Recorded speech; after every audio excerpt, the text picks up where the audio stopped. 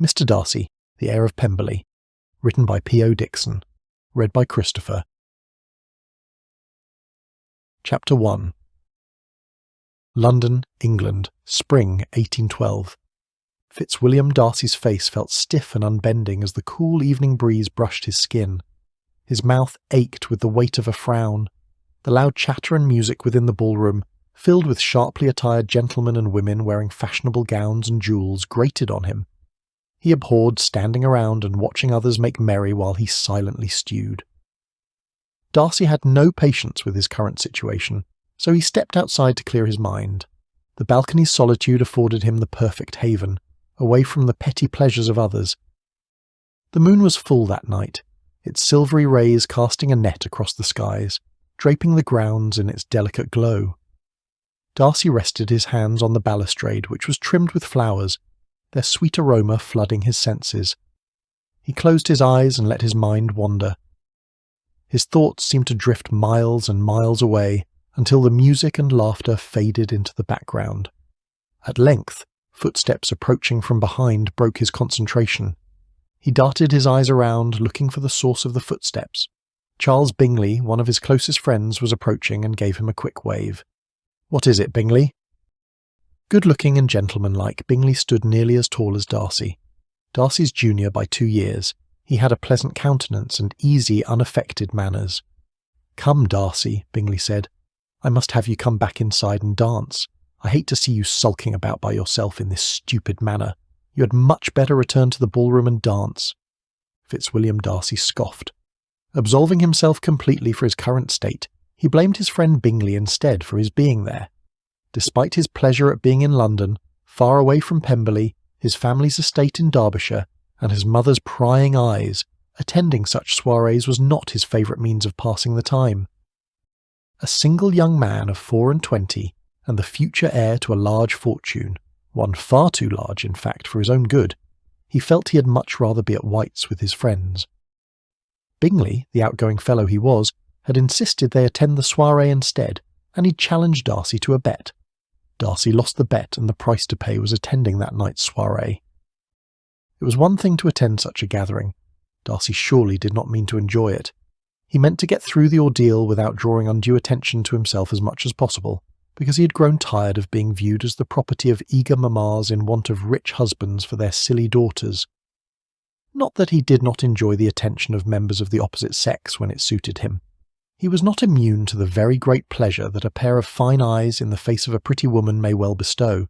He enjoyed that manner of attention a great deal, just not that particular night. "I certainly shall not," Darcy replied. "You know how I detest it, unless I am particularly acquainted with my partner. I dare say there is not a woman in the room whom it would not be a punishment to me to stand up with." Bingley's expression changed from a smile to a frown. His lips flattened, his eyes narrowed, and he raised one hand to his forehead, as if he were fending off a headache. "I declare I would not be so fastidious as you are for a kingdom," he said.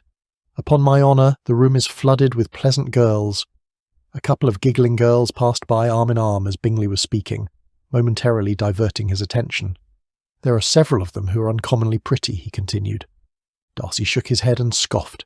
His friend Bingley showed a marked tendency to think with his heart instead of his head, and it always led him into one fix or another. Still, that tendency had never landed him in anything that could not be overcome.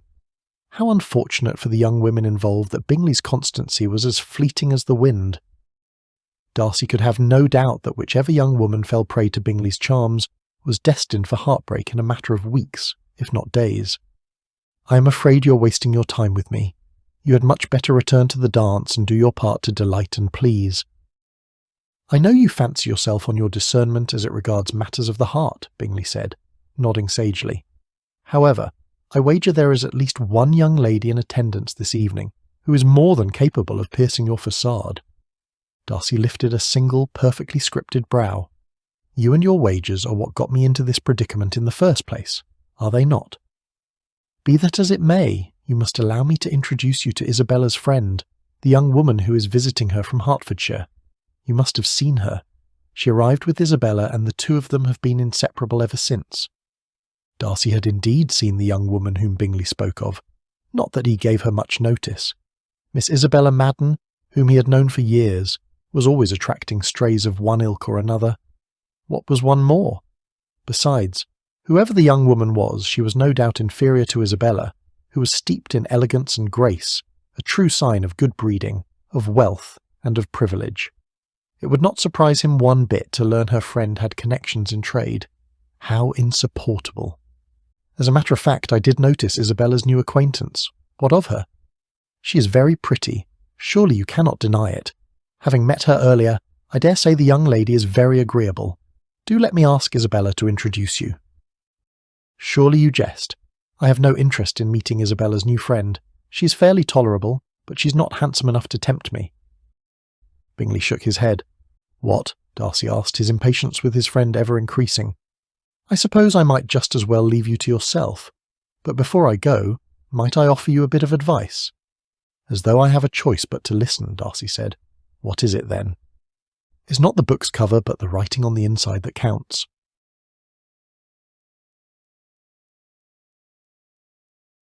Chapter 2. Owing to the scarcity of gentlemen, Elizabeth Bennet had been obliged to sit down for 2 dances. She did so outside on the balcony. She was not the only person to sit and wait among the shadows of the moon's glow. Watching the clouds drift across the night sky, she heard 2 young men conversing. She was too curious a creature not to pay attention to their debate. Growing up in a household of girls, she rarely had a chance to spend time with the opposite sex, studying their varying quirks and odd proclivities. What would be the harm in listening, Elizabeth wondered. She moved closer to see the gentlemen, yet carefully to avoid being seen by them. As best she could surmise, one of the 2 men was not at all pleased to be at that evening's soiree. The other, Mr. Charles Bingley, whom she had met earlier that evening, was doing his best to persuade the former to return to the festivities. As the more amiable of the 2 was failing miserably in his quest, Elizabeth lost interest in the discussion. She had just resolved to return to the ballroom when the gentlemen's conversation took a turn toward Elizabeth herself. Her momentary joy in being praised for her beauty by one gentleman turned into disgust at having been disparaged by the other. Appalled, Elizabeth rushed back inside, determined to put the matter out of her mind. She is fairly tolerable, but she is not handsome enough to tempt me. A half-hour had not allowed enough time for the sting of the haughty gentleman's words to abate. How had the events of the evening unfolded so dreadfully? Thinking back, Elizabeth recalled having prepared for the ball with extra care that evening, not necessarily because it was her first such ball in London, but rather because of who would be in attendance. It dawned on her as it had never before that her mother had been prescient in having insisted Elizabeth must go to town if she expected to make a good match. Indeed, for she now found herself in the throes of her first crush, at least the first one that signified. From the moment she first heard Mr. Jonathan Hughes speak, Elizabeth was captivated. Something in his air gave the best depiction of his character. Not that he paid the sort of attention to Elizabeth that called for such amorous sentiments on her part. Upon being introduced to him, he had bowed slightly, nodded, and flashed the most devastatingly charming yet innocent smile she could imagine. "It is a pleasure to meet you, Miss Bennet," was all he said, and then he had walked away. As perfunctory as it all had been, it was enough to ignite the glimmer of hope in Elizabeth's heart that she might soon get to know all there was to know about him, starting that very night. For she was sure he would be there, and she was sure he would ask her to dance. And since Elizabeth could think of no more promising means to encourage affection than dancing, the possibility of a most pleasant evening was all but assured. Recalling herself to the present, Elizabeth blew out a frustrated breath. No one liked being the victim of someone else's misery, especially a complete stranger's. "Insufferable man!" she silently screamed. "He is discontented with the ball and his company, but why must that be the means of my current distress?" Elizabeth realised that she had not been meant to overhear the gentleman's uncharitable remark made at her expense, but she was not sure it mattered. That gentleman is just the sort of person who thinks too highly of himself compared to the people around him, and he does not care one fig for the feelings of others. How is it possible that such a fine, tall person with such handsome features is capable of arousing such a degree of disdain with the utterance of so few words? Elizabeth began to pity Mr. Bingley for suffering such an acquaintance. She was sure she never wanted anything to do with the likes of such a man. How unfortunate indeed that upon scanning the room searching for Jonathan Hughes, who was just what a true gentleman ought to be, Elizabeth espied him huddled together with none other than the haughty young man from the balcony. "Who does that gentleman think he is?" "Who does which gentleman think he is, Elizabeth?" asked Miss Isabella Madden, the young lady who had accompanied her to that evening's soirée. Had it not been for Elizabeth's desire to spend time in Mr. Hughes's company, she would have preferred to be anywhere other than that evening's gathering. However, Isabella was always eager for entertainment. Given the young lady's blossoming acquaintance, Elizabeth surmised she would often attend such outings. Solitary rambles about the countryside in Hertfordshire were Elizabeth's idea of a pleasurable pastime, not feigning indifference over the slights of those who considered her beneath them in consequence, owing to their forebears' situations in life.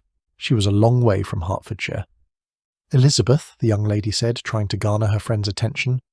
Elizabeth's mind was too busily engaged with thoughts of the haughty gentleman and his connection to Mr. Hughes to respond at once. After a moment or so she asked, "Pray, who is that gentleman standing over there with your cousin, the tall one who looks like he just tasted a bad lemon?" "Oh, that is Mr. Fitzwilliam Darcy.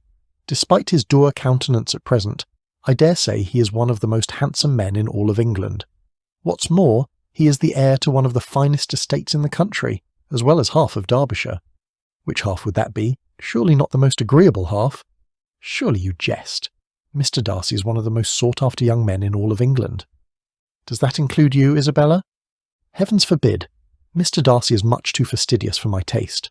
However, you might like him. Shall I introduce you to him?" Elizabeth scoffed.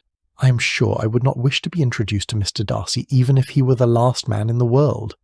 How unfortunate that Elizabeth's assertion coincided with a lull in the music, and her voice carried all the way across the room to where the gentleman stood.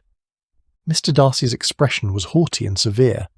He glared at Elizabeth for what seemed like an eternity before he finally broke eye contact with her and resumed his former attitude, speaking with the gentleman who stood beside him. Elizabeth could feel the colour spreading all over her body. True, he had spoken meanly of her earlier that evening, but she was not one to repay unkindness with unkindness. She much preferred to contend with her detractors with more grace and wit than she had shown. Making matters worse, he was standing with Mr. Hughes, whose good opinion meant everything to her.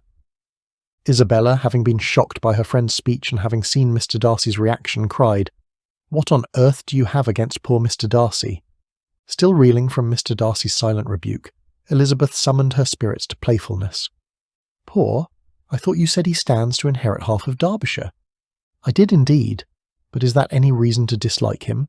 He's one of my cousin's closest friends, which makes him a dear friend of mine as well. I so wanted the two of you to get along." Hearing that Mr. Darcy was one of Mr. Jonathan Hughes's closest friends made Elizabeth a bit uneasy. The possibility that her unkind words spoken about his friend might garner his disapprobation was not something she wanted. Her voice contrite, she said, "Pray do not fret, Isabella. I did not know Mr. Darcy meant so much to you and your cousin. I shall find a way to make amends with him, I promise." "Even if it kills me," Elizabeth considered. "I am delighted to hear that," Isabella said. "I foresee all of us spending a good deal of time in one another's company in the coming weeks, at my family's country estate in Hampshire. The last thing we need is warring factions between the sexes, for my cousin and his friends are as thick as thieves. So we ladies must stick together. Indeed, I mean for all of us to get along swimmingly."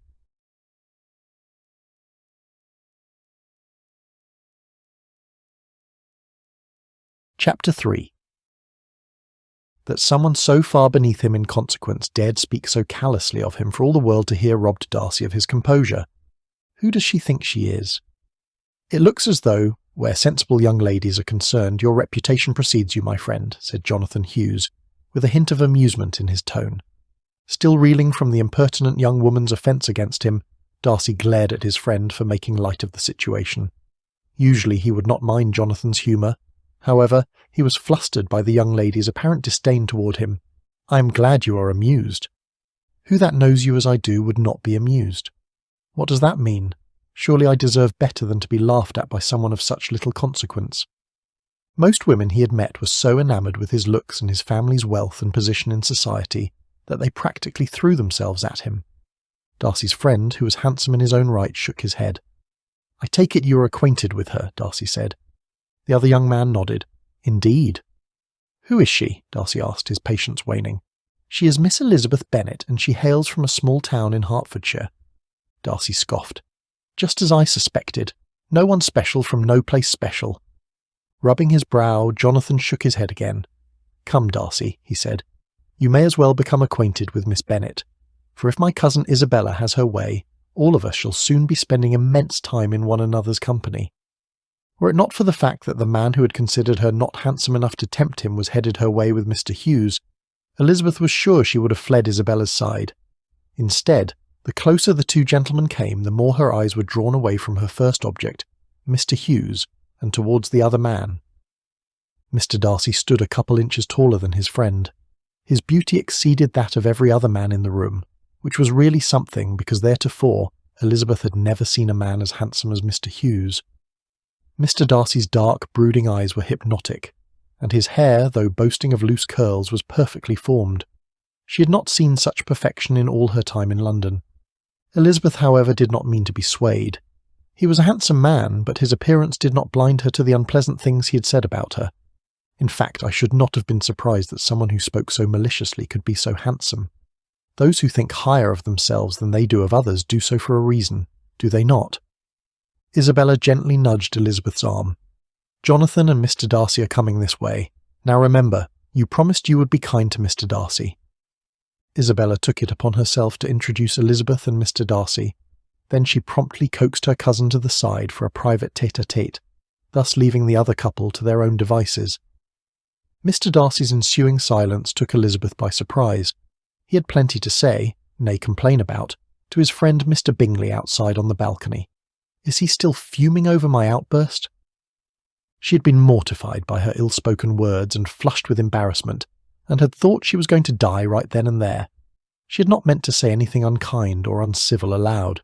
Her words had been uttered in a moment of impetuosity, unlike his insult, which had been levelled with purpose and precision.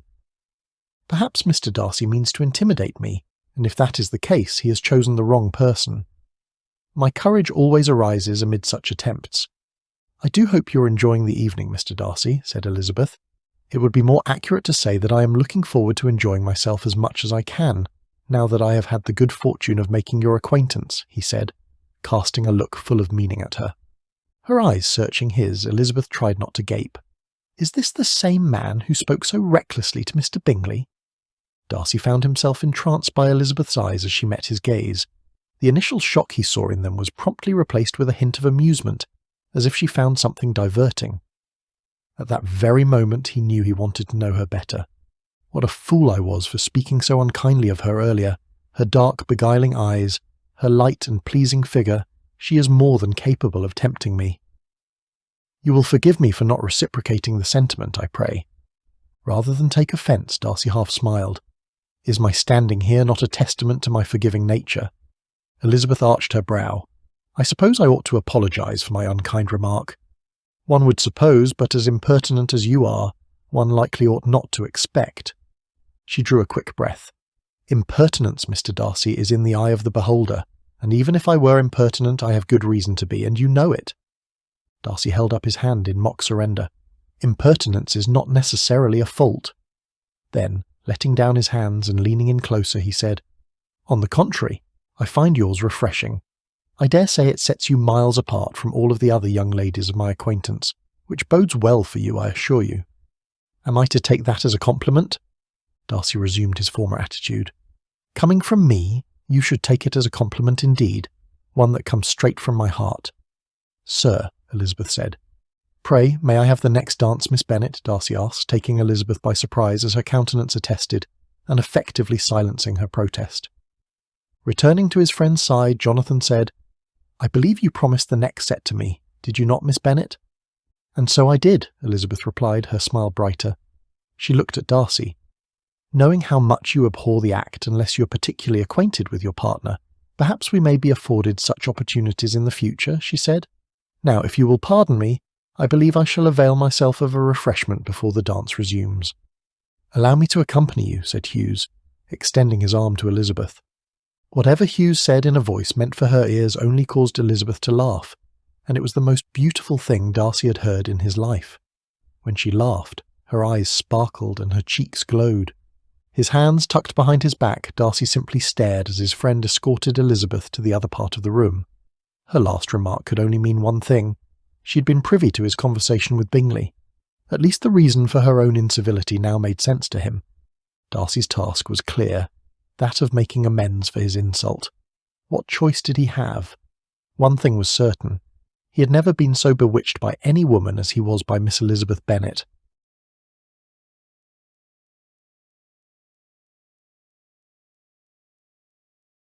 Chapter 4. "You must be wondering how I came to know Miss Bennet," said Isabella, drawing Darcy's attention away from his friend on the other side of the room, speaking with Miss Bennet as if she were more important than the rest of the world to him.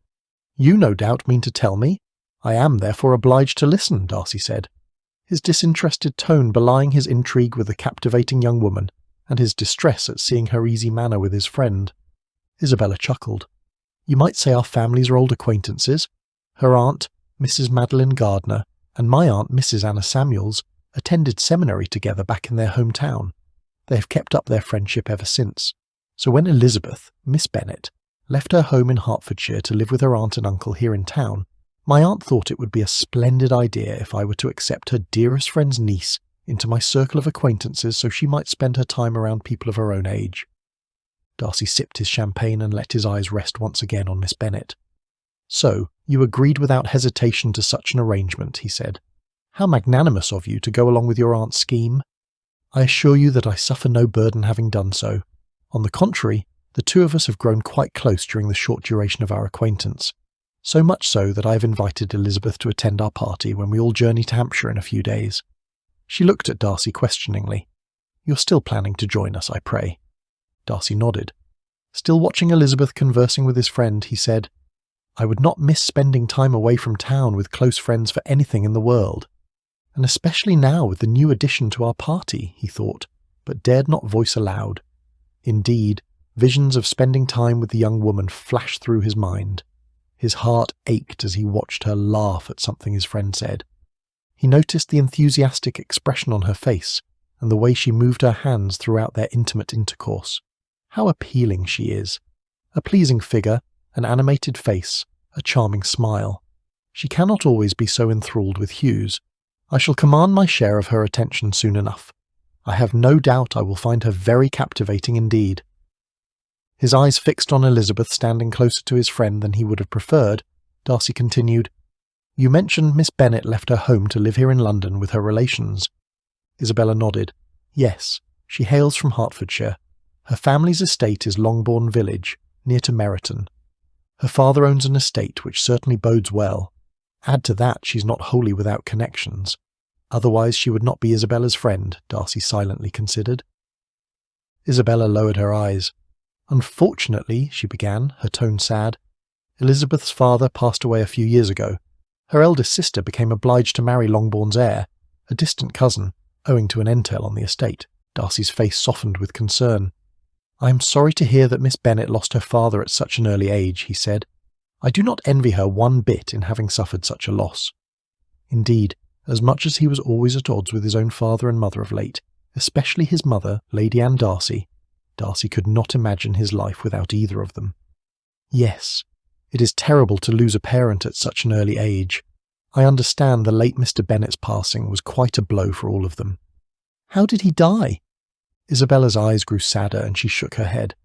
"I am not sure of the particulars, but I do know he was ill for quite a long time before passing." His brow creased. Darcy said, "I see." The thought of one's parents suffering a long time and eventually succumbing to death is not something I would wish upon anyone. However, Elizabeth's eldest sister's marriage mitigated the family's loss, thus sparing her mother and younger sisters worse fates. And her relatives here in London, precisely where do they reside? Grosvenor Square? Or Mayfair, perhaps? "Mr. and Mrs. Gardiner reside on Gracechurch Street," said Isabella. Darcy's brow furrowed. "Gracechurch Street?" "Yes, in Cheapside." He felt the colour spread all over his body. He took a step back. Cheapside? Darcy was in disbelief. Though he had never ventured to that part of town, he was familiar with its reputation as a less than desirable area. Who but tradesmen live in that part of London? The sort of people who are so far beneath his noble relations as to be considered laughable, his late grandfather having been the Earl of Matlock, and his uncle now being the Earl. "Having relations in Cheapside does not make my friend one jot less agreeable," cried Isabella with energy. "But it must very materially lessen her chance of marrying a man of any consideration in the world," replied Darcy. It pained him to say so, his hopes of getting better acquainted with Elizabeth diminishing like an eclipse of the sun consuming the light. "Having met Mr. and Mrs. Gardiner on more than one occasion, I am persuaded they are very fashionable people. Their circumstances afford them no cause to repine. Elizabeth shall have no shortage of suitors, of that I am certain." "She is a beautiful, charming young woman," said Isabella, smiling as though oblivious to Darcy's disappointed hopes. "Despite her father's passing, she will always be a gentleman's daughter. I imagine there are dozens of young men who would happily marry her if given the opportunity. However, Elizabeth is determined to live her life on her own terms. Indeed, she refuses to marry for anything other than love."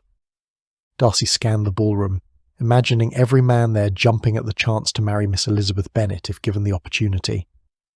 After learning what he had learned, he shook his head. Then he released a deep breath. "I, for one, will not be counted among them."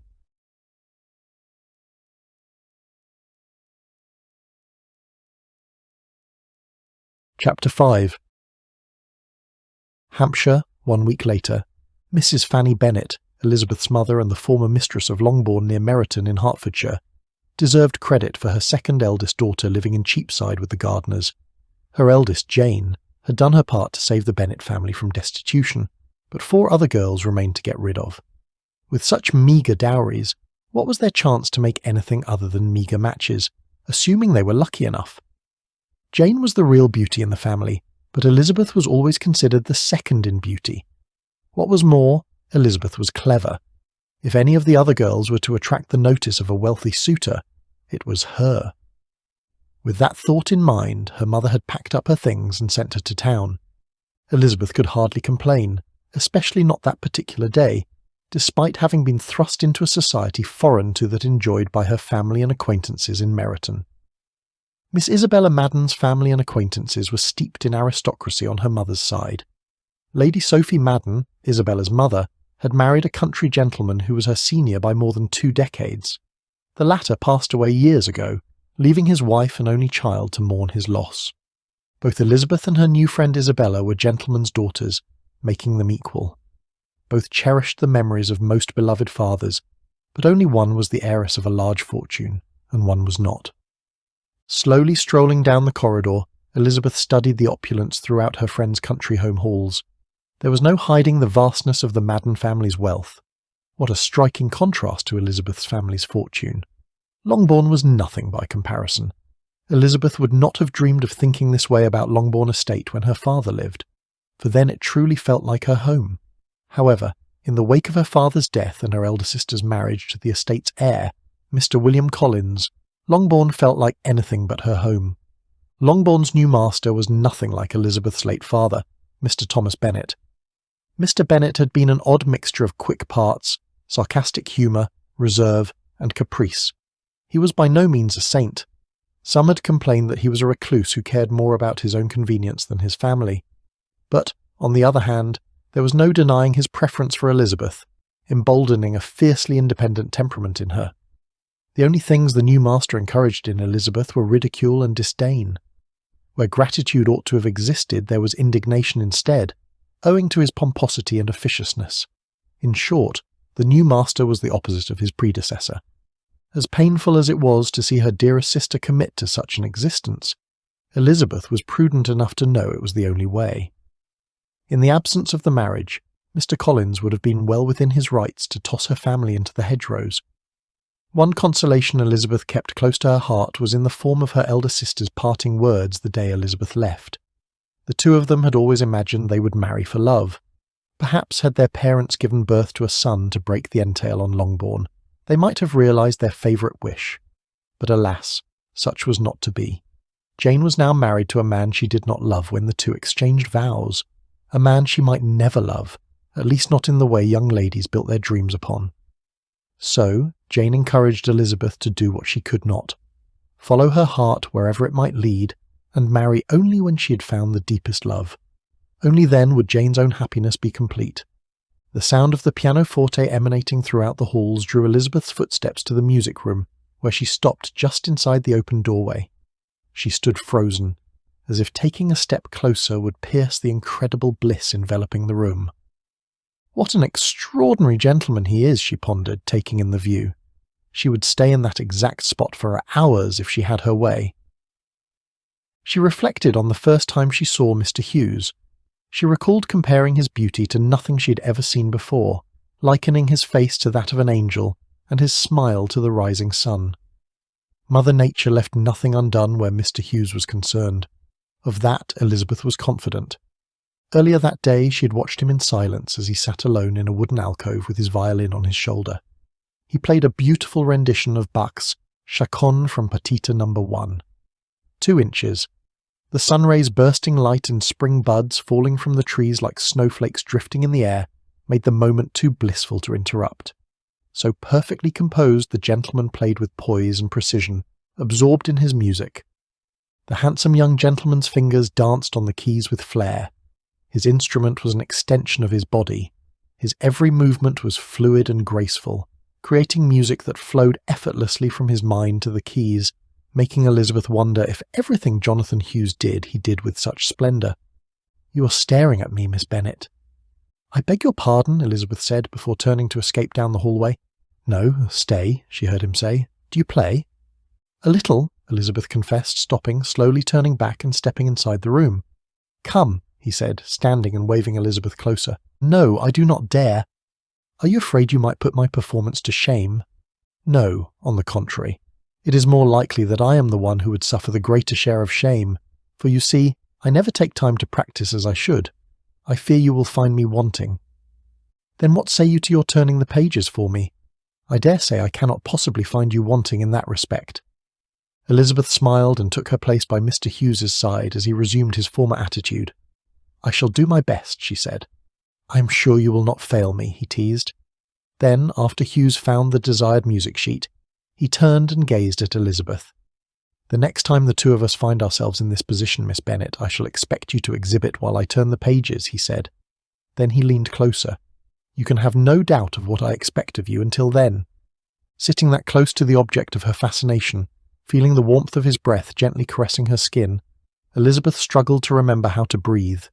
She bit her lip as he kept up his attitude, seemingly oblivious to his effect on her. Before she could fashion a response, Hughes pulled away and readied his fingers on the keyboard. "Practice, practice, practice," he said, his warm smile more than compensating for the absence of his nearness. Again he beamed at her, and Elizabeth again felt she could not look away from him. This man, who seemed much too good to be true, fascinated her. Elizabeth had never been so captivated by anyone as she was by him. Yet similarly, she had never felt so conflicted. She was sure she did not want Mr. Hughes to know how much he affected her, yet she could not help but continue staring at him.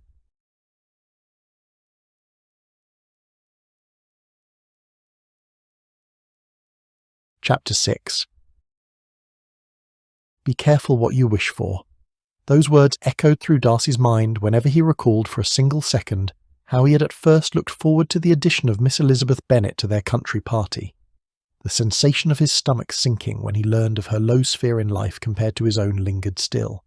Even knowing what he knew about her, what with her lack of fortune and her connections to tradesmen, Darcy found himself slightly intrigued by the young woman. He could not put his finger on it, but there was something about Miss Bennet that robbed him of his equanimity. More than likely his curiosity was piqued because she was quite unlike any other young woman of his acquaintance. He had even seen her from his apartment window wandering about the grounds during the early morning hours on more than one occasion since their arrival in Hampshire. Unescorted, no less. What proper young lady comports herself in such a manner? He had no idea what to think of her. Then, too, there was Miss Bennet's unabashed fascination with his friend, Jonathan Hughes. Darcy could have no doubt that the young lady's fixation was entirely one-sided. There was only one woman in the world for Hughes. Everyone who knew anything about the inner workings of Hughes's heart knew precisely who she was. Lady Contessa Bridges, a beautiful young heiress. What did it matter to Jonathan that Lady Contessa was several years his senior? He had loved her with all his heart for so long as Darcy could recall.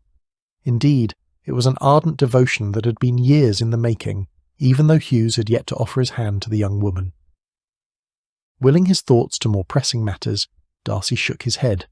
He and Charles Bingley had just returned from a strenuous ride across the countryside. They were about to embark upon their next diversion with the other gentlemen in their party. Accordingly, Darcy searched for Hughes. Bingley set off in search of Theodore Zander, a close friend who rounded out their cohort of handsome, single, and, last but not least, wealthy gentlemen. The familiar ring of someone playing the pianoforte drew Darcy to the music room. He wished he could say he was surprised to find Jonathan sitting at the instrument with Miss Bennet, but he was not. He had espied her in a mesmerised state earlier that same day watching Hughes play the violin in his favourite alcove at the Madden country estate. While Darcy had not let either of the two know of his presence, he showed no such restraint this time. It was much too pleasant a day for his friend to be cooped up inside, squandering their time together with the besotted young woman whose low circumstances in life rendered her inconsequential in their world, even if she did have the most bewitching eyes Darcy's own eyes had ever beheld. At that moment, Miss Bennet was gazing intently at Jonathan, as if he were not of the earth, but the sun itself. Darcy could not help but wonder what she was thinking. She was obviously deeply enamoured of the young gentleman. He did not envy the rude awakening that awaited her one bit. Perhaps it will teach her not to aspire to a situation in life beyond her station. Undetected, Darcy moved closer to where the couple sat as the melody carried on uninterrupted. Jonathan smiled when he finally noticed Darcy standing in front of the instrument. Darcy also noticed Miss Bennet blushing deeply at his presence. The young lady rose from her seat and curtsied to him. "Mr. Darcy, how nice of you to join us." Darcy felt his heart flutter, his cheeks flush, and his hands grow clammy. The air in the room seemed to grow thinner. Darcy, who was always known for his cool, calm demeanour, was feeling nervous. He could not form the most commonplace of greetings with those dark, bewitching eyes set on him. A single word escaped his lips. Elizabeth. Darcy had spoken her given name without realising that he was doing it. His action made Jonathan and Miss Bennet stare at him. Darcy needed a moment to collect himself. "What is happening to me?" Bowing, he tried again. "Miss Bennet." The sooner he got away from her, the better. He faced his friend. "Did you forget our plans for the afternoon?" Jonathan looked at Darcy as if he had no idea what he was talking about. "Plans?" Darcy nodded. "The four of us, Zander, Bingley, you, me. We have a standing engagement in the billiards room." Jonathan's brow wrinkled. Darcy raised his hands in mock surrender. "Of course, if you would rather ruin a perfectly good afternoon serenading Miss Bennet, who am I to complain?" Jonathan stood. "No, we were finishing here. Were we not, Miss Bennet?" he asked politely, his voice devoid of any sarcasm akin to his friend's. Miss Bennet's blush deepened, and she too stood. Then she replied in a small voice, "Yes, we were." "Do not forget your promise, Miss Bennet," said Jonathan, his brilliant smile intact as he headed toward the doorway with Darcy by his side. "Promise?" Darcy silently inquired, throwing a perplexed gaze over his shoulder on the way out the door. The gentleman went ahead to the billiards room, where Darcy and Jonathan commenced playing.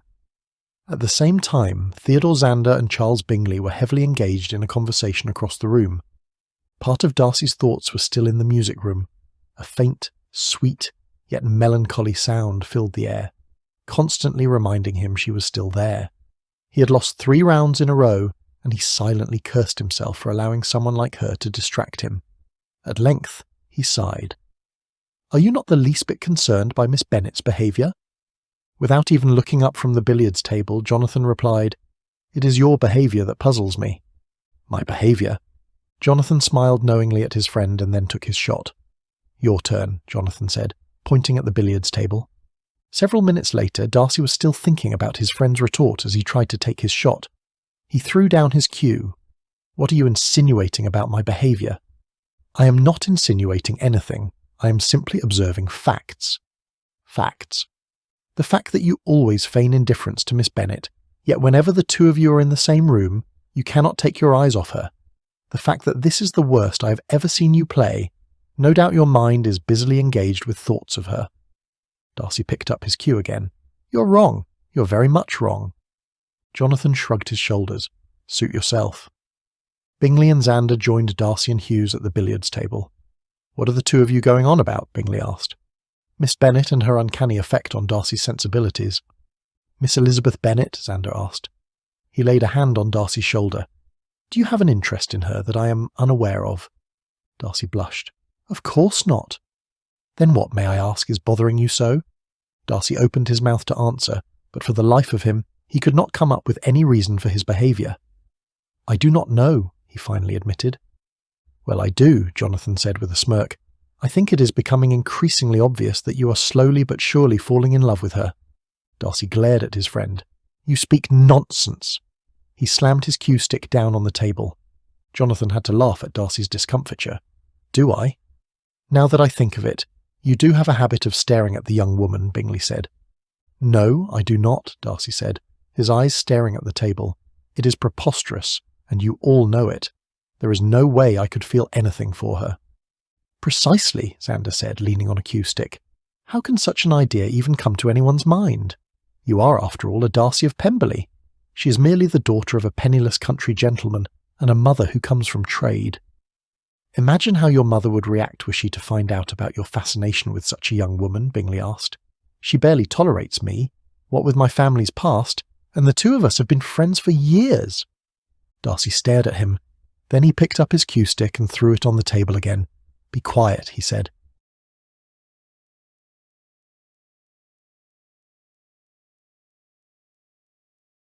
Chapter 7.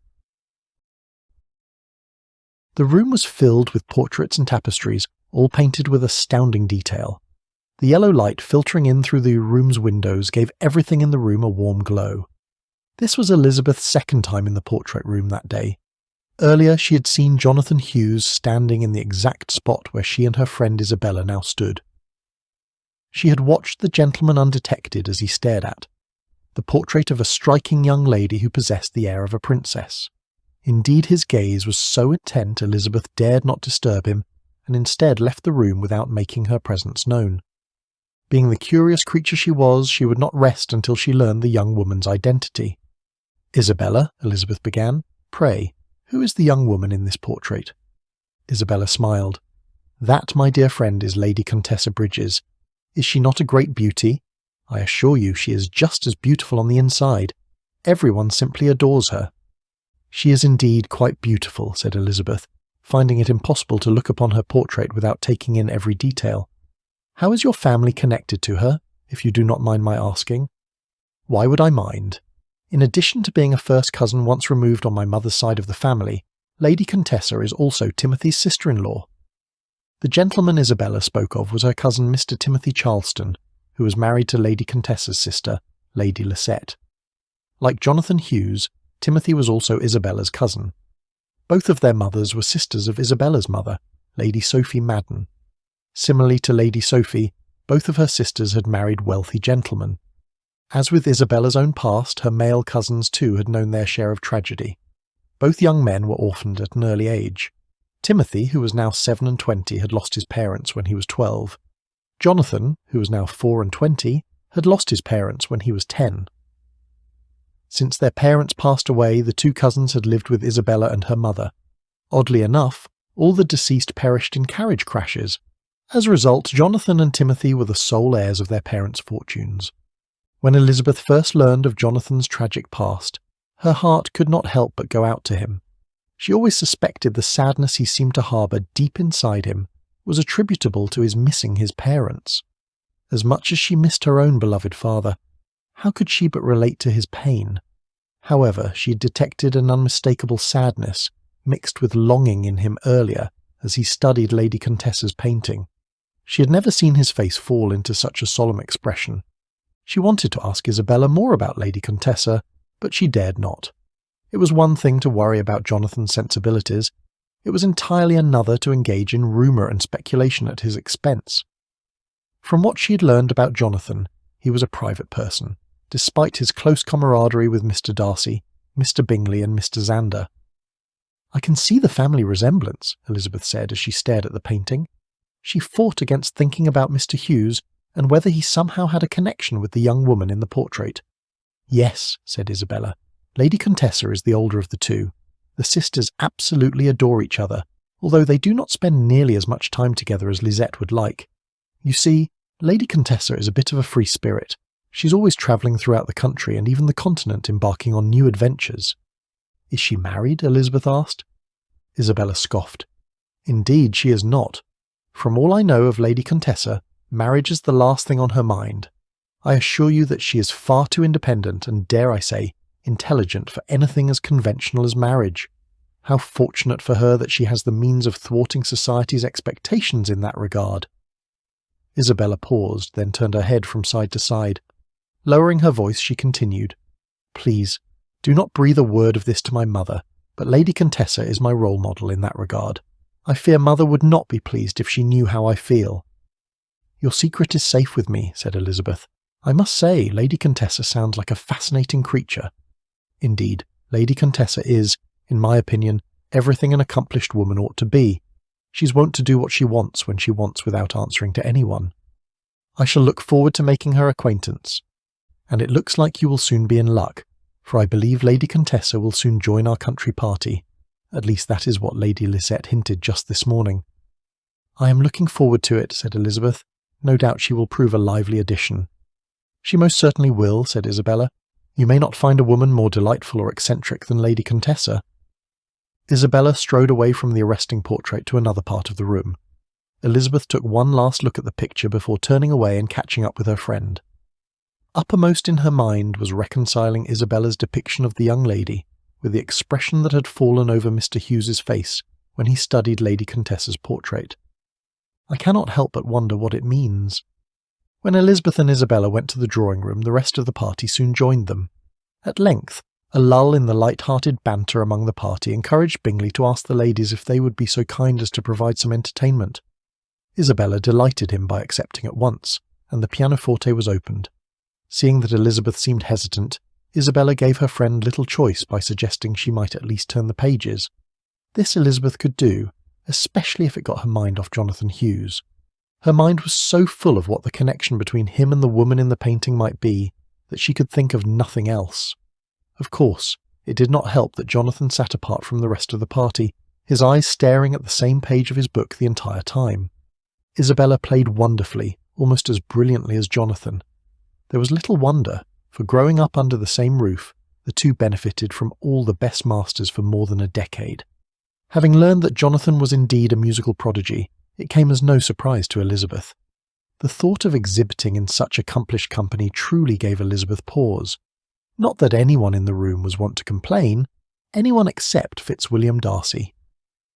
Deciding to vary the selection of music for her friend, Elizabeth stood and started turning over some music books that lay on the instrument. She felt a pair of eyes fixed on her. She glanced up and, sure enough, Mr. Darcy was staring at her.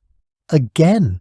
She hardly knew how to suppose that she could be an object of admiration to such a man, one who thought incredibly well of himself. Not that he was not within his rights to be so proud. He was undoubtedly the tallest, the most handsome, and the wealthiest member of the gentleman's cabal. Based upon the manner in which the other three deferred to him, she supposed he looked upon himself as their leader. That he should look at me because he dislikes me is very strange, Elizabeth further supposed. I must assume the sole reason I always draw Mr. Darcy's notice is that in his mind there is something more wrong and reprehensible about me than the usual members of his acquaintance. She still suffered the sting of his unkind remark about her not being handsome enough to tempt him. Indeed, the kindest he had ever been toward her in the wake of his insult was that brief instance at the party the night they were introduced formally, and he had asked her to dance. Ever since then, he merely tolerated her. Not that his cool civility pained Elizabeth.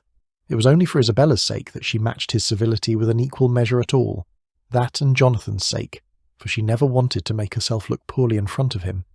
His good opinion meant everything to her. Elizabeth's mind raced upon seeing Mr. Darcy drawing near. "Do not you feel a great inclination, Miss Bennet," he began, "to seize such an opportunity of dancing a reel?" Elizabeth smiled, but made no answer. Surprised at her silence, Darcy repeated the question. She arched her brow. "I heard you before, but I could not immediately determine what to say in reply. A snide tone was evidenced in your voice. You meant to test me. You wanted me to say, 'Yes,'" Elizabeth said. Then she drew nearer and lowered her voice to a level for his ears only. "Would you not be able to despise my taste if I were agreeable? Well, sir, I am not in the business of making you feel superior. On the contrary, I always delight in overthrowing those kinds of schemes and cheating a person of their premeditated contempt. So, I have made up my mind to tell you that I do not want to dance a reel at all, and then wait to see if you would dare despise me." Darcy's entire expression changed, feeling the sting of her verbal slap. Rather than rub the side of his face, as he sorely was tempted to do, he said, "Indeed, I do not dare." Later that night, in the solace of his apartment, Darcy thought back to how and why he had approached Elizabeth. He had mustered all the gallantry he could in approaching her as he had. Yet, the very thought of her being so distracted by his friend Hughes as she seemed was distracting him. Part of Darcy wondered why he cared about the disappointment that awaited her when she learned she could mean nothing to his friend. Having resolved that he was in no danger from the young woman, owing to the inferiority of her connections, the possibility he was jealous of Miss Bennet's attentions to Hughes was laughable. Still, the mixture of sweetness and boldness in her manner when she meant to affront him only endeared her to him. Darcy was starting to think he was in more danger from her than he had been willing to admit. Not that he was falling in love with her, as his friends had teased him about being. Yet he could not describe the uneasy feeling in the pit of his stomach whenever Elizabeth was nearby. Whatever it was always left him restless and disquieted. More likely she bewildered him, Darcy forced himself to consider. I fear I have never been so bewildered by any woman as I am by Miss Elizabeth Bennet.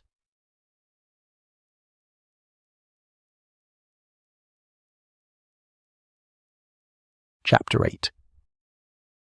If not for Timothy Charleston and his wife, Lady Lizette, Isabella and her friends would never have been afforded the convenience of a country sojourn.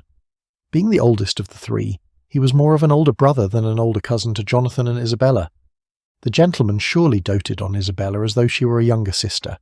There was nothing he would not do for her so long as it was in his power.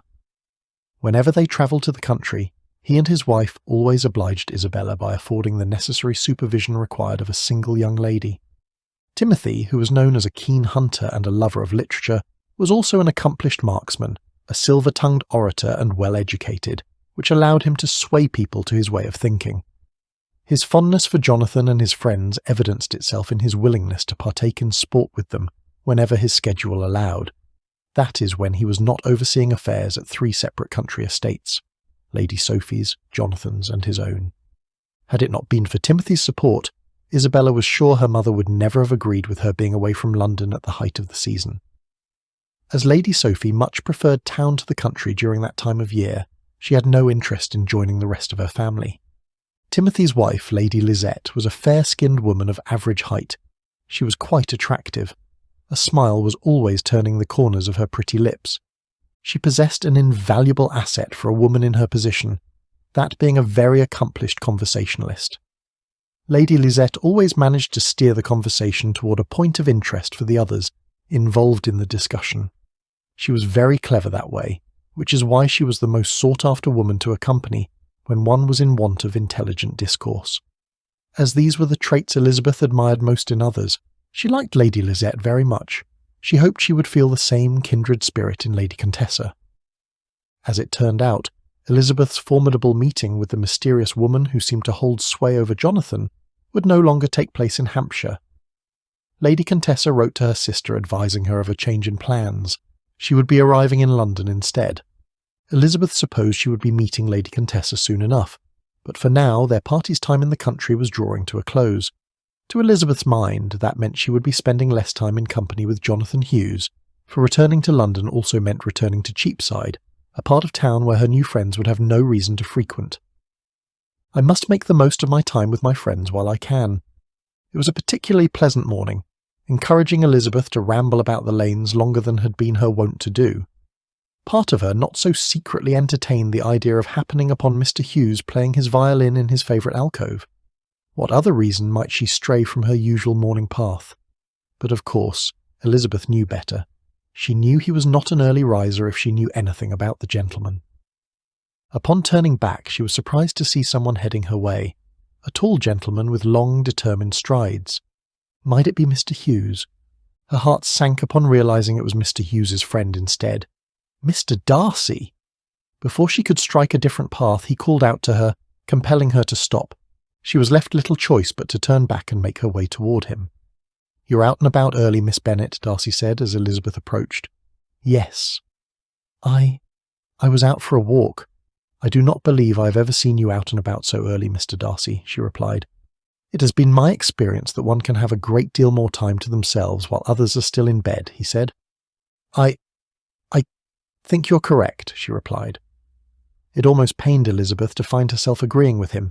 His wont to look at her merely to find fault, his snide remarks, and his insult all encouraged her to keep up her guard with him. "I pride myself on rising early," she added. "Yes," he said, nodding. "Yes, I know." Elizabeth eyed Mr. Darcy with circumspection. "You know, sir?" "I ought to have said, I rather suspected.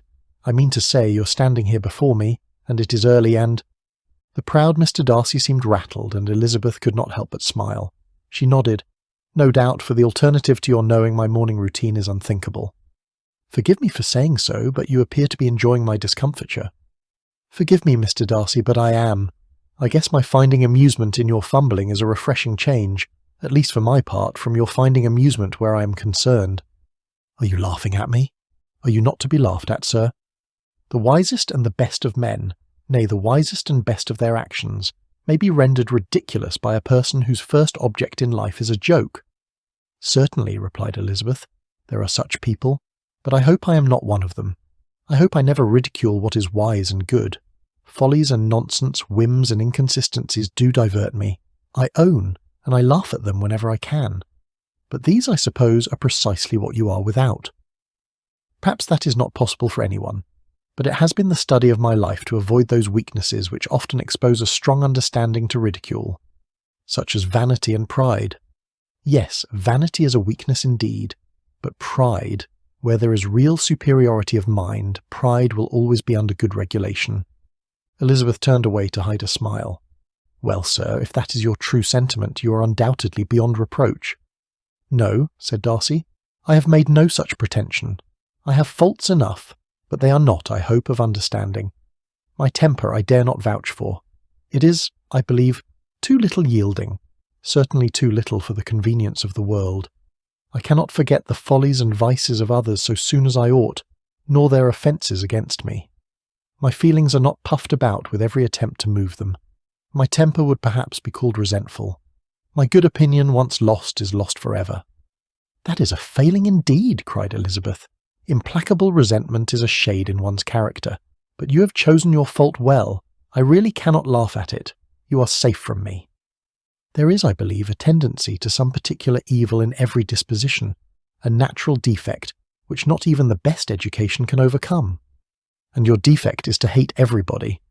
And yours, Miss Bennet, is wilfully to misunderstand them," he said, his brows pulling down. The moment had passed where Elizabeth could enjoy her minor victory over the haughty young man. Indeed, she felt the need to correct this false impression he had of her. If he really viewed her that way, perhaps others did too, maybe even Mr. Hughes. "I must do my best to contain my feelings and hold my tongue when I am with Mr. Darcy," she sighed. "I am sorry you feel that way, sir, but, if I may ask, pray, how exactly have I chosen to misunderstand you?" "You construe me as conceited, proud, and disagreeable." Before Elizabeth could fashion a response, he added, "You make me out to be a loathsome creature that enjoys the misery of others." Elizabeth was at a loss for words. He had yet to mention any genuine fault in her understanding at all. Her silence encouraged him to say more. "You wilfully give my words a meaning that I did not intend," he began. Then, after a slight pause, he said, "Though I have said nothing I would not willingly stand by." Now it was absolutely necessary for Elizabeth to speak. "Sir, you said I was merely tolerable, not handsome enough to tempt you." She drew closer, straining her neck to meet the tall man eye to eye. "And you dare boast you have said nothing you do not willingly stand by." "That night I spoke in haste and out of frustration to my friend Bingley in a manner meant for his ears only. Did I not immediately seek to make amends once we were formally introduced?" "You may have said what you did with the intention of not being overheard," Elizabeth said, "but you should not have said it at all." Mr. Darcy nodded. "You are correct. I should not have uttered those words." "If that is your way of apologising, I'm obliged to accept it, I suppose." "What else would you have me say? I am your humble servant." "Do I really have to say, sir? Do young ladies of your acquaintance generally like being described as not handsome enough, deemed merely tolerable?" Elizabeth remembered who was on the receiving end of her question.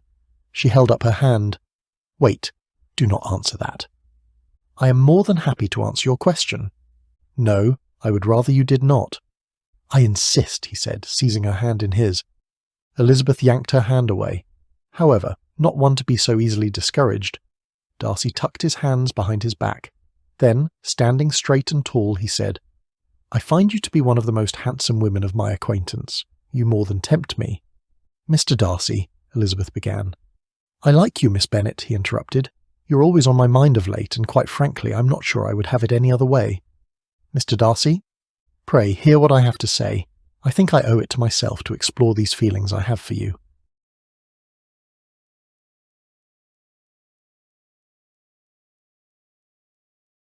Chapter 9.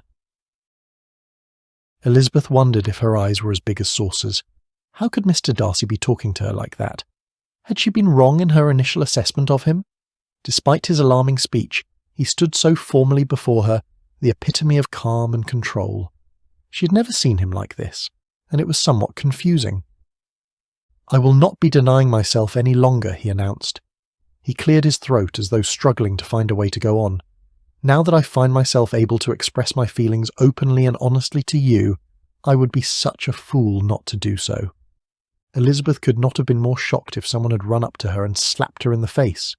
What was she to say? She had no words. Worse yet, she could not look at Mr. Darcy without seeing Mr. Hughes. She could not stand to think what the latter would think of his closest friend going on this way.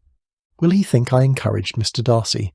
If I indeed have, it was certainly most unconsciously done.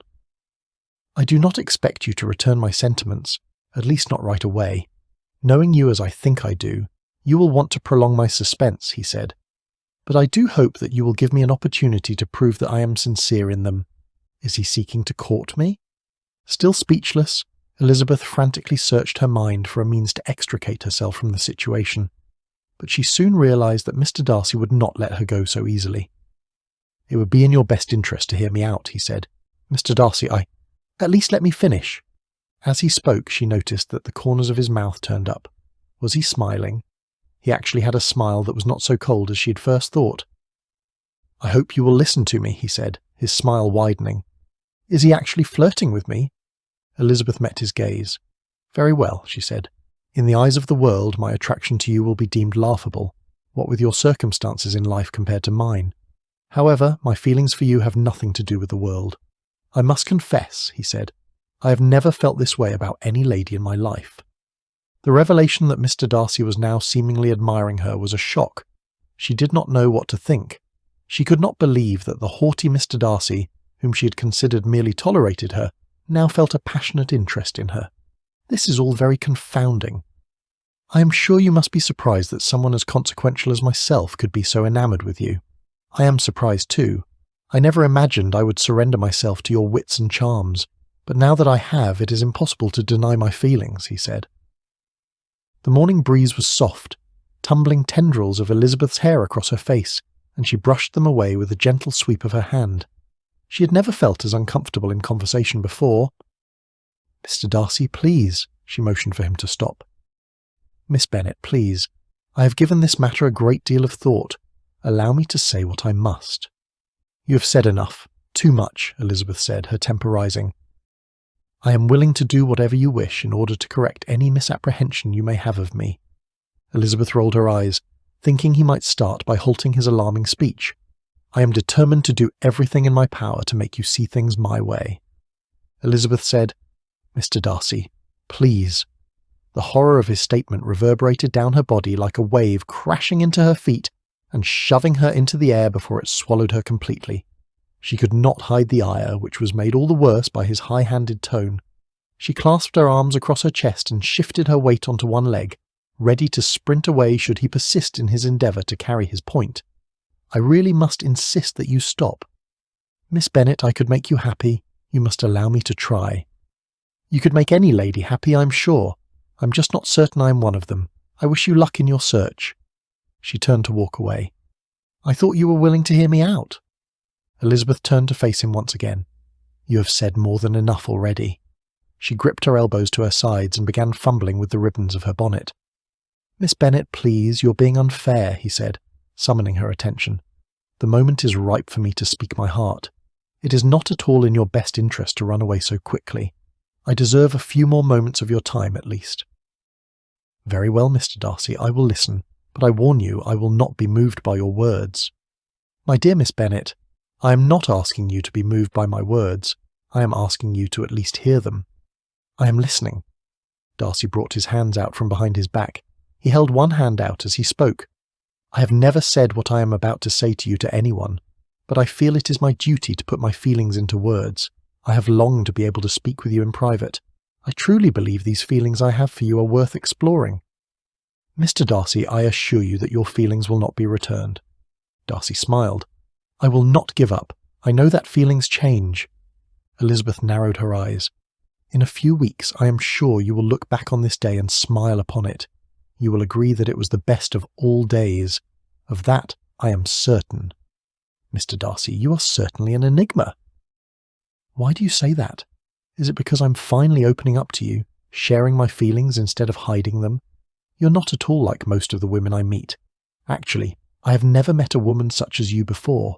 You're different from the rest of your sex, and in a very good way. I have never been more attracted to any lady before." "How can you say such things to me, sir? Are you intentionally trying to insult me?" "That is not my intention, Miss Bennet. I am sorry if I have caused you to feel that way." Elizabeth nodded noncommittally. "Do you not believe me when I say these things to you?" asked Mr. Darcy.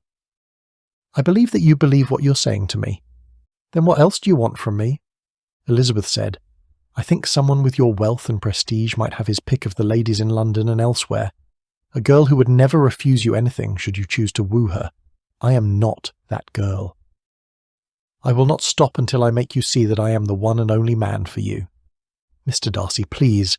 I fear you're intent on playing games, and frankly I'm not amused. I have nothing more to say. Let us enjoy what remains of our time here in the country with our friends. Let us forget this conversation ever took place. I insist that you let me continue. I am sorry, but I will not agree to do this any longer." With that said, Elizabeth turned and walked away. This time there was no intention of turning back. Still, she could hear him from behind. "You should know that I'm quite serious. I am in the habit of getting what I want."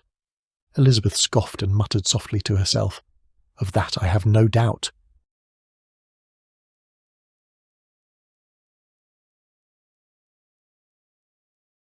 Chapter 10. London, England, 2 weeks later. That evening, some of Lady Lizette's close friends and acquaintances were gathering to welcome her sister, Lady Contessa, back to London. The Charleston's Grosvenor Square townhouse was an imposing structure. Elizabeth nervously smoothed her dress as she walked up the steps. She was not surprised by the home's grandeur, what with her being a frequent visitor to the Madden townhouse of late. It was equally imposing and not too far away. Unfortunately, her friend Isabella was due to arrive separately owing to a last-minute change in plans. Thankfully, Isabella made a carriage and one of her maids available to escort Elizabeth from Cheapside. The scent of old money and opulence filled the air just inside the doorway. The butler who greeted Elizabeth showed her to the parlour where Lady Contessa and Mr. Hughes talked. Elizabeth had never beheld a more contented smile on the gentleman's face. She could not remember ever having seen him so happy.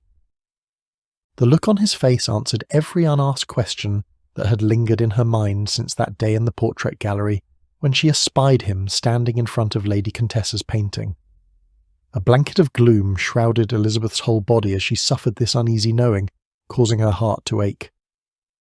"Miss Elizabeth Bennet," announced the butler, who wore a powdered wig and epaulettes.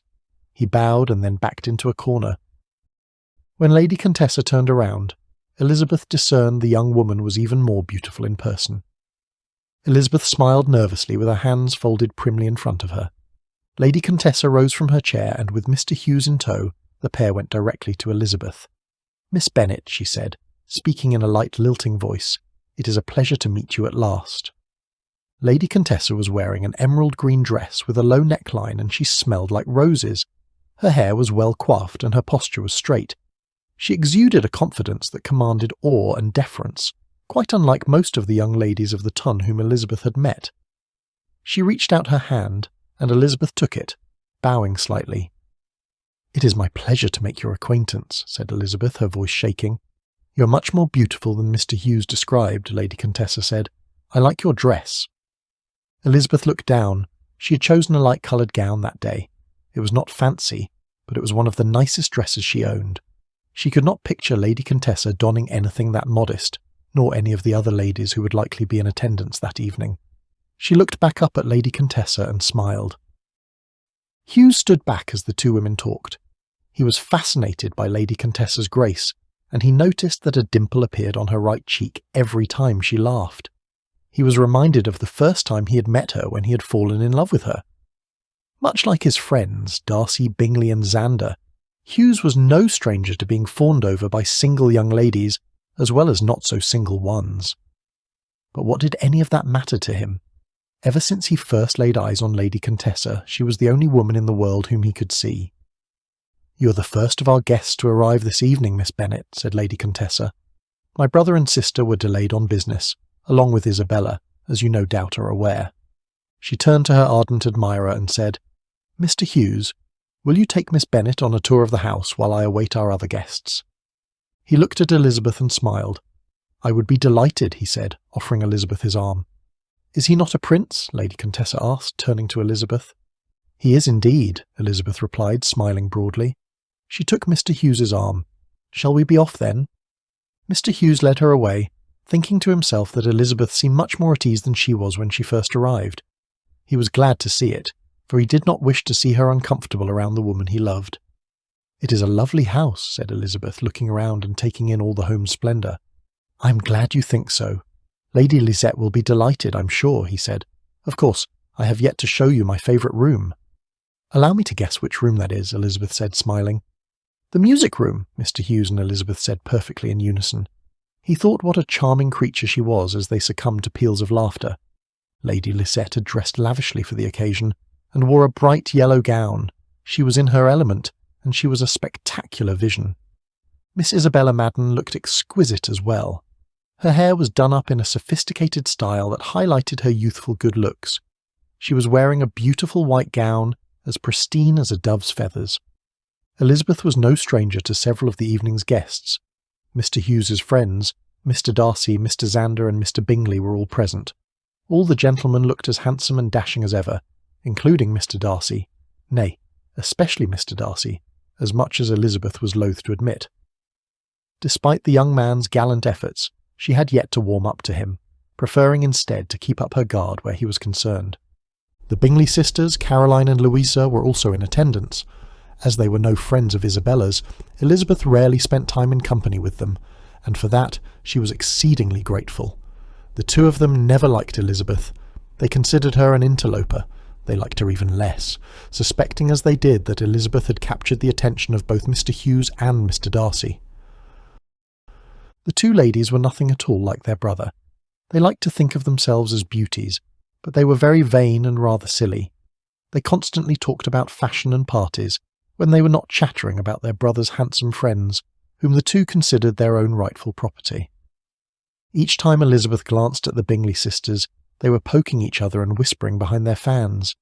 She knew they were talking about something to do with her. She just did not know what it was.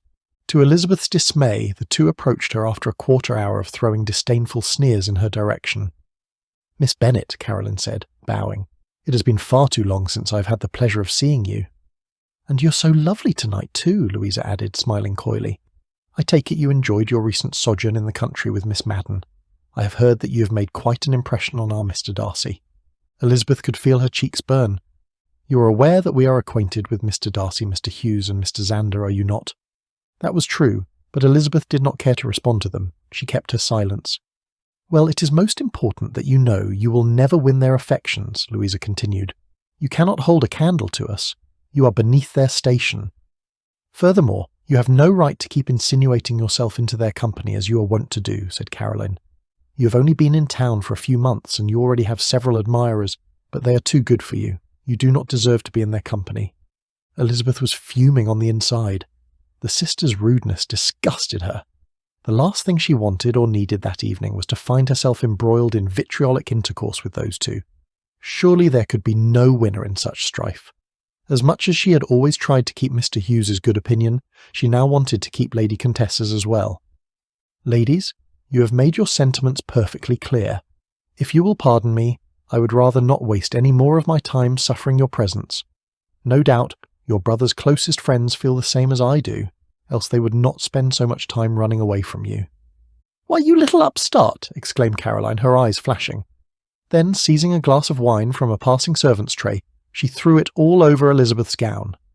The red liquid splashed against the garment and ran down before dripping onto the lush carpet.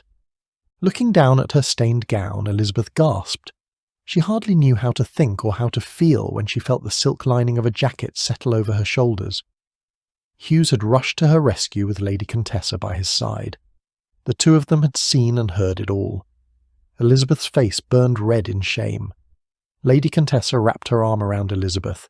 She glared at the Bingley sisters. Her eyes were cold and appraising. "You two are the ones who do not belong. You're not worthy of Miss Bennet's company. I shall not expect to see either of you upon my return." As Lady Contessa turned and started to walk away, she shot a last contemptuous glare at the Bingley sisters. "You will regret this. I promise you will wish you had never laid eyes on her." The sisters stared at each other in disbelief as they tried to comprehend why Lady Contessa had been so rude to them. Dumbfounded by Lady Contessa's harsh condemnation, the two looked as if they were the aggrieved party. They were left speechless as she escorted Elizabeth from the room. Elizabeth sat on the canopied bed, trailing her fingers across the silk of Lady Contessa's gown. Its bodice had intricate embroidery with beads, each one worked into the cloth by hand in a tiny burst of artistic expression, which only added to the elegance of the ensemble. "It is very kind of you to lend me your gown, Lady Contessa," Elizabeth said. "Pray, say nothing of it. If you would like, it is yours to keep, for I have plenty of gowns," Lady Contessa replied. "It is rare that I meet someone as kind and genuine as you." "How do you suppose such a thing? You and I have only just met each other." "I have the testimony of all your friends to rely upon. Isabella, Mr. Hughes, Mr. Darcy." Elizabeth lowered her eyes. "No doubt you consider Isabella and Mr. Hughes to be good friends. But so far as Mr. Darcy is concerned, I am rather less certain about your feelings. I must confess to seeing you purposely avoid his company this evening. Do I presume too much by asking what that is about?" Elizabeth shifted a little but stayed silent. Lady Contessa seemed to consider her words for a moment. She was a patient woman, and she wanted to give Elizabeth time to speak her mind. She reached out her hand to Elizabeth's. "Please understand that I am not prying because I want to know something that is not my business, Miss Bennet. I only wish to make you feel more at ease. I thought that might be accomplished by my getting a better understanding of your attachment to Mr. Darcy, or lack thereof." Elizabeth looked up at Lady Contessa. The woman was so elegant and beautiful. How could she possibly understand what she was going through? Elizabeth was not sure she deserved the kind woman's sympathy. I do not know what you mean," Elizabeth stammered. "You may tell me anything that is in your heart. However, I sense you're wary of Mr. Darcy's unabashed attentions. If I am, I would not be without my reasons. You seem reluctant to speak on the matter, and therefore I will not press. But trust me when I say Mr. Darcy is one of the very best of young men, even if he comes across as haughty at times. In my opinion, he is merely shy. He wants nothing but a bit of liveliness and companionship. Only someone of the opposite persuasion can provide. No doubt it is a trial for him and his friends to be the target of young ladies in want of rich husbands, always smiling and fawning in want of their approbation, when all any man wants is a woman who wants him for himself, and not the wealth and status an attachment with him would bring." Elizabeth smiled awkwardly. If Lady Contessa knew with whom Elizabeth's sentiments lay, she would not be offering such counsel. Or would she? "My maid will assist you in getting dressed. After that I shall await your return to the gathering with bated breath," said Lady Contessa. Then, rising from her seat, she said, "I doubt I will be the only one, so do not keep us waiting." Elizabeth felt scrutinized as she returned to the room. Elegantly attired in the most exquisite gown she had ever donned, she looked and felt like a princess. Lady Contessa's maid had outdone herself in readying the gown for Elizabeth, selecting the perfect shoes to compensate for some of the difference in the two ladies' stature, and arranging Elizabeth's hair. While every eye in the room was upon her, Mr. Darcy was the only man who met and held her gaze. Elizabeth wanted to look away, to look anywhere else, but she could not even when he started heading her way. As he came closer, her heart began beating faster and faster. Then, before Elizabeth knew what she was about, Mr. Hughes stood directly in front of her with his hand extended, requesting the next dance. Whatever odd hold Mr. Darcy seemed to have on her moments earlier was gone, as she placed her hand in Mr. Hugh's and took her place opposite him on the dance floor. A princess rescued by her own charming prince was all that crossed Elizabeth's busy mind, and in that instant she could not have been more delighted. Darcy's heart raced as he pushed through the throng of people in the room. Finally he emerged on a balcony and began to pace, his steps quick and agitated, his fists clenched tightly at his sides, his knuckles white and his brow knitted. Anger, frustration and nervous energy coursed through every fibre of his being. At length he stopped and rested his hand on the wrought-iron rail with the other fisted, clenching and unclenching at his side. Darcy was supposed to be at Elizabeth's side twice during the evening. First, he was supposed to intervene on her behalf when the Bingley sisters attacked her. Second, he was supposed to be the first person to stand opposite Elizabeth on the dance floor when she returned. But his friend Hughes kept getting in the way. Awe, admiration and adoration were but a few of the sentiments that paralysed Darcy in his spot. But seeing Elizabeth standing there made him feel as though he had been struck by a revelation.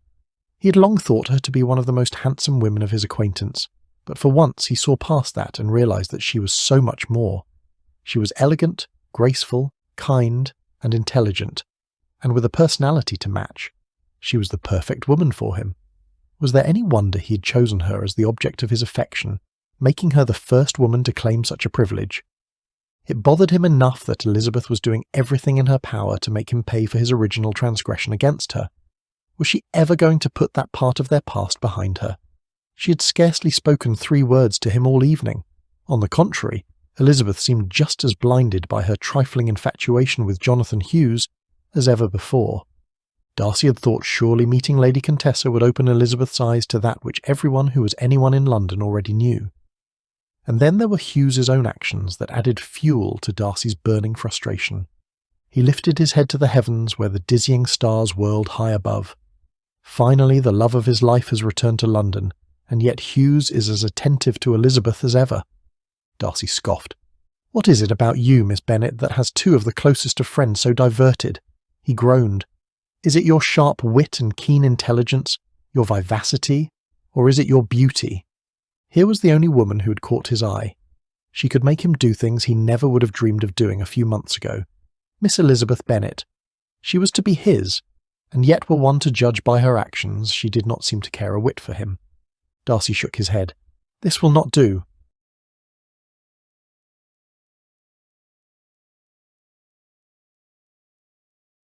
Chapter 11. It was not so much that Darcy was angry with Hughes. Of all his friendships, Darcy's camaraderie with Hughes was the most steadfast. He regarded Hughes much like a brother. As best he could tell, his friend genuinely cared for Elizabeth and had done nothing to increase her expectations. "I fear I have no one to blame but myself for my inability to break through Elizabeth's wall of indifference toward me." He decided to bolster his efforts by hosting a dinner party at Darcy House, ostensibly for his friends, but in reality to woo Elizabeth. Perhaps if she can see me in a different light, she will drop her indifference.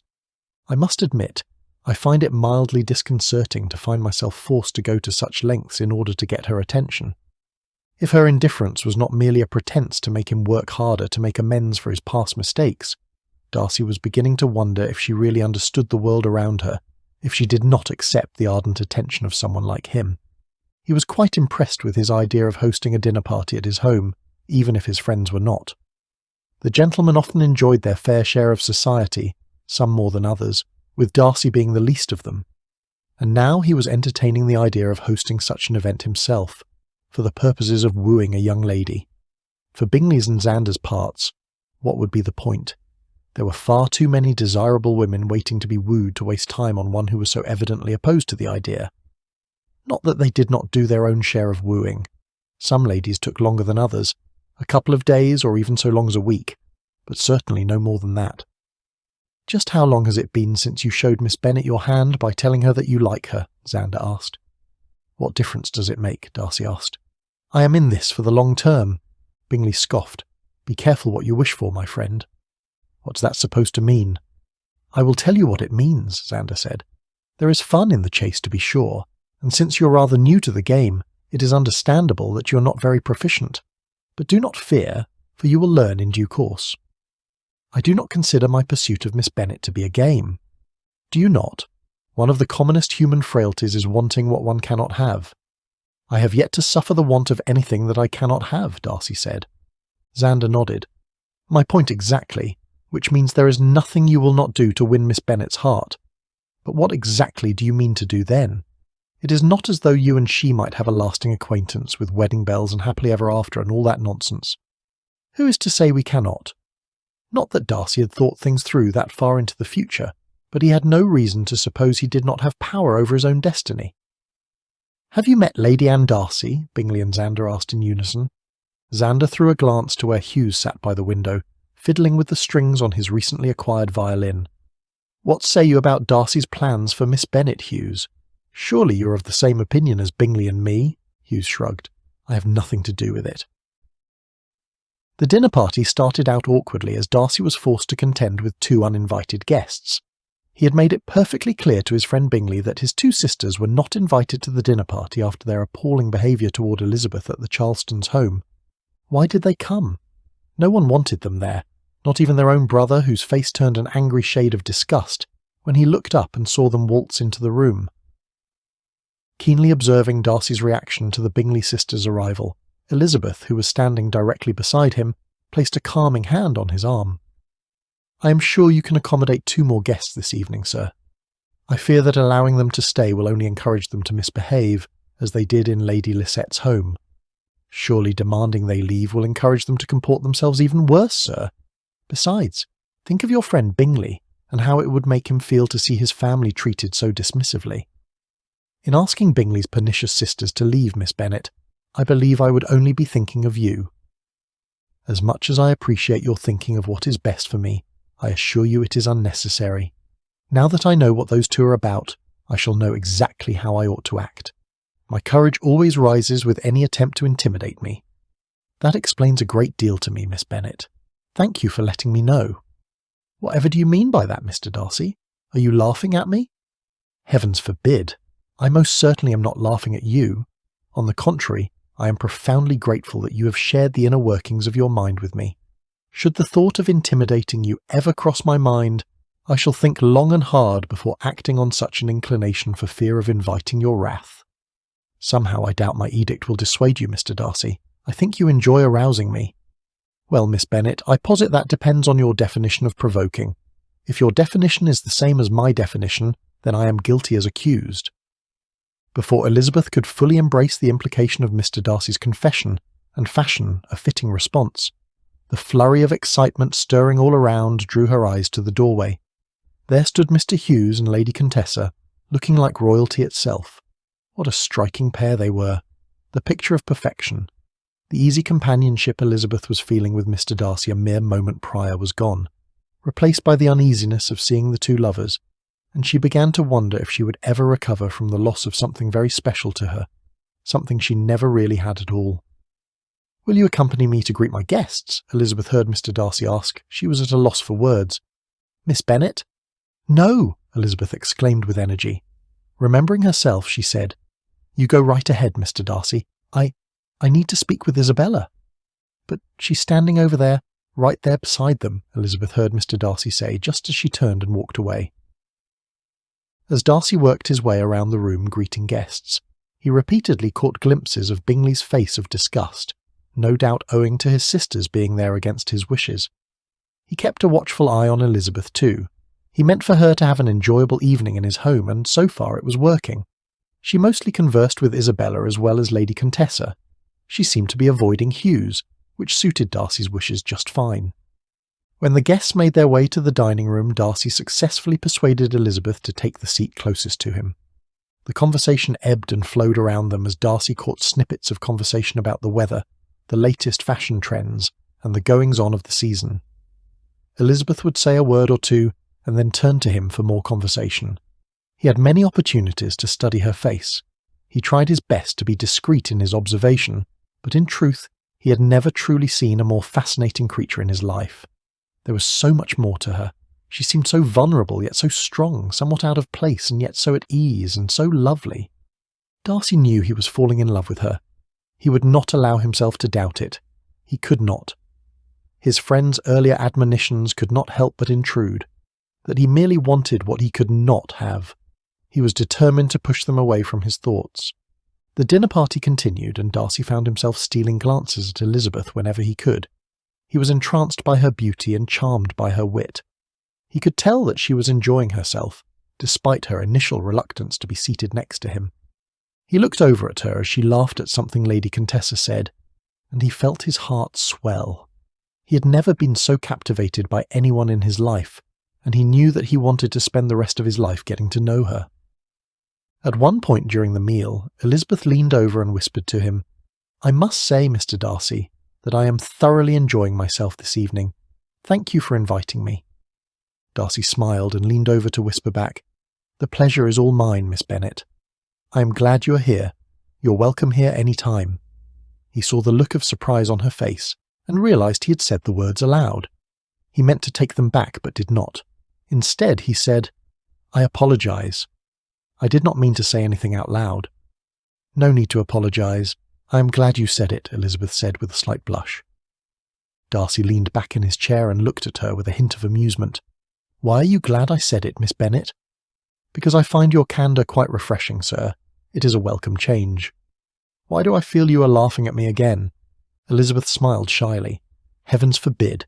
On the contrary, sir, your lack of pretence pleases me, for I never have to guess your feelings, not like before." Darcy's heart soared. This was what he had been waiting for, some indication that Elizabeth was finally seeing him for the man he was, his true self, and not the gentleman behind the carefully crafted mask of indifference he was wont to present to society in general. As he was living out his fairy tale dream and basking in the afterglow of Elizabeth's approbation, a striking figure appeared at the doorway of the dining room, ushering in an uneasy silence save a whisper or two. He immediately rose from his chair. "Lady Anne," Mr. Darcy said, a mixture of consternation and surprise etched on his face. Elizabeth knew without being told the person's identity. Her friend Isabella had once described her ladyship, citing that Lady Anne Darcy made intimidation an art form, and even prided herself on her ability to pull it off with finesse. There she stood surveying the room, adorned in the height of fashion and flanked by 2 footmen. A bevy of questions flooded Elizabeth's busy mind. Why did Lady Anne's eyes finally land on Elizabeth? Was it because her son had reserved the place closest to himself for her to sit? Was it because she was familiar with all the other guests, or had the grand lady deemed Elizabeth the one most out of place among all the others? But more than that, why do I wish the earth would open up and swallow me whole?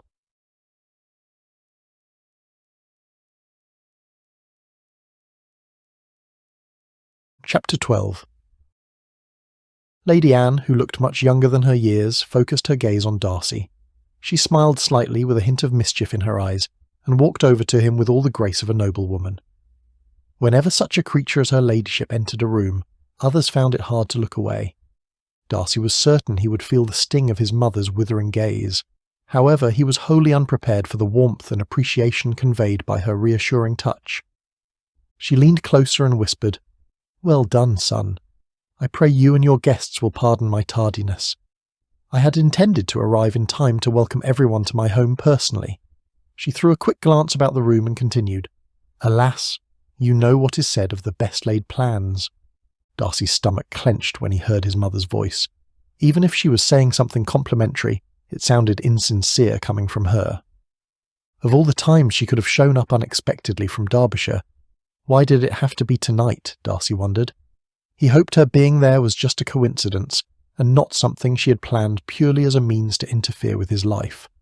The last time Darcy and his mother had been in the same room was months ago, at Pemberley for Christmas. He had played his role as dutiful son and heir, and thought it would be months before he would have to spend time with her again. He was worried that his budding relationship with Elizabeth would be hindered now that his strict mother was around. Her ladyship's plans for his future Philistian marriage were set in stone, and were but one reason the two of them rarely saw eye to eye. Mr. Darcy loved his mother, but he also loved his freedom, the feeling of independence that came with making his own choices and doing as he pleased. He loved how his heart raced when he took risks and the sense of accomplishment he felt when things went his way. He loved how the world seemed to open up to him when he was free to explore and enjoy it at leisure.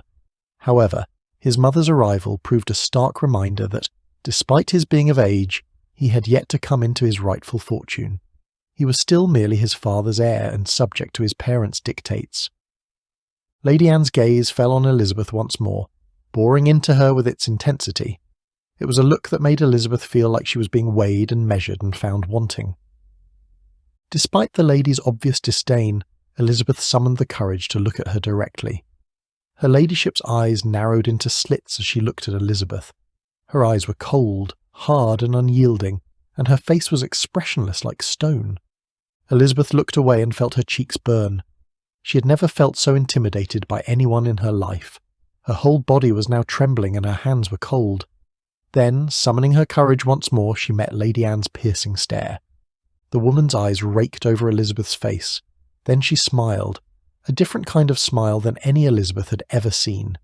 It was the kind of smile that warned that a woman had just targeted a particular person, someone who would be in the lady's sights and someone whom she would enjoy tormenting. The string of knots that formed in Elizabeth's stomach was palpable. Fortunately, Lady Anne did not stay long.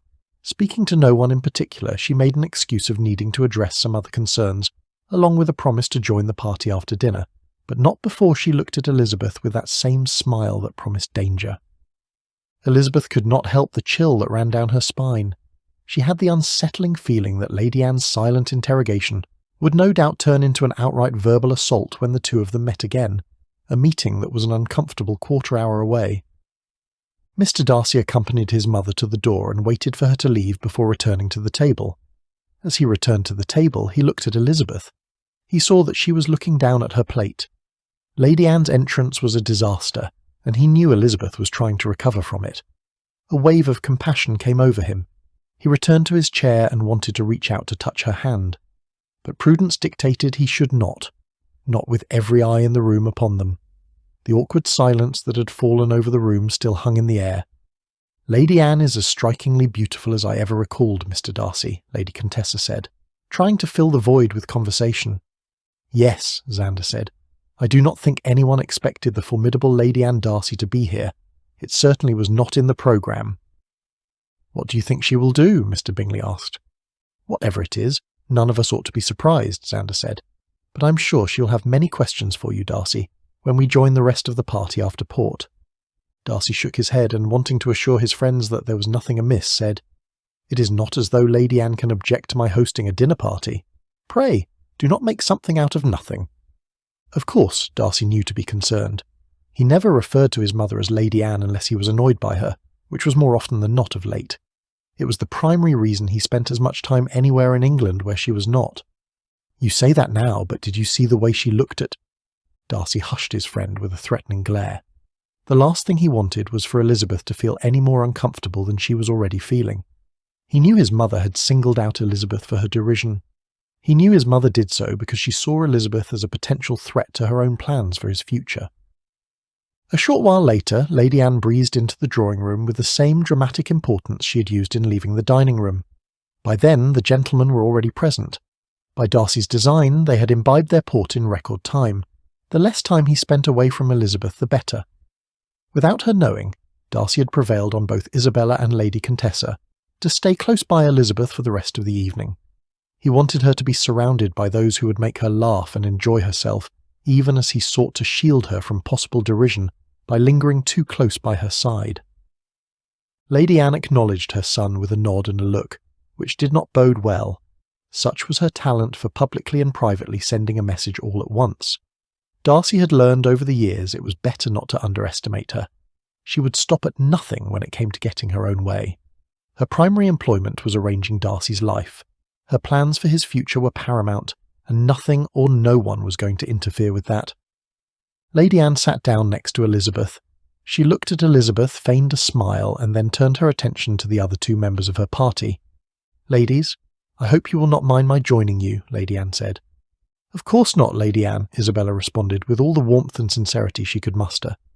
"Lady Contessa, what a surprise to see you. I had not heard you were in town." "I only returned recently, your ladyship. One can only be away for so long before one misses one's dearest friends."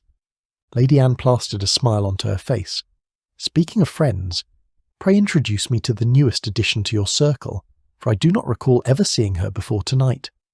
Her voice was saccharine sweet. dripping with honey and venom. Her eyes narrowed, studying the woman in question. She took in the other woman's simple dress and lack of jewels and knew instantly that she was not of their social class. "With pleasure, Lady Anne. Miss Elizabeth Bennet, it is my pleasure to present you to Lady Anne Darcy." "Lady Anne, Elizabeth is a dear friend of mine who hails from Hertfordshire," said Isabella. "It is a pleasure to meet you, your ladyship," Elizabeth said. "A friend from Hertfordshire, you say," Lady Anne said, scarcely acknowledging Elizabeth's salutation. "Yes, your ladyship," Elizabeth said, ignoring the haughty woman's slight. Clearly the grand lady meant to intimidate her, but although she was succeeding, Elizabeth did not mean to show it. Indeed, any sign of weakness on her part would redound to her future detriment should she eventually yield to Mr. Darcy's charms. A prospect that seems dimmer by the minute if such disdainful treatment as this awaits me. "Hertfordshire?" Lady Anne asked. Without awaiting a response, she said, "I have never heard of the Bennets from Hertfordshire, but pray, what does your father do? Surely he must be a gentleman, else you would not find yourself with such lofty acquaintances as Lady Contessa and Miss Madden." "My father was the master of Longbourn village near Meryton." "Was?" "Miss Bennet's father has passed away," Isabella interrupted. "I am sorry for your loss, Miss Bennet. Pray, who is your mother? Perhaps we share mutual acquaintances. Which seminary did she attend?" "My mother's family name is Gardiner, your ladyship. She never attended a seminary." Elizabeth glanced in Mr. Darcy's direction. He was standing with his friends, Hughes, Xander, and Bingley. Their eyes bore the same concerned look for Elizabeth as she felt for herself. She sensed, however, that if she were in any real danger, they would be by her side in an instant.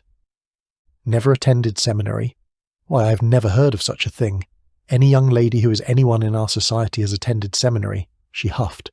"Next, I suppose you will tell me you had no governess." Before Lady Anne could fashion her next retort, a servant approached their party bearing a silver salver, with a missive placed atop it. Lady Anne accepted the letter with delicate fingers and quickly scanned the contents. Her eyes darted back and forth as she took in the words, and a slight frown appeared on her forehead. "If you ladies will excuse me," she said, rising from her seat, "there is an urgent matter that I must attend to." She walked to Darcy's side and placed her hand on his arm. Then, coaxing him away from his friends, she spoke to him in a manner for his ears only. Darcy, who had initially seemed reluctant to heed his mother's words, eventually conceded. Then, throwing Elizabeth an apologetic glance, he left the room with his mother. A collective wave of relief washed across the faces of most of the gathering, especially Elizabeth's. A few people even let out soft sighs as if they had been holding their breath the entire time.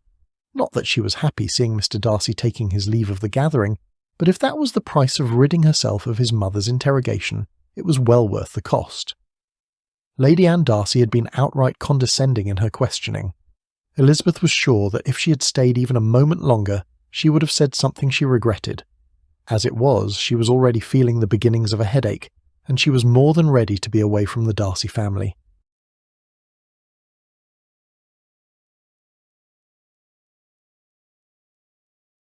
Chapter 13. All the progress Darcy had made earlier in the evening seemed to have vanished by the time he returned to the party. It could not be helped. Elizabeth scarcely made eye contact with him, and he was helpless to do anything about it, not without further signalling her out as a target for his mother's derision. And so he kept his distance and took pains to avoid Elizabeth as much as possible for the rest of the night. But he had to admit the one advantage to the whole evening was that Elizabeth seemed to be avoiding him too. She was not exactly rude to him, but she was decidedly cool in her manner, and he could not help but feel a little hurt by it. Darcy's mother, on the other hand, was in high spirits. She had managed to corner Elizabeth several times throughout the evening, and each time she had come away feeling more pleased with herself. She clearly believed Elizabeth Bennet was not good enough for her son, and she was determined to make sure that he saw that too. Lady Anne would have to be careful, of course. Darcy was a grown man, and it would not do to push him too far. But as his mother, it was her duty to nudge him in the right direction, so he would eventually see sense. After all, he was a Darcy. Moreover, he had a duty to his name and his family. Elizabeth Bennet could never be anything more than a passing fancy. Darcy was meditating on his mother's antics when he had the good fortune to stumble upon Elizabeth while she was out walking in the park the next day. Seeing her was not entirely by happenstance on his part, for Elizabeth often walked in the park whenever she stayed at her friend Isabella's home. The sun was fresh and bright, the morning sky a gentle blue. Elizabeth was modestly dressed, and stray strands of her dark brown hair were whipping about in the morning breeze. She was alone, save for an older woman who appeared to be a servant keeping a respectable distance behind. She did not see him coming until he was almost upon her. Then, when she saw him, she started slightly and recovered quickly. "Mr. Darcy," she said coolly, "what a surprise." "Miss Bennet," he replied. He hesitated for a moment, not quite sure what to say next. Then he cast his reservations aside. "I was hoping to see you here. I wanted to apologise for last night's less than fortunate turn of events." "Less than fortunate indeed," she said, raising an eyebrow. "I feared my mother might be rather off-putting for you. Therefore, upon returning to the party, I sought to spare you any added distress by keeping my distance, hoping my mother would do likewise." His apology and honesty surprised Elizabeth. "Of course," she said, her voice softening slightly. Being the object of her intense scrutiny was quite an ordeal. "Yes," he said, relief evident in his voice. "It was. How can I make amends?" "Your apology, though wholly unexpected, will suffice, sir." There was a moment of awkward silence between them, and then Darcy took a deep breath and spoke again. "Would you care to take a walk with me, Miss Bennet?" he asked. Elizabeth smiled and nodded her head. "I would like that," she said, and with that they set off together down the path. What a serene morning to enjoy a leisurely walk in the park. The air was full of the aroma of early spring, and the sunlight was warm on their skin. Not too many people were out at such an unfashionable hour. A few birds chirped here and there, and an occasional animal called out across the vast expanse. Walking along silently for a while, the two companions appeared lost in their thoughts. But eventually Darcy broke the silence. "I also wanted to thank you for last night," he said. "Oh? Indeed. You were very kind. Far kinder than your circumstances warranted." "It was nothing," Elizabeth replied. "Anyone would have done the same in my position." "But not everyone would have been so patient," Darcy said earnestly. "I know my mother can be difficult, and I know it must have been hard for you to countenance her last night, but you handled yourself with grace and dignity, and I am truly grateful." Elizabeth was touched by his words, and she found herself blushing slightly. "Thank you," she said quietly. Darcy had been worried that things would be awkward between them after the previous night, but it seemed that his apology had been enough to smooth things over. It was a pleasant change from the tension that marred their parting when Elizabeth took her leave from the Darcy townhouse. Before long they were deep in conversation, and Darcy found himself forgetting all about his mother's opinion of Elizabeth. All that mattered was that he liked her, and she liked him. That was all that counted in the end. At length he said, "Tell me about your family, Miss Bennet. What are they like?" Elizabeth swallowed hard. She had been dreading this question, and knew not how to answer it. Letters from Hertfordshire proved her relations were as silly as ever, and the addition of Mr. William Collins as a brother did not combat their affliction. "They are interesting," she said finally. "I have 4 sisters. The oldest is Jane. She's married to a distant cousin, the heir to my father's estate." "That is right," said Darcy. "I have heard words to that effect. You're the second eldest, correct?" "Yes," said Elizabeth. "There are Mary and Catherine. We call her Kitty, and my younger sister is Lydia." Darcy smiled at this, then asked, "And what about your mother's family?" "Yes," said Elizabeth. "My mother has 2 siblings. Her sister lives in Meryton, and her brother lives here in town." "In Cheapside?" "Yes, Mr. Darcy, in Cheapside, where I too reside." He nodded. Yes, I know. I look forward to making your relations' acquaintances." "You do?" Elizabeth asked. "Can this be Mr. Darcy?" she found herself wondering. "Why would I not wish to meet your family?" Elizabeth shrugged. "Whatever you say, Mr. Darcy." "Well, I say so." Elizabeth grew a little concerned that he might think very differently if he had an inkling of what her family was like. Elizabeth and her sisters were complete opposites. They were all frivolous and silly, except for Jane, who was measured and shy. Her mother was a woman of limited intelligence, little knowledge, and unpredictable moods. When she was unhappy, she convinced herself she was sick. The main focus of her life was getting her daughters married. Her only consolation was gossiping and hearing news. Even Elizabeth's late father, who was the most intelligent person she had ever known, had his ways. He had a sardonic wit and enjoyed making sport of the ridiculousness of others, even his own family. Elizabeth could only imagine what he would have thought of Lady Anne Darcy. "What about your family?" she asked him, trying to direct the subject away from her own. Well, you have met Lady Anne. I can say with certainty that it does not get any worse." Elizabeth laughed at this and asked, "Do you have any siblings?" "Yes, I have a sister, Georgiana." Elizabeth nodded. "Georgiana is a lovely name." "Thank you," he said. "I think so too. No doubt she's attending seminary. I understand every young lady in your society who as anyone does," said Elizabeth, mimicking Lady Anne. "Hardly," Darcy began. "My sister is more than a decade my junior, though I am confident my mother will see that she attends the finest seminary in the country when the time comes." "I am sure," Elizabeth said. She consulted her watch and gasped. They had been talking much longer than they had supposed. Both were reluctant to say goodbye, but they knew that they must. "I should go," Elizabeth said. "It has been a pleasure." "Likewise," Darcy replied. They walked together to a parting in the lanes and said their goodbyes. "I look forward to seeing you again," Darcy said. "Likewise." With that, Elizabeth turned and walked away, and Darcy was left standing there, watching her go and wondering when he would see her again.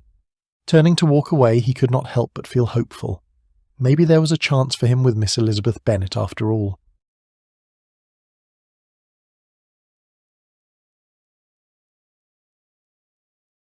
Chapter 14. More than a week had passed since Elizabeth had been in company with her friends. With Isabella being away from town visiting family members in Hampshire, Elizabeth lacked the opportunity to spend time with the others. On the following Tuesday, she received a missive in elegant handwriting. She recognised Lady Contessa's penmanship, for this was not the first time her ladyship had written to her. The letter bore more urgency than the previous one, for it was an invitation to an upcoming soirée in Lady Contessa's honour at her parents' home. She wanted to invite Elizabeth personally.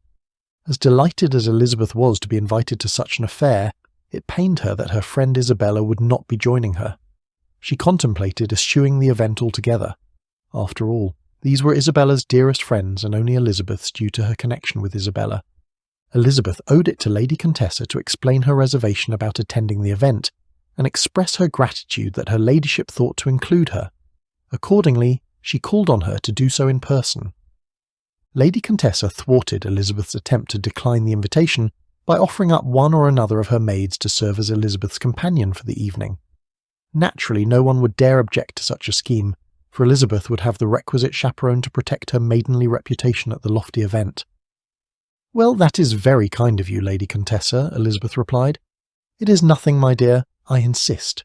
I know you would prefer to enjoy having Isabella by your side, but it will be such a lovely evening that surely you would not want to miss," Lady Contessa said. "I would be remiss not to accept your kind invitation.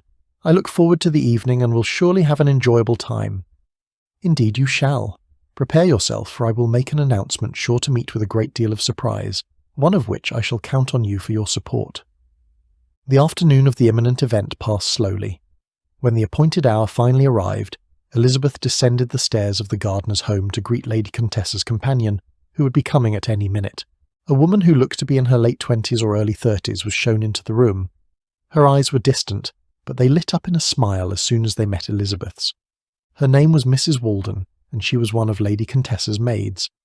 Mrs. Walden approached, her hands folded in front of her, and bowed her head politely. Once the usual greetings were exchanged, the two women proceeded to their waiting carriage. Elizabeth wondered once more why Lady Contessa would go to the trouble of arranging for her to attend the party. She ultimately decided Lady Contessa had done so out of kindness, for she was a kind soul. It could have been a pleasant carriage ride, but Elizabeth was restless. She needed to act composedly, but her thoughts were at war. She was not sure how the evening would play out. Still, she opened up to the woman sitting across from her. Mrs. Walden was similarly anxious about how the evening would unfold. The two women found comfort in their shared consternation. "I must say, I'm a bit surprised that Lady Contessa chose me as your companion for the evening. However, I shall do my best not to disappoint her," Mrs. Walden said.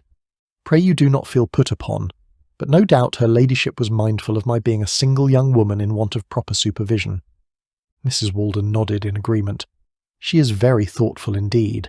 I have known her for many years. She has always been nothing but good to me."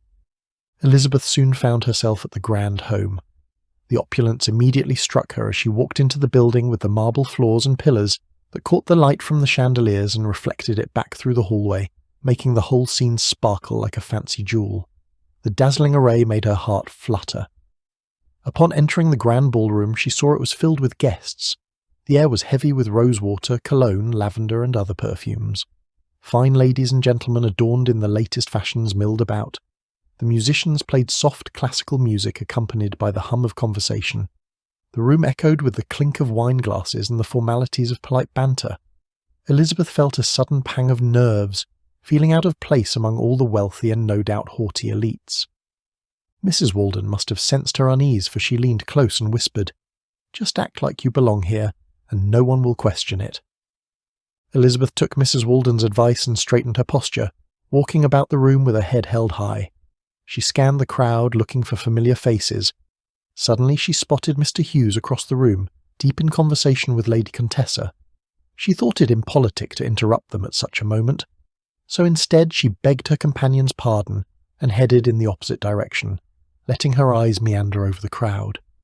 As luck would have it, she soon espied 3 other familiar faces. Mr. Darcy, Mr. Bingley and Mr. Xander were standing near a refreshments table sipping their drinks. The gentlemen were dressed in dark suits expertly tailored to their tall figures. Mr. Darcy was cross-armed, his face stern and severe. Mr. Xander's expression was a little less readable, and Mr. Bingley seemed restless, as though he had not yet identified his conquest for that evening. A measure of relief mixed with dread came over her. Not that she was unhappy to see them, but since the dinner party at Darcy House, Elizabeth could not help recalling Mr. Darcy's awful mother. What if she were among the guests and espied Elizabeth in the proximity of her son? She did not want to risk another encounter with Lady Anne Darcy. If that meant keeping her distance from the haughty woman's son, then so be it. So, she pretended not to see them, and opted to strike a different path. But it was too late. Xander had seen her and was now breaking away from his group to greet her. Elizabeth closed her eyes and took a deep breath. She had no choice now but to meet him. "Good evening, Miss Bennet," he said, bowing. "You look lovely this evening. How are you?" "I am well, Mr. Xander. And you?" "I am very well. I trust you are enjoying the evening so far." "I am, thank you." He threw a glance over his shoulder and then looked back at her. "Why are you standing here all alone? Come and join the 3 of us." Elizabeth held up her hand. "No, actually I am not alone. I am merely on my way to... Even though she was making up an excuse not to join them, the only one she had concocted caused her some embarrassment to speak of in mixed company. "Ah," Mr. Xander replied knowingly, "I shall not delay you any longer. Pray join us upon your return. I, for one, will be terribly disappointed if I fail to secure a spot on your dance card, which is to say nothing of Darcy, who no doubt would secure them all if he thought he could get away with it." Elizabeth smiled awkwardly. Knowing Mr. Darcy as she thought she did by now, his friend spoke nothing but the truth. She curtsied and went on her way, not bothering to look back. Mr. Darcy watched Elizabeth walk the other way. He had observed her brief intercourse with Xander from where he stood, fully expecting his friend would escort Elizabeth to where he stood. He was only dimly aware that his friend had spoken to him upon his return, and that he had not offered a reply. All his attention was focused on the swaying of Elizabeth's hips as she walked away. He thought of how her breasts heaved against the delicate fabric of her dress, of the way her lips moved when she spoke. He had never been so attracted to any woman in his life. Why did Elizabeth walk away? Does she mean to avoid me? Darcy could not help but wonder. He found her inconstancy perplexing, to say the least. "Darcy, old man, you act as though you have not heard a word I have said. Is anything the matter?" Mr. Xander asked, interrupting his friend's reverie. Darcy's head snapped up and he regarded his friend with an expression that he hoped was inscrutable. "All is well," he replied, knowing that it was anything but the truth. "I have just been thinking of something." "Ah, yes," Xander began. "Miss Elizabeth Bennet, no doubt." "No," Darcy said, a little too abruptly. "Then I must be mistaken," Xander replied, "although I would recognize that look of longing on anyone's face, and it is plain to see that you have it now." Darcy cleared his throat, embarrassed that his feelings were so obvious.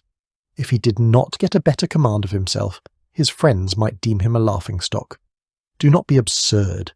I assure you that whatever sentiment is written on my face is not one of longing." "Darcy," Xander said, his voice full of reproach, "you are a terrible liar. You're infatuated with her." "Certainly the idea of her," said Bingley, who had silently taken in the discussion. Xander winked. "Nothing compares to the thrill of the chase." Darcy glared at his friends. Finally he threw back his drink, handed the empty glass to a passing servant, and turning on his heel he walked away. He saw no reason to respond to such outrageous opinions. It was beneath him. Besides, what did Bingley know about falling in love that he might dismiss Darcy's feelings as he did? Bingley, who fell in and out of love at the drop of a hat. True, Elizabeth was the first woman who had ever turned Darcy's head, but did that mean his feelings for her were not genuine? He made his way across the room, nodding at a few acquaintances as he passed until he reached the doors that led out onto the terrace. It was a clear night and the moon was full. He stood at the railing, looking out at the gardens below. The cool night air was a relief. He had never felt so confused in his life. Was there any truth in what Bingley had espoused? He had always thought that love was a choice. He had chosen to love Elizabeth. That she would soon choose to love him is what gave him hope and made him determined to persevere. Now he was not so sure. Elizabeth did not enjoy the evening half as much as she would have had Isabella been in attendance. Rather than mingle with strangers or even dance, she skirted the room in the hope of a chance to speak with Lady Contessa so she could make her excuses and leave. When at last she saw Lady Contessa quit the room, Elizabeth seized upon the chance for a private audience. Her search led her down a long hallway to a partially open door. She caught a glimpse of Lady Contessa inside the room and she drew closer. Elizabeth was at the point of pushing the door open when she realised Lady Contessa was not alone. Mr. Hughes was also in the room with his back turned to her. The atmosphere was wrought with tension, freezing Elizabeth to her spot concealed outside the partially open door. She thought her ears were deceiving her. The words falling from Lady Contessa's lips belied everything she thought she knew about the two lovers. "If you loved me as much as you say you do, you would not be doing this," said Hughes. "You would not be speaking this way. Jonathan, my heart, my soul, you know I love you. I have loved no one else but you for as long as I can remember. But pray, can you say the same thing?" "What kind of question is that? When have I ever given you cause to doubt my constancy? When have I ever looked at any woman other than you? Can you honestly say you're not affected by Miss Bennet?" "Miss Bennet? I am not blind. I have seen how you look at her, how you two are whenever you are together." Hughes ran his fingers through his hair. "Do not play games with me, Contessa. Do not toy with my heart. You know you are the only woman who has ever meant anything to me. Stay with me. Let me prove my love to you. Do not leave me yet again. I am lost without you, without your soft touch and tender kisses when we are apart. I cannot bear it when we are apart. If I choose to stay, I fear it would redound to our detriment. I would rather do anything than tarnish the beauty of our feelings for each other. I need you to stay. I need for me to go. All this love I have for you, what do you expect me to do with it? Do you expect me to put it on the shelf again? For who is to say how long? I am a man with a man's wants and desires, yet you would have me wait." Lady Contessa drew close to the younger man and reached for his hand. She placed his hand on her bosom. "Why must we wait at all?" Peering into each other's eyes, Mr. Hughes and Lady Contessa surrendered in each other's embrace. He placed his hand on her chin and caressed her face with his thumb. Then, moistening his lips, he leaned in closer. Elizabeth's heart slammed against her chest. Gasping, she covered her mouth, turned and ran away, straight into Mr. Darcy's arms.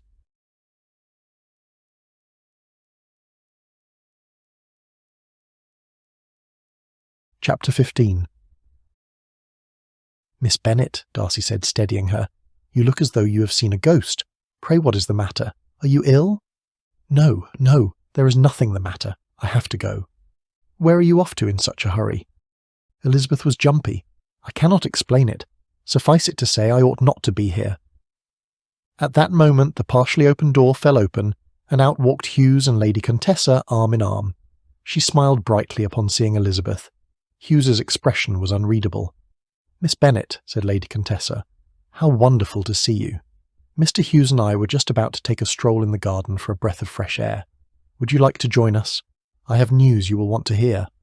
Elizabeth waved her hands frantically. She shook her head. "No, I... Mr. Darcy took Elizabeth's hand and tucked it in his arm. "Miss Bennet and I have immediate plans of our own, plans we dare not put off any longer." Elizabeth shook her head and smiled awkwardly. Yes, Mr. Darcy and I have made other plans. You two go right ahead and—" Before Elizabeth could finish her speech, Mr. Darcy commenced leading her away from Hughes and Lady Contessa, away from the direction of the ballroom. Indeed, Elizabeth did not know for certain where Mr. Darcy was leading her. All she knew was she wanted to be anywhere but where she was. After sweeping Elizabeth away to another part of the house and sitting quietly with her, while she had time to recover from seeing Hughes and Lady Contessa in each other's arms, Darcy tried to comfort her by shedding a little light on his friend's long-suffering love affair with the incomparable Beauty. "Had Hughes met you first, I am certain you would be his preference," Darcy said. Still shaken by what she had seen, Elizabeth beheld her companion with scepticism. "Surely you speak in jest," she cried. "Next, I should imagine you lauding all my amiable qualities in comparison to hers. No, rarely does one meet with someone of the female persuasion as accomplished as Lady Contessa. My point exactly. It is no wonder he only has eyes for her. Who in his position would choose differently? There is more to being attracted to someone besides accomplishments and connections. Trust me when I say that Hughes is not so much immune to you as he is blinded by his love for Lady Contessa." Elizabeth could not help but smile slightly at Mr. Darcy's words. She could see the sincerity in his eyes, and knew that he was not making light of the situation. "Did he tell you as much?" she asked. Darcy shrugged. "He does not have to. You are the woman I have chosen, are you not? With standards as exacting as mine, why would my closest friend feel otherwise about you were his heart not the long-held possession of another?" "Mr. Darcy," Elizabeth said, her voice wavering, I do not know what to say." "Then do not say anything," he replied. "In fact, stay right here and await my return." "Where are you going?" she asked, her voice laced with concern. "You will see," he said, and then was gone directly. Elizabeth was left feeling confused and restless. After nearly a quarter-hour had passed, she was about to search out Mr. Darcy and demand an explanation, when he reappeared with 2 flutes of champagne. He handed one to her and said, "I thought you might benefit from something stronger than punch to refresh you." Elizabeth accepted the proffered drink. Raising it to her lips, she noticed Lady Contessa's maid, Mrs. Walden, taking a seat not too far from where Elizabeth sat with Mr. Darcy. "I asked her to join us," Darcy said, having noticed Elizabeth's reaction upon seeing her companion. "That was very thoughtful of you, sir." "It is the least I could do. I would not want to subject you to anyone's censure. Not that anyone would notice after the storm Lady Contessa has unleashed." "Does it have to do with her planned announcement this evening?" "So you already know." "I only know that she wanted me to attend this evening so I might hear about her upcoming plans. At first, I supposed I might be wishing her joy by the end of the evening. And yet you came anyway." "Lady Contessa has been a good friend to me. How could I not come?" "You said at first. Have you since learned otherwise? Is that why you seemed as if you had seen a ghost when I came upon you earlier, just before Hughes and Lady Contessa emerged from the room arm in arm? Pray, will you not remind me of what happened earlier? What I witnessed is something I wish with all my heart I had never seen or heard. How I wish it were not true." Elizabeth could still feel the pain Hughes must have felt in learning of Lady Contessa's intentions, the disappointment. She knew now more than ever her own heart was never truly touched by Mr. Hughes, even if it was now broken in 2 on his behalf. Darcy was watching her intently, his head tilted to the side. "I can only imagine how Hughes must have reacted upon learning his lady-love is leaving the country yet again," Darcy said. "His face would have fallen, I'm sure. The light in his eyes would have dimmed. Knowing him as I do, I'm sure it devastated him. Thank heaven you came across me when you did, or else my mortification would have been complete had either of them suspected I was privy to their conversation. I was more than happy to oblige, especially since you have been determined to avoid me all night. I shall insist you remain close by my side for the rest of the evening as recompense." The gentleman's eyes, normally dark and brooding, seemed to twinkle with mirth. The corner of his mouth quirked up in a half-smile. "Sir, I shall not deny or confirm your allegation that I have been avoiding you this evening, but if I were, such a scheme must surely please your mother. If pleasing my mother was indeed your primary objective in avoiding me, then your efforts would have been completely in vain." "Oh," Elizabeth began, "how do you suppose that?" "Lady Anne is not in attendance at tonight's festivities. Indeed, she is not even here in town." "Has your mother returned to your home in Derbyshire?" Elizabeth asked, perhaps a little too eagerly, and for reasons she did not quite understand. "As much as I would wish it to be so, Lady Anne has not returned to Derbyshire. I fear she may not return to Pemberley before the end of the season. However, she recently travelled to Kent to visit her sister, Lady Catherine de Bourgh. With any luck, she will remain in Kent for the foreseeable future, he said. The amusement was gone from his voice, replaced by something that sounded like sincerity. Ah, Kent. If I recall correctly, Isabella said you often visit your relations in Kent during this time of year as well. Will you soon be travelling there too? Heavens forbid, I most certainly will not. I never go anywhere Lady Anne Darcy goes so long as I can help it. Heavens, sir, you're quite severe where your mother is concerned. Dare I inquire as to your reasoning? I am afraid Lady Anne has some very disturbing ideas about how I ought to live my life, and I fear there is nothing she will not do to carry her point. I have learned the best defence against her officiousness is to keep as much distance between us as my situation as my father's only son and heir will permit. It all sounds rather complicated, sir, this picture of familial harmony you paint. Perhaps, Darcy said. It is far from ideal, but I can hardly complain, and especially as I have your promise to remain by my side for the rest of the evening. I do not recall making such a promise. I took it as more of a tacit agreement. How did you come to that conclusion? Elizabeth asked, her brow furrowed in confusion. It is simple. I made the suggestion as recompense for rescuing you from an untenable situation, and you did not object, which is very much akin to acquiescence, is it not? He explained, his hands coming to rest behind his back. So, you're saying that because I did not object to your suggestion, I tacitly agreed to it? Yes, exactly. That is a very weak argument, sir. Perhaps, but it is the only one I have. Before Elizabeth could fashion a reply, Darcy placed a finger to her lips. No more protest. But, no, Miss Bennet, a promise is a promise. You agreed to this, albeit tacitly, and now you will see it through. Elizabeth's heart raced as his fingers brushed against hers when he took her glass and placed it beside his own. She could feel the flush in her cheeks. She hoped he did not notice her telling reaction to his touch. Elizabeth was not quite sure how to respond to such odd sensations stirring inside her, and was saved from having to do so when Darcy spoke again. Besides, I would never put you in a position where you were uncomfortable. I would never take advantage of you, Miss Bennet. Very well, Mr. Darcy, she said, her voice soft. I will not protest any further. He reached out to her, his fingers slipping through hers as he pulled her close. His eyes were alight with mischief and a soft smile tugged at the corners of his mouth. Come, he said. There is something I have been longing to do with you since I first laid eyes on you this evening. His voice was low and husky. Elizabeth could feel the heat of his body, so close to hers, melting her resistance to his charms with each passing second. Mr. Darcy, Elizabeth said, her voice laced with amusement.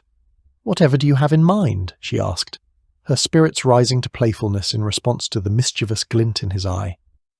Sweeping his eyes all over her body from head to toe, he leaned closer still and whispered in her ear, Come, dance with me. His warm breath tickled her skin and sent a shiver down her spine. The effect was immediate. She was lost to him in that moment, and she could not say no.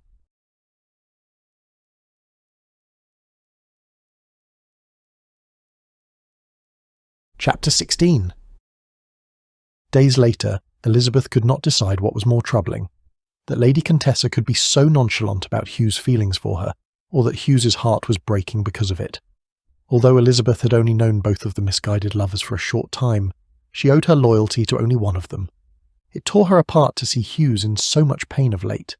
She feared such a sensitive soul as his might suffer its lingering effects for a long time, if not forever.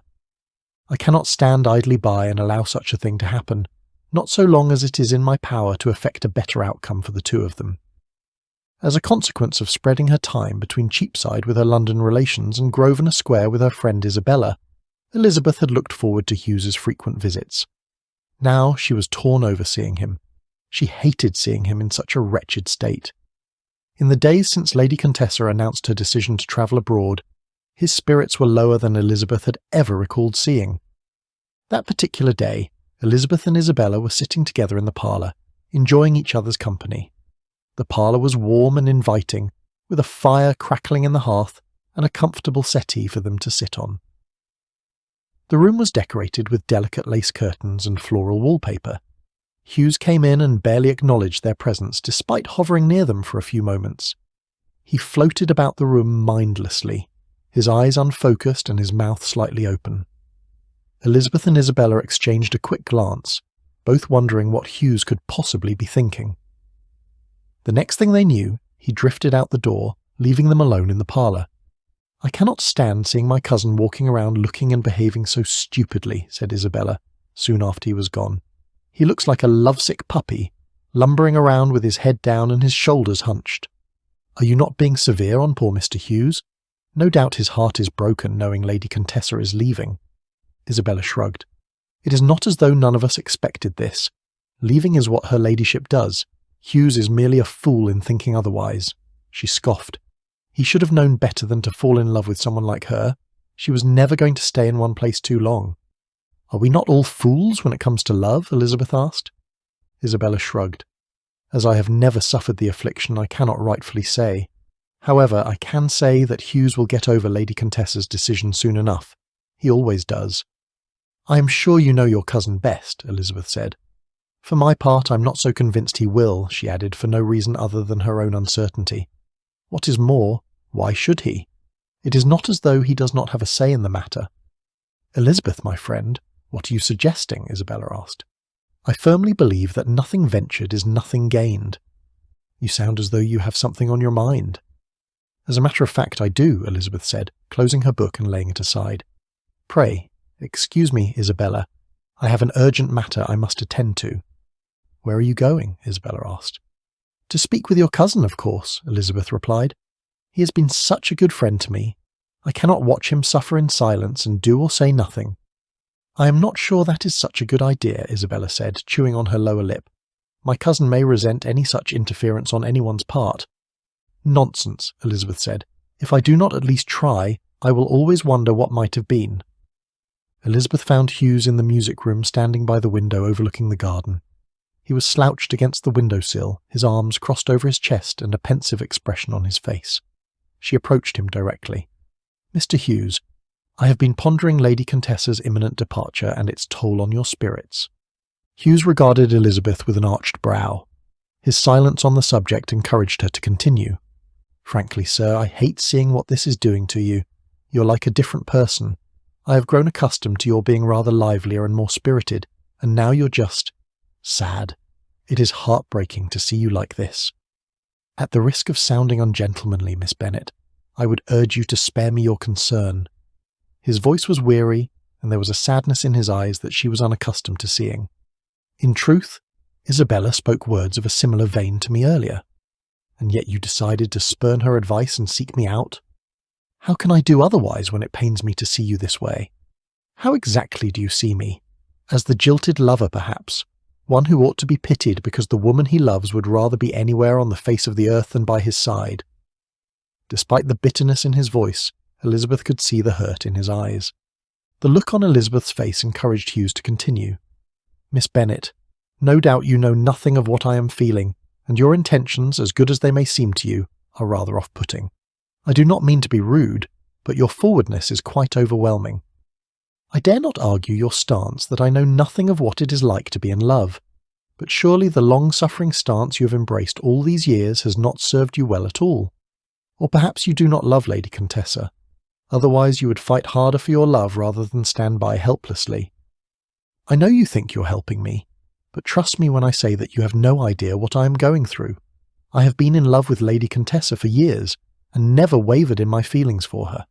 I would do anything for her, but I cannot force her to stay. I can think of no better way to destroy what we have than by forcing her to act against her natural inclinations.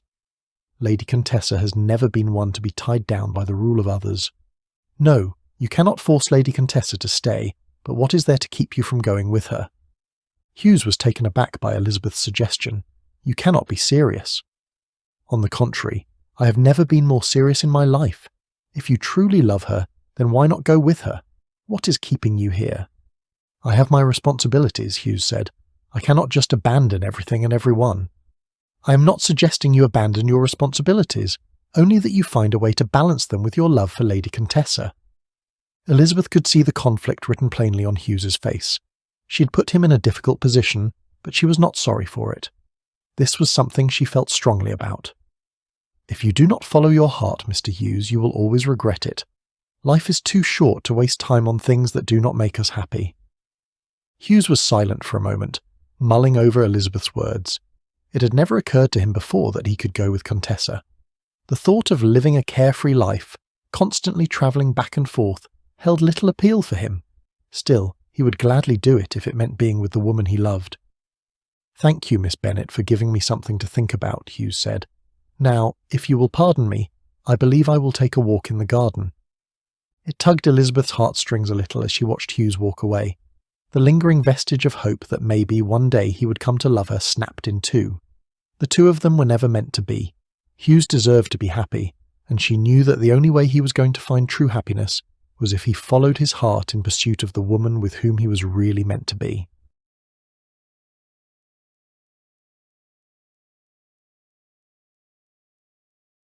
Chapter 17. The following week, no one was more surprised than Darcy upon learning that his friend Hughes had left London to travel abroad with Lady Contessa. However, Darcy was even more astonished that Elizabeth's counsel had been instrumental in Hughes's decision to follow his heart and do so. It showed that she was a kind and caring woman who was interested in the happiness of others. As pleased as Darcy was for his friend, he was even more pleased for himself and his future prospects with Elizabeth. He meant to take every opportunity in his quest to win Elizabeth's heart. Unlike his friends, Bingley and Xander, Darcy had no experience courting a woman. The two gentlemen suffered all the pretensions of ardent suitors seeking to please young maidens worthy of being pleased. Such stratagems held no interest for Darcy, especially where Elizabeth was concerned. Still, accidental early morning meetings in the park could only advance their budding relationship so far, especially since she had begun spending less time in Grosvenor Square with Isabella. An outright declaration of their courtship was not in their immediate future. Thus, seeing her in company with their friends was Darcy's only choice. Their party's evening at Vauxhall had been a most delightful yet frustrating experience. Elizabeth had been her usual charming self, and Darcy had exercised all his restraint to remain at an irreproachable distance. He longed to hold her hand and be near her, but knew her reputation was too important to chance ruin. It had become a most pleasurable frustration to see her smile at the antics of their friends. He hoped the warmth of her smile would become a permanent fixture in his life. As much as he wanted to join her in the gondola, alight with lanterns hung from the ceiling, he knew it would be most improper. His being one of the most eligible bachelors in England would have subjected Elizabeth to the scrutiny of the severest kind, and he knew she was not ready for that. Darcy was convinced that if he were to reveal the depth of his feelings for her, Elizabeth would be forced to think beyond the here and now, suspecting, as he did, that the rapidity of the female imagination would compel it to leap from courtship to matrimony before they even knew what they were about. He wished for her to be completely comfortable with him before the subject of a formal courtship was broached, at which point a whole host of concerns would be unleashed, not the least of which being the wrath of Lady Anne Darcy. Fortunately, their conduct was not constrained by his mother's presence in town. Lady Anne seemed perfectly contented to remain in Kent with her sister for the time being. If there was one thing that had been much unanticipated, it was the affection Darcy developed for Elizabeth's aunt and uncle, the Gardiners. He had occasion to call on them in Cheapside one day, when he learned from Isabella that Elizabeth had fallen ill. Despite Isabella's assurance that her dear friend suffered little more than a cold, Darcy would not be appeased until he found himself sitting across from Elizabeth in the Gardiners' drawing-room. When he saw her, he did not try to hide his feelings. His affection for her was beyond anything he had felt for any woman he had expressed an interest in. He soon found himself venting his concern for Elizabeth's health and well-being to her aunt and uncle in a manner that surprised even him. Elizabeth's aunt, Mrs. Gardiner, must have sensed Mr. Darcy's eagerness for time alone with her niece, so when she could, she excused herself from the room under the guise of wanting to check on the dinner preparations.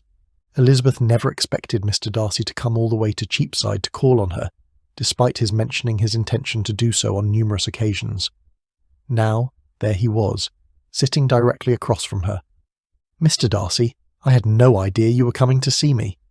Elizabeth was grateful that her uncle and aunt did not seem to take umbrage with the impropriety of their situation. While she often spoke of her new friends with her aunt, it was always done in a manner that would not give rise to expectations of a possible advantageous alliance of any sort. Indeed, any mention of Mr. Darcy had been in reference to his arrogance and haughty nature, at least in the beginning. "When I heard you were unwell, it was not in my power to stay away. I hope it was not too presumptuous of me to call on you without a proper invitation. How are you feeling, Miss Bennet?" "I am feeling a bit better, thank you. I must thank you again for inquiring about me. It was very kind of you to visit. I am grateful that your aunt and uncle were willing to see me. I was most concerned to hear you had fallen ill, and I as well. It is my most ardent wish that you will soon be fully recovered, as it is mine, sir. I was most anxious and would not rest until I saw you with my own eyes, so I must thank you again for putting my mind at ease. You're most welcome, sir." As threadbare as their conversation was, the increasing discomfort Mr. Darcy felt amid her teasing lifted her spirits. As much as she enjoyed teasing him, Elizabeth was pleased that she had been able to set his mind at ease. It was gratifying to know she had such an effect on him, but at the same time she was conflicted. On the one hand, she was touched by Mr. Darcy's concern for her. Clearly he had been worried and had gone out of his way to make sure she was all right. But on the other hand, she could not help but feel a bit uneasy that he had come to see her without a proper invitation. What would her relations think if they knew the depth of Mr. Darcy's intentions? Intentions she was not always clear on.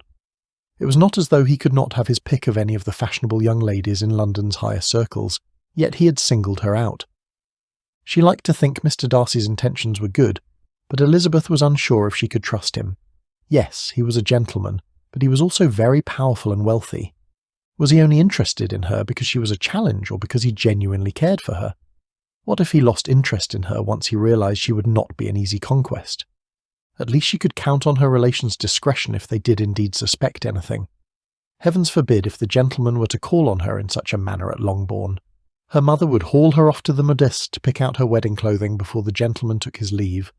Soon into the visit, Elizabeth decided to put her concerns aside and simply enjoy that Mr. Darcy had cared enough about her to come and check on her. It was a nice gesture, and she was grateful for it. Not only was Elizabeth surprised when Mr. Darcy accepted her aunt's invitation to have dinner with them, but she was also pleased. It was a strong sign that he cared for her and was willing to make an effort to get to know her family. If their budding relationship was going to stand a chance, it was imperative that he embrace all of her, including her family.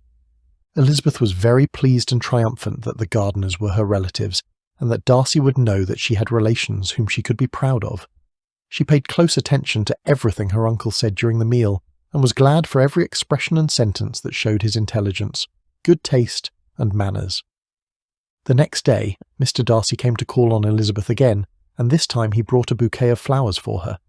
Elizabeth was surprised and pleased, and she could not help but consider it another sign that Mr. Darcy genuinely cared for her.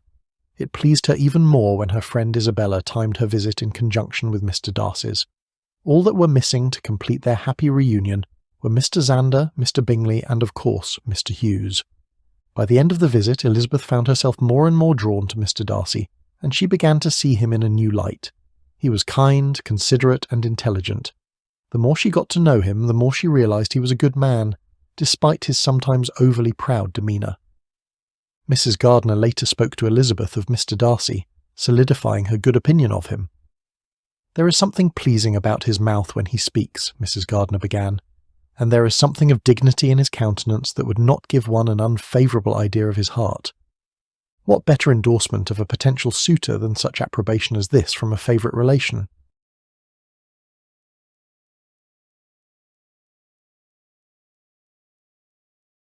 Chapter 18.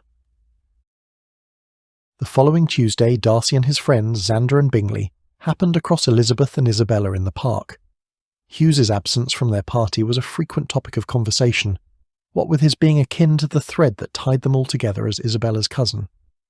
Fortunately, Isabella had grown quite fond of her cousin's friends, also thinking of them as cousins. If there was but one exception, it was the way Isabella regarded Mr. Zander. Those who knew them the best did not think too much about their want to spar with each other with alacrity. A stranger, however, might easily mistake the two for an old married couple. If they had been privy to the thoughts of those around them, this characterization of their relationship would have been deemed an abhorrence. Of course, what with his reputation as a fun-loving rake, and her stance that only fools succumb to the temptation of love. They were at times rather vocal in their disapproval of matrimony. Indeed, they had made a pact when they were 12 to remain single until they were 40, at which point they would marry each other. These were but the musings of two rebellious children. They both understood. Despite their similar outlooks on the idea of matrimony, their families would indeed hold different opinions. As vast as it was, Mr. Xander's family's wealth was primarily earned through trade, much the same as Mr. Bingley's, although in the case of the formers, ties to trade were cut generations ago. This would have been looked down upon by Miss Isabella's family, who would have seen her marrying someone like Mr. Xander as beneath her. Xander would indeed be compelled to wed, but it would not be to Miss Isabella Madden. Her mother would never allow it. Elizabeth inwardly sighed as Xander and Isabella set off on a solitary ramble. It was so like them to want to be alone together, always seeking out opportunities to bicker good-naturedly with each other. Ever the ladies' man, Bingley set off in pursuit of his latest conquest, leaving Darcy alone with Elizabeth.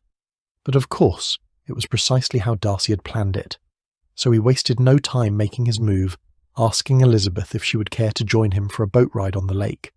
Of course, she readily agreed, and soon they were off on their own little adventure. It was a perfect day for it, sunny and bright with a light breeze blowing. The boat glided across the water smoothly, propelled by Darcy's strong arms. Elizabeth sat in the front, her eyes closed and her face tilted to the sun. She looked so peaceful and content that Darcy had to fight the urge to lean over and kiss her. How lucky they were that the day was so fine and that no other boat was in the vicinity. In short, it was a miracle they were presented with such a serene day and such favourable conditions. The timing was perfect. He could no longer deny it to himself. He was falling in love with Elizabeth. Darcy just plain loved being around her. He loved her sense of humour, clever wit, warm smile, sweet nature, and everything else about her. But how to tell her? Darcy was nearly overwhelmed by the desire to kiss those lips of hers. Still, he was determined to wait the allotted time, the magical moment when words of love had fallen from both of their lips and not a moment before. Elizabeth opened her eyes and looked out at the water, her hands resting on her stomach. "This is a wonderful day for a lake outing, is it not, sir?" "It is quite beautiful," he said. "As are you." A few minutes passed before Elizabeth said, "Are you aware that we are quite a distance from the shore?" Darcy continued to row. He said, "Yes, I know." "I am surprised you just noticed. I am quite intrigued by how much time you spend daydreaming, Miss Elizabeth." "Daydreaming?" She feigned innocence. "I was not aware that I was doing so. I suppose I was thinking of Xander and Isabella. It was so like them to want to be alone together, always seeking out opportunities to verbally spar with each other. Their good fortune is our good fortune, is it not? I suppose you're correct, sir. The size of our boat would hardly accommodate the 4 of us. Make that the 5 of us, for I dare not forget Mr. Bingley." "Heavens forbid." "Yes, well," said Elizabeth, "I must say I find myself quite enjoying our outing." "I'm glad to hear it," said Darcy. "I must confess that I look forward to more opportunities such as this." It was not long before they arrived at the spot Darcy had been aiming for, a small, secluded cove. He rowed the boat ashore and then helped Elizabeth out. "This is lovely," she said, looking round. "I thought you might like it," said Darcy. "There is a small path that leads up to the top of the hill. I thought we could take a walk." Elizabeth agreed and they set off. The path was steep in places, but they soon arrived at the top of the hill. From there they had a breathtaking view of the lake and the surrounding countryside. "It's so beautiful," said Elizabeth. "There is more," he said. "Oh? Surely you do not suppose I brought you all the way out here for nothing. On the contrary, I have ulterior motives." "What are your ulterior motives?" Elizabeth asked, amused. Loosening his cravat, he removed it and walked behind Elizabeth's back. "May I?" he asked, signalling his intention to cover her eyes with the crisp white cloth. "You mean to blindfold me, sir?" she asked. "I want to show you something," said Darcy. "But you will have to trust me," he said. "Being blindfolded will heighten your experience." Elizabeth was unsure what to make of this, but she trusted Darcy enough to go along. Then he gently tied the cravat around her eyes. "Now," he said, "I am going to lead you on a little adventure." He took her hand in his, then he led her forward, carefully guiding her around any obstacles in their path. Elizabeth tried to focus on the feel of Darcy's hand holding hers and the sound of his voice as he described their surroundings. Still, it was difficult with the blindfold obstructing her senses. "What are you doing?" she asked, laughter in her voice. "You will see," he said softly. "Just take a few more steps." They continued their trek in silence a bit further. "There are some steps here," he warned as they began to descend. "Just take them one at a time." Slowly but surely they made their way down the hill. Elizabeth's hand tightened on Darcy's arm as the ground became uneven beneath their feet. Soon enough, Darcy came to a stop. Then Elizabeth felt him guide her down onto a soft surface. A blanket, she realised. But where had it come from? "Mr. Darcy, what is going on?" she asked. "Patience, my dear," he said. "All will be revealed in due time." After a few moments, he said, "You can look now." Elizabeth removed the cravat from her eyes and looked around. They were in a clearing surrounded by trees. What a surprise indeed. One male and 2 female servants stood nearby, having completed the task of preparing a lovely picnic for 2. Elizabeth was astonished. She had never expected Darcy to go to such lengths to make their outing so memorable. It was clear that he had put much thought into it. "Thank you," she said, smiling at him. "This is lovely. Dare no one accuse me of spiriting you away to a secluded cove without proper supervision?" "Heavens forbid," said Elizabeth, her spirits rising to playfulness, "although there is the matter of our setting sail alone." "A mere technicality, I assure you. A maid will accompany us upon our return." Elizabeth shrugged. "I suppose that is a consolation." Upon his signal, the servants began to serve the food, and Mr. Darcy poured them each a glass of wine. They settled down to eat, and Elizabeth was soon lost in conversation with Darcy. She was surprised to find that she was enjoying herself immensely. It was only when she glanced at the sun and saw that it was getting late that she realised how much time had passed. "We should probably head back soon," she said reluctantly. "Yes, I suppose you are correct," Darcy said. "But before we go, I have another surprise in store for you." "Oh, Mr. Darcy, shall I guess what it is?" "You might try, but I wager you would never manage to do so successfully. Not in a million years." "I do not know, sir.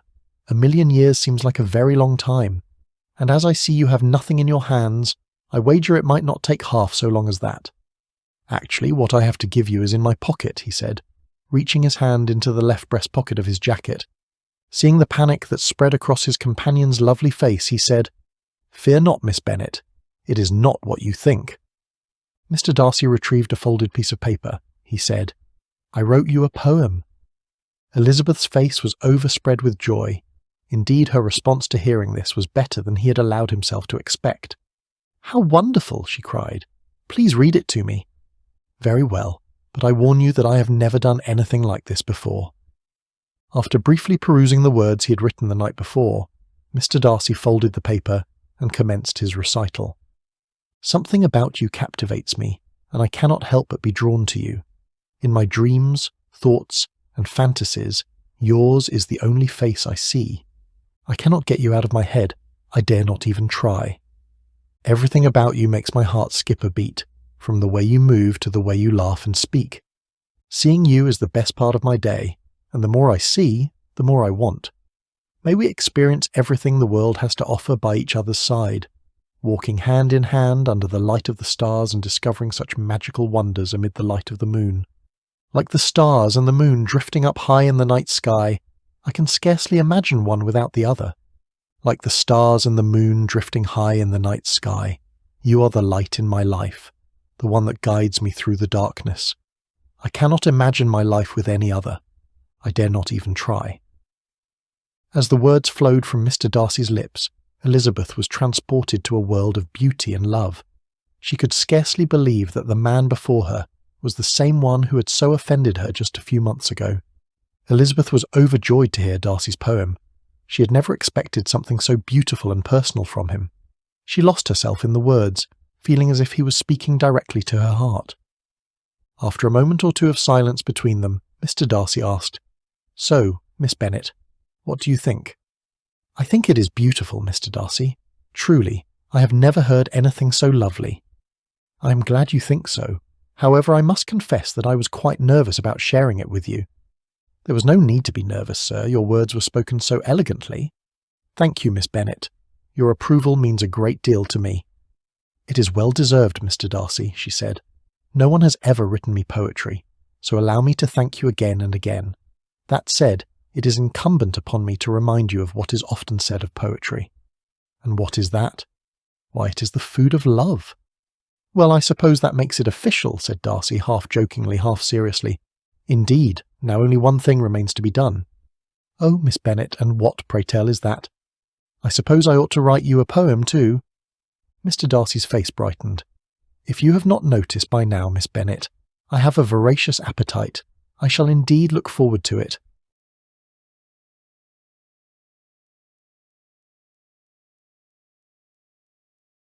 Chapter 19.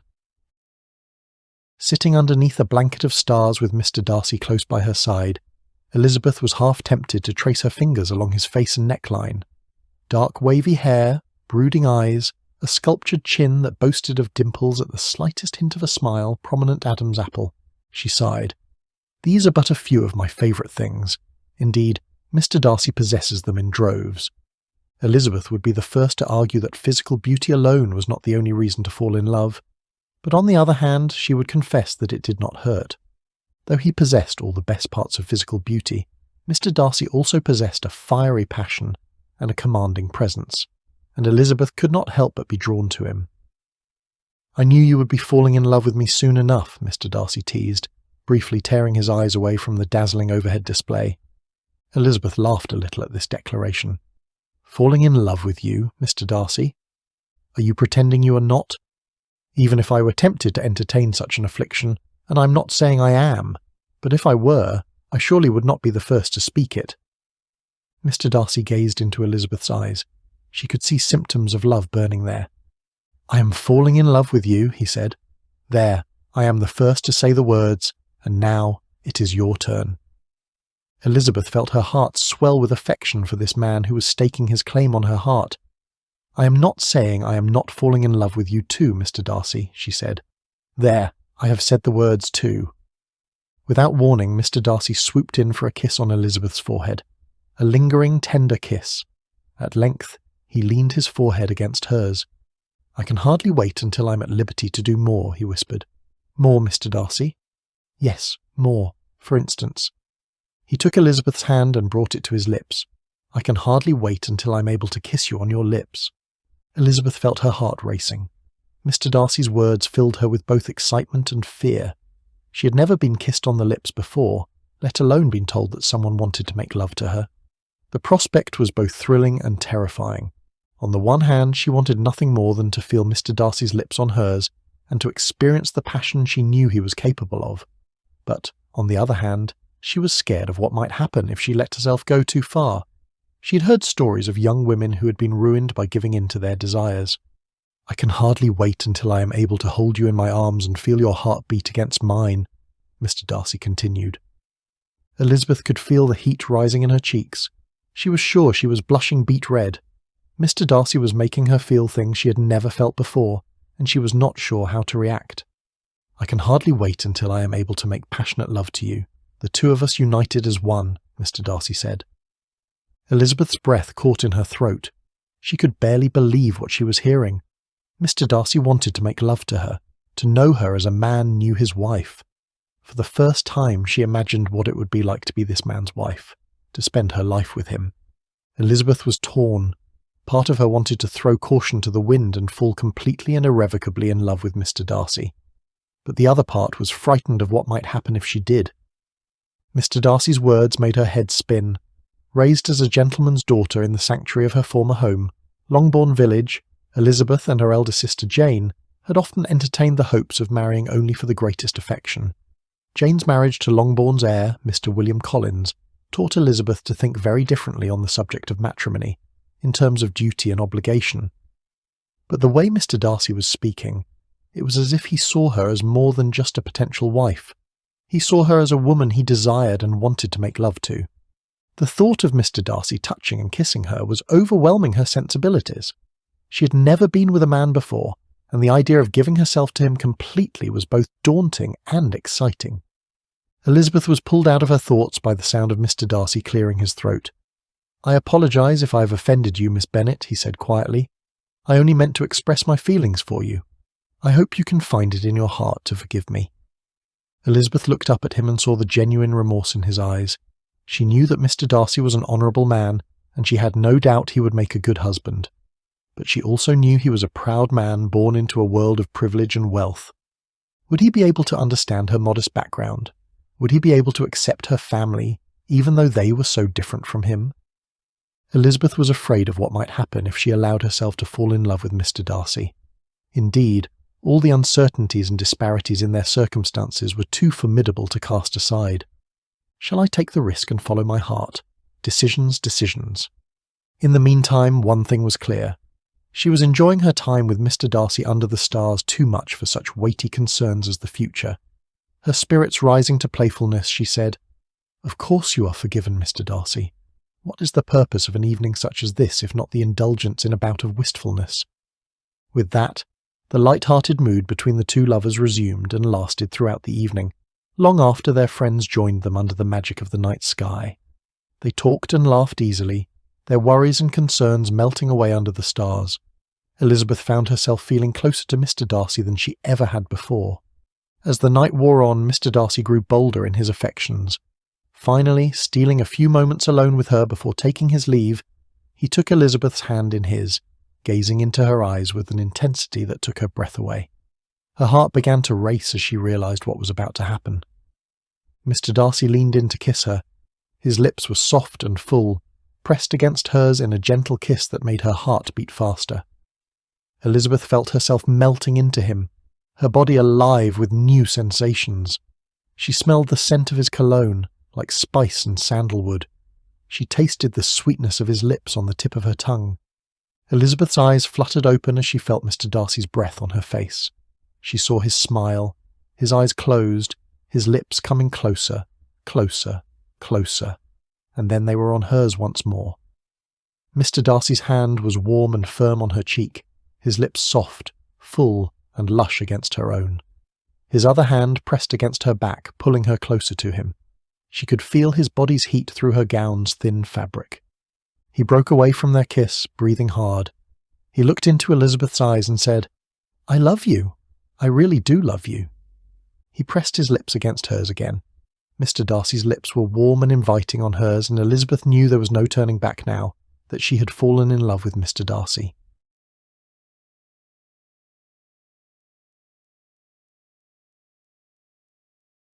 Chapter 20. As much as Darcy had missed his friend Mr. Hughes, who had returned to London alone in just under a month, he was not pleased by the changes he detected in his friend. Hughes had gone from being the sort of man who only had eyes for one woman to the kind of man who knew what it was like to know the pleasures to be enjoyed in the arms of a beautiful woman and went out of his way to relish in such pursuits, much like Xander and Bingley. Not that Darcy was one to pass judgments on his friends, he just never expected Hughes to pursue a similar path. He had to wonder if Hughes was merely putting on a facade, his way of masking the pain of walking away from Lady Contessa. Hughes had not been very forthcoming about his reason for returning to London without her ladyship, but one could only suspect the disparity in their characters had at last proved a difficult bridge to overcome. The one thing Hughes's return afforded Darcy, however, was the opportunity to call at Madden House more frequently, what with it being Hughes's favourite retreat. The chance to spend time with Elizabeth at Madden House visiting her friend Isabella was also a strong inducement. One afternoon, while walking the halls in the hopes of a moment alone with Elizabeth, Darcy's eyes filled with subdued rage, as they often did when he came across his friend and Elizabeth enjoying each other's company to the exclusion of the rest of the party. He espied them sitting on a bench in the garden. Hughes was serenading Elizabeth with his violin. Hours later, Darcy sought his friend out for a conversation that could be delayed no longer. "Have you ever considered that you're being unfair to Elizabeth? We both know you are pining away for Lady Contessa. You have loved her for as long as I can remember. However, now that she's lost to you, you seem to have set your cap at Elizabeth." "Feelings change," Hughes replied, staring off into the distance. "What is that supposed to mean?" "Just what I said. Lady Contessa was indeed my first love, but that does not go to say she is the only woman I shall ever love." "Are you suggesting that you're now in love with Elizabeth?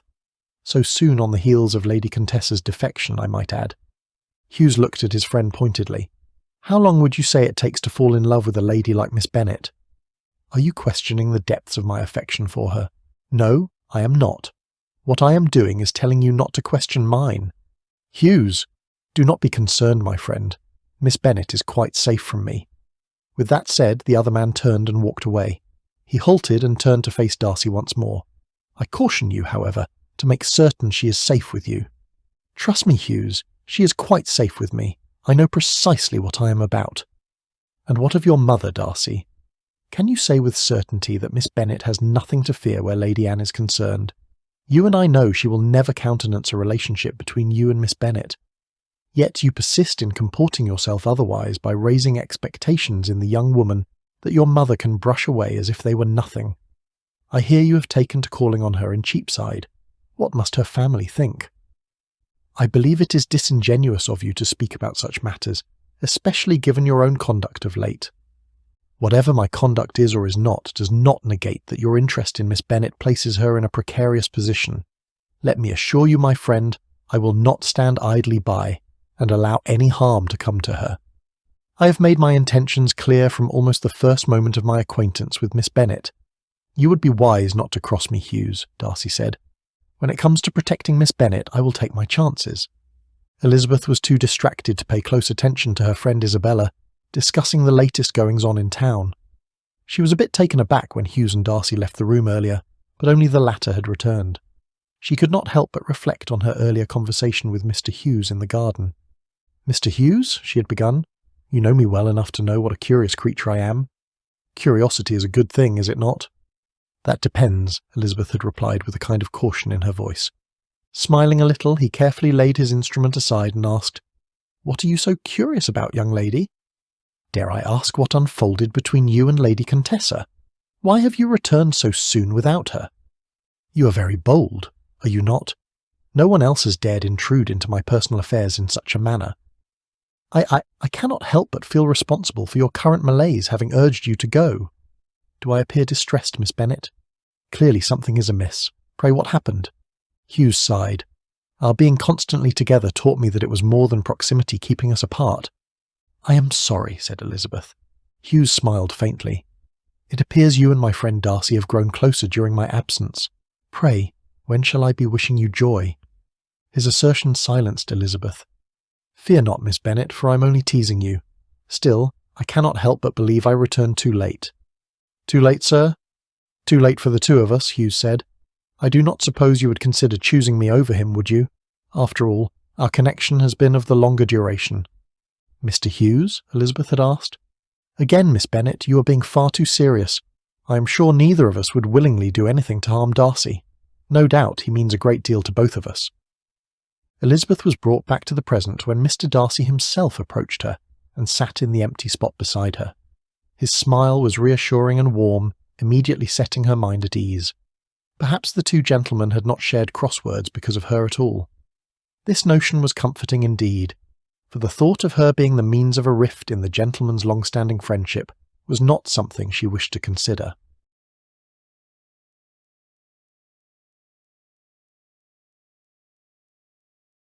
Chapter 21. Hughes sat alone on the balcony, strumming his instrument, wondering if he should go back inside. Alone and miserable, his mind as well as his heart were in turmoil. Part of him wanted to be alone to clear his head, but the other part longed for his friend's company. However, the sight of the two lovers was more than he was prepared to endure. Soon enough he would grow accustomed to the turn of events. What choice did he have? The night air was such a balm for his tortured feelings, but it did not ease his conscience. He knew he had no right to speak to either of his friends the way he had earlier that day. He had been unfair to one of them and rather harsh toward the other, but he could not help how he felt. He had told Elizabeth that he was speaking in jest, but Hughes knew deep in his heart that he was speaking the truth. If his time abroad with Lady Contessa had taught him anything, it was the danger of taking love for granted. Hughes spent far more time apart from Lady Contessa than he did with her. Her acquaintances were such an odd assortment of absurdities and eccentrics that he wondered why he had never noticed it before. But, oddly enough, time spent lulling about alone while Lady Contessa was otherwise engaged with her friends was not time spent in vain. Indeed, it was time spent thinking of Elizabeth, which might well have been considered in vain, what with their being so far apart. Still, he knew he had no right to say what he had to Elizabeth. He simply could not stop the words from falling from his lips. He was fully aware that his friend Darcy had fallen for her almost from the first moment he had laid eyes on her. He could see the truth no matter how much Darcy had at first tried to deny it. And he knew precisely why Darcy had fallen so hard for Miss Elizabeth Bennet. This young woman with no connections and no wealth. She had proved herself to be fierce in her opposition to his friend. No matter how hard his friend had tried to cow her, she refused to be intimidated. but at the same time he could not help but wonder if Darcy was just setting Elizabeth as well as himself up for more pain. Hughes was determined he would never allow it. Elizabeth has proved herself to be a loyal friend, as evidenced by her encouraging me to follow my heart when I had all but given up. A curious creature indeed, he considered in remembrance of Elizabeth's own description of her character. Elizabeth was like no other woman of their acquaintance, and she had bewitched his friend, body and soul. He did not doubt that being true. Hughes knew it with every fibre of his being. He knew it because she had the same impact on him. She had bewitched him too. How could Darcy not fall in love with a woman like Miss Elizabeth Bennet? Part of him was glad for his friend. Glad that Darcy had finally found someone whom he might possibly spend his life with. That was supposing he could go against the wishes of his family. Another part of him could not help but suffer a tinge of remorse on his own behalf. It took him leaving London and following his first love to realise he had simply been clinging to a dream. Indeed, he had met his ideal companion and had simply not realised it. I really did return too late. That was all he could think about as he drew his eyes back to his beloved instrument. He plucked a few strings absent-mindedly as he took it all in, thinking about the past, present, and future. What must it be like to be in love with the same woman as one's best friend? Would his confession to Elizabeth impede the easy manner they enjoyed whenever they spent time in company? Would his best friend in the world suffer suspicion and jealousy whenever he saw Elizabeth and him together? Thoughts of the future brought him back to the balcony with a start. He had been so lost in the mire of his own mind that he had not heard anyone approaching. Looking up, he saw that it was his friends Xander and Bingley seeking him out and encouraging him to return inside. He smiled at them in appreciation but shook his head. He was not ready to face the music just yet, figuratively speaking. "I'm fine, really," he assured them. "I just need a little time to myself." Bingley nodded understandingly, but Xander frowned. "Are you sure?" he asked. "You've been out here for quite a while." Hughes shrugged. "I suppose I have," he conceded. "But I'm fine, truly." Xander and Bingley exchanged a look before turning back to Hughes. "It is Miss Bennet, is it not?" Xander asked quietly. Hughes nodded, not trusting himself to speak. He knew if he tried to say anything, he would only end up revealing how deeply he was affected by her. It was enough that Elizabeth knew, and Darcy at least suspected. Indeed, not everyone needed to know the extent of his human frailties. Bingley laid a hand on Hughes's shoulder in sympathy. "It is hard, I know," he said softly. "But you must remember that Darcy is your best friend, and for now he is exceedingly happy. He has longed for this moment with Miss Bennet for quite some time." "Come on, old chap," Xander said, slapping him on the back. "No need to brood out here by yourself. Let us go back inside and enjoy the party." "I am not in the mood for socialising," Hughes said, staring out at the London sky. "Nonsense," Bingley said. "You're coming back inside with us right now. Miss Bennet and Isabella will be wondering where you've gone off to. You would not want either of the ladies to worry." That thought finally galvanised Hughes into action, and he followed his friends back inside. He spotted Elizabeth across the room with Darcy sitting directly beside her. She looked up and met his gaze, smiling slightly. It was all he could do not to cross the room and take her in his arms. But he could not. He would not. No, it was time to face the new reality of his situation. Elizabeth was not his. She would never be his.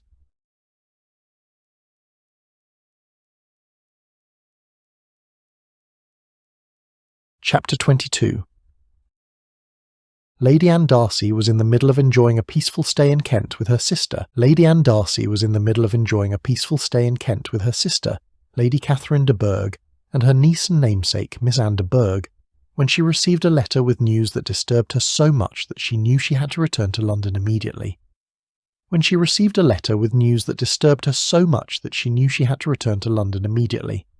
How disturbing to learn of her own son, Pemberley's pride and joy, flaunting propriety by gallivanting all over London with a country upstart that nobody knew anything about. Vauxhall, the opera, private balls, indeed all the usual pleasures of the season, had found Pemberley's young heir and the mysterious creature in attendance. Reports of regular sightings of them together had sent shivers of dread down the spines of eager mammas of the ton and their daughters in want of wealthy husbands. Lady Anne knew her son too well to suppose this was just an instance of a young man sowing his wild oats. Of course, such behaviour was characteristic of his friends, but so far as Lady Anne knew, her son had escaped such an affliction. The thought of him causing a scandal, Tarnishing the Darcy name and bringing disgrace to the family was more than she could bear. She paced the carpeted floor, wringing her hands. Her stomach churned with anxiety, and her head throbbed with a sense of impending doom. She was at her wit's end, in quite a state of nerves. Wild oats, indeed. This particular wild oat is of a most dangerous variety, one that will lower my son's standing in society.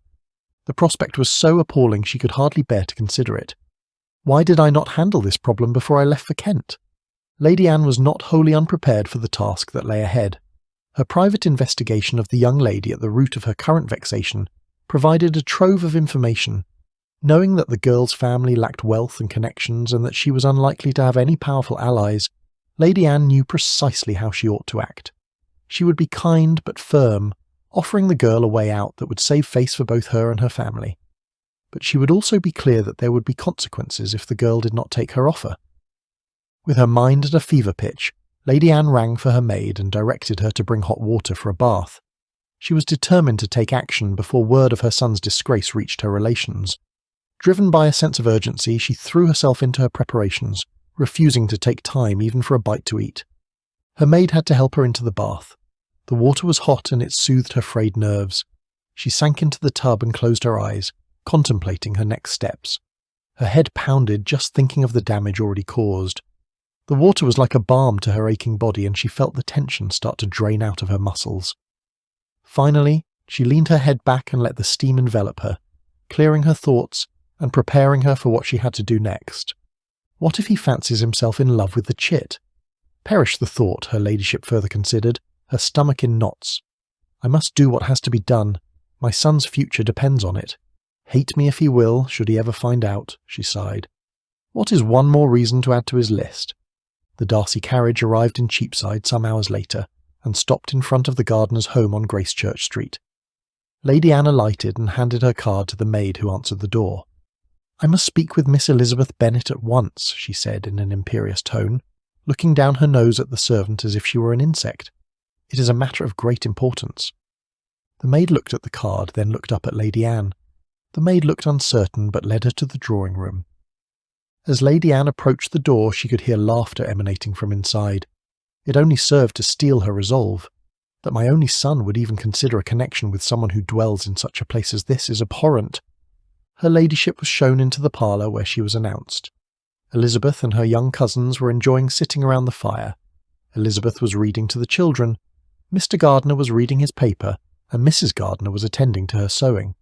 Upon seeing Lady Anne, Elizabeth's heart sank. She immediately rose to greet her. "Lady Anne," she said with a curtsy, "what a pleasant surprise." "I am afraid I have come on rather short notice," Lady Anne said, her eyes darting around the room as if she expected to find something lurking in the shadows. "I hope I am not intruding, but I simply could not wait another moment to resolve a most pressing matter that has been brought to my attention." "Of course not," Mrs. Gardiner said, coming forward to greet the caller. "Any guest of Lizzie's is most welcome in our home." "This woman is your aunt, I presume," Lady Anne declared. "Yes, I am," replied Mrs. Gardiner.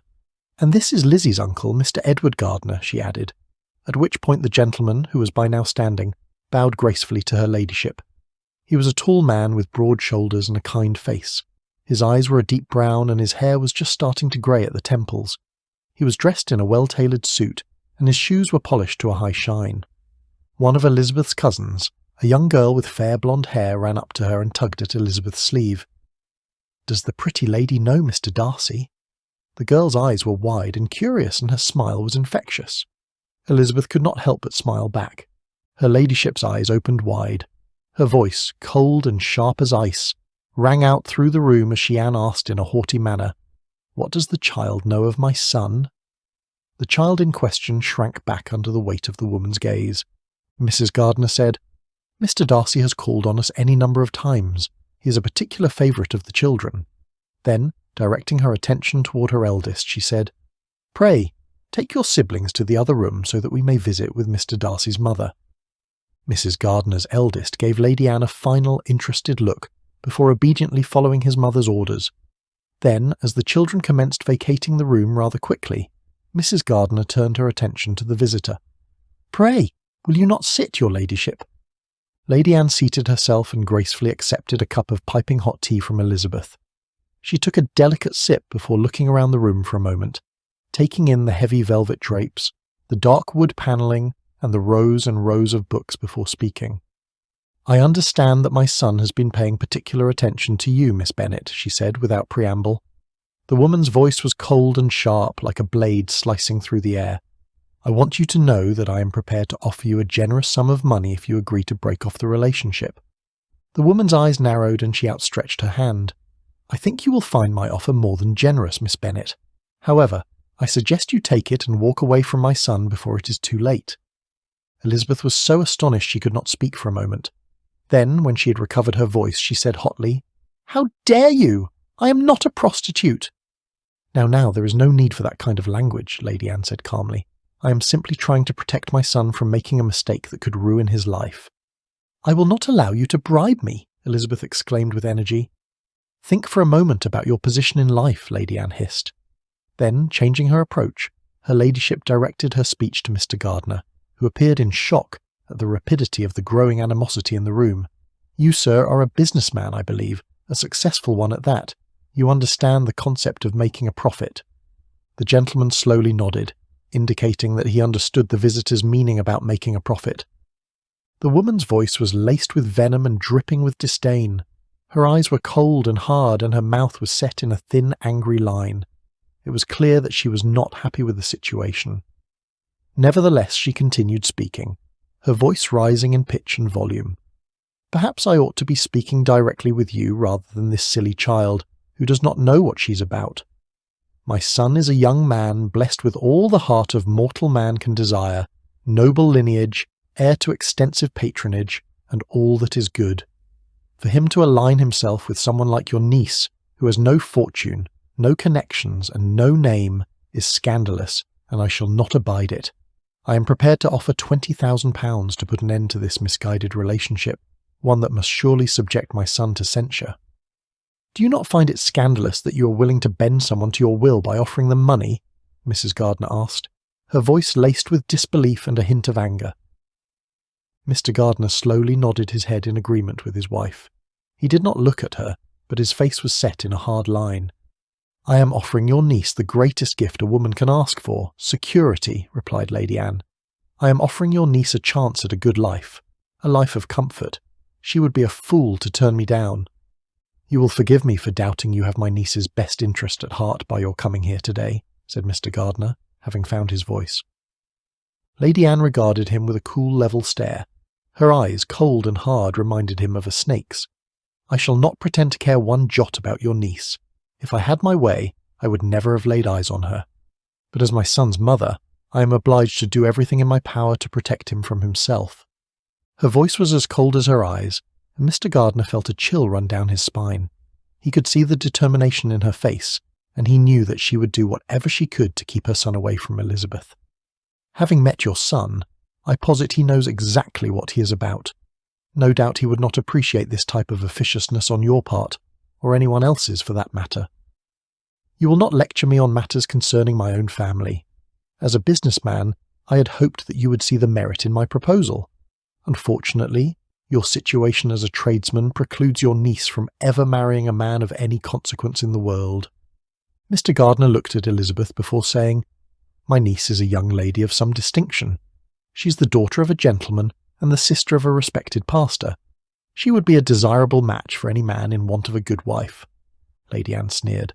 "So long as it is not my son, I shall have no cause to repine." "I have never seen a young man more assured of his own destiny than Fitzwilliam Darcy," interjected Mr. Gardiner, "and you have yet to give me one good reason why my niece should not be the recipient of his attention." "Has your niece no regard for her own reputation?" replied Lady Anne. "My reputation?" Elizabeth cried, coming to her own defence. "Indeed, no doubt you will be a laughing-stock once my son is made to see reason. The fact is, despite your being a gentleman's daughter, your family's ties to trade, your lack of fortune and want of connections render you a fool to suppose that you are anything more than a passing fancy to my son. You had much better heed my advice now before it is too late, and you are left with nothing but empty pockets and disappointed hopes." "I have no use for financial inducements," said Elizabeth with a strength of determination she did not know she possessed. "I have no intention of bending to your will." "You had best rethink your position, young lady," Lady Anne said. The offer is withdrawn once I leave this place. If not for yourself, do it for your family. I posit they are not so well fixed as to eschew such a generous offer without regret. You may say what you will about me, but I will not sit here and allow you to disparage my family. I am done with this conversation. As you can have nothing more to say to me or my relations, I must ask that you leave at once.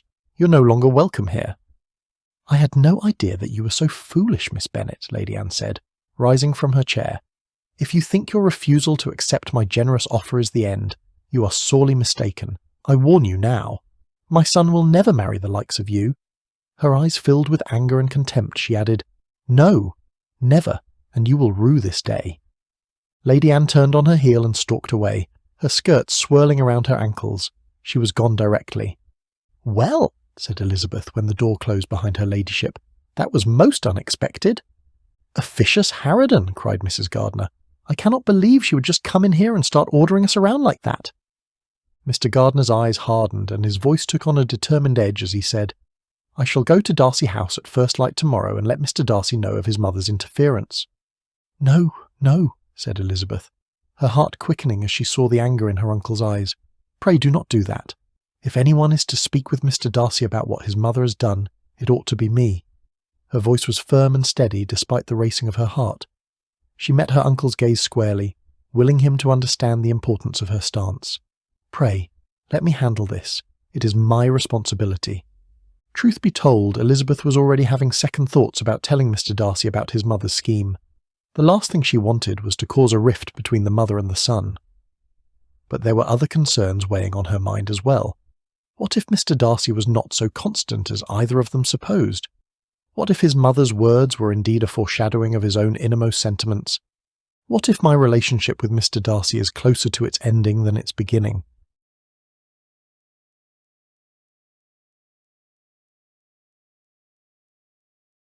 Chapter 23. Despite her aunt's admonition, Elizabeth was helpless to stay away. The scene that stretched out before her upon arriving at her uncle's warehouse brought her to her knees. It looked as if a bomb had gone off. The windows were shattered, the doors were hanging off their hinges, and the damaged contents of the warehouse were strewn about. It was clear that someone had deliberately targeted it. The air was thick with the smell of burning wood and metal. Elizabeth's eyes watered as she tried to take in the scene before her. The once proud building was now nothing more than a shell of its former self. The fire had been so hot that the walls were blackened and crumbling. The metal fixtures were twisted and bent. The glass was nothing more than shards and shards. It was hard to believe that this was the same place her uncle had shown her just a few weeks ago. Then, the pride and joy of his business empire, the warehouse, had been a bustling hive of activity.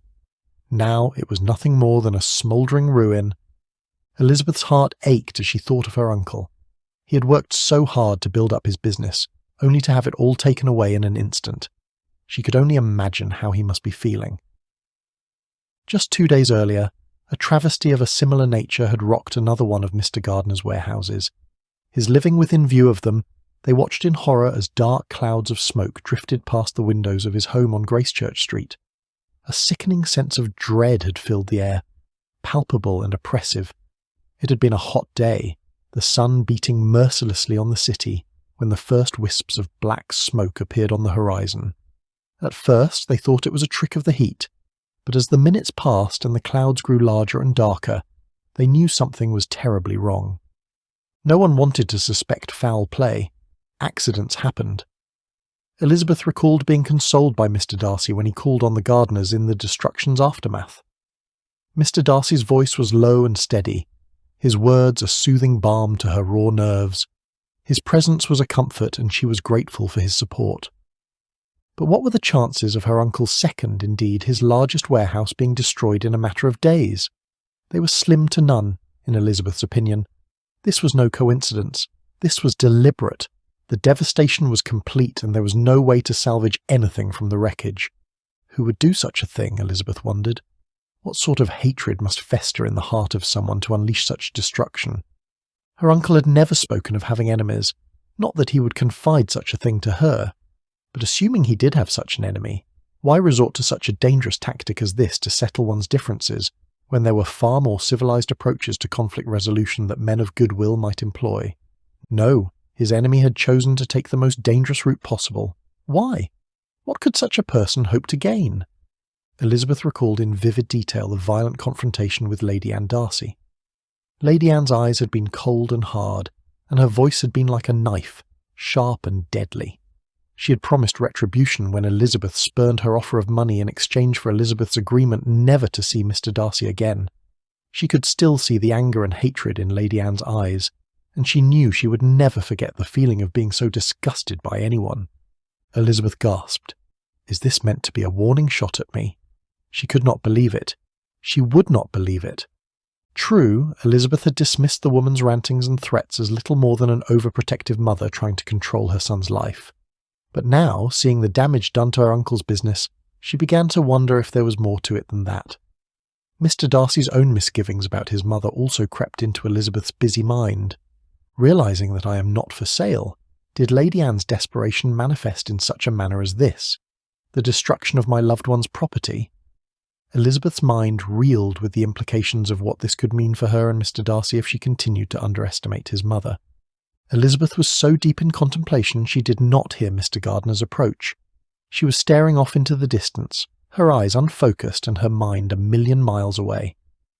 Then, suddenly, she felt a gentle hand on her shoulder and turned to see her uncle. His kind eyes were full of concern and compassion, and she was weeping in his arms before she knew what she was about. She felt the rough fabric of his coat against her cheek, and the warmth of his body as he held her close. She breathed in his familiar scent of pipe tobacco and soap, and felt her body relax into his embrace. The tears kept coming, and she let them fall, knowing that her uncle would understand. "This is all my fault," Elizabeth cried. He patted her on the back. "No, what are you saying? Of course this is not your fault. Only one's worst enemy would resort to such a strategy as this." He held her tighter. "Besides, a thorough investigation will likely negate the possibility of nefarious intentions on anyone's part." His words were meant to be comforting, but they did little to stop the torrent of emotions flowing from Elizabeth. Her uncle had failed to consider that she had indeed made such an enemy for herself. The mother of the young man who had fallen in love with her. Did she dare tell her uncle of her suspicions? What, if anything, would be his remedy if such an accusation proved true? Did she dare share her suspicion with anyone, including Mr. Darcy? Her mind raced with the possible outcomes of such a conversation. Elizabeth trembled and succumbed to her tears once more for her uncle's sake more than her own. Because of her uncle was a victim of that horrible woman's wrath. There was no way of convincing herself otherwise. The tears burned as they fell down her cheeks, hot with anger and frustration. She wanted to scream, to lash out at something, anything, but she could not. She had to be strong for her uncle's sake. He had been through enough because of her. Now, Mr. Gardiner said, consoling his niece. It is only property. Property can be replaced. I can and will rebuild. I am truly grateful no one was harmed. The gentleman let go of his niece, then added, "We will be stronger for this. Trust me." Elizabeth turned to her uncle and saw the sincerity in his eyes. She gave him an ever so slight smile. He was the best man she knew, and she loved him dearly. She decided she would not share her suspicions, not yet at least. She had to wait and see if her fears were founded. If they were, she had to devise a plan to protect her family. "I am sorry I let my mind drift," Elizabeth confessed. "My thoughts are beyond my control." "I understand." Her uncle's reassuring smile told her he did. "What are you going to do about the warehouse?" "Continue operating as best I can for now. Fortunately, we have another warehouse here in Cheapside, so we should be able to continue selling our goods. Perhaps even better than we were doing before. How are you going to rebuild?" "I am not without resources, my dear." Those words, like a soothing balm, calmed her weeping. Slowly she gained control over her emotions, but she remained in her uncle's loving embrace. How right he was. There was nothing he could not overcome. But then again, it was not just the tangible things. There were other things to consider. "It is not just property, uncle. It is your livelihood. I am so very sorry." Elizabeth buried her head against her uncle's shoulder. He let her be for a moment, then said, "Let us speak of this no more. Whatever shall be, will be." His voice was gruff with emotion, but he held himself together for her. Elizabeth appreciated that more than he would ever know.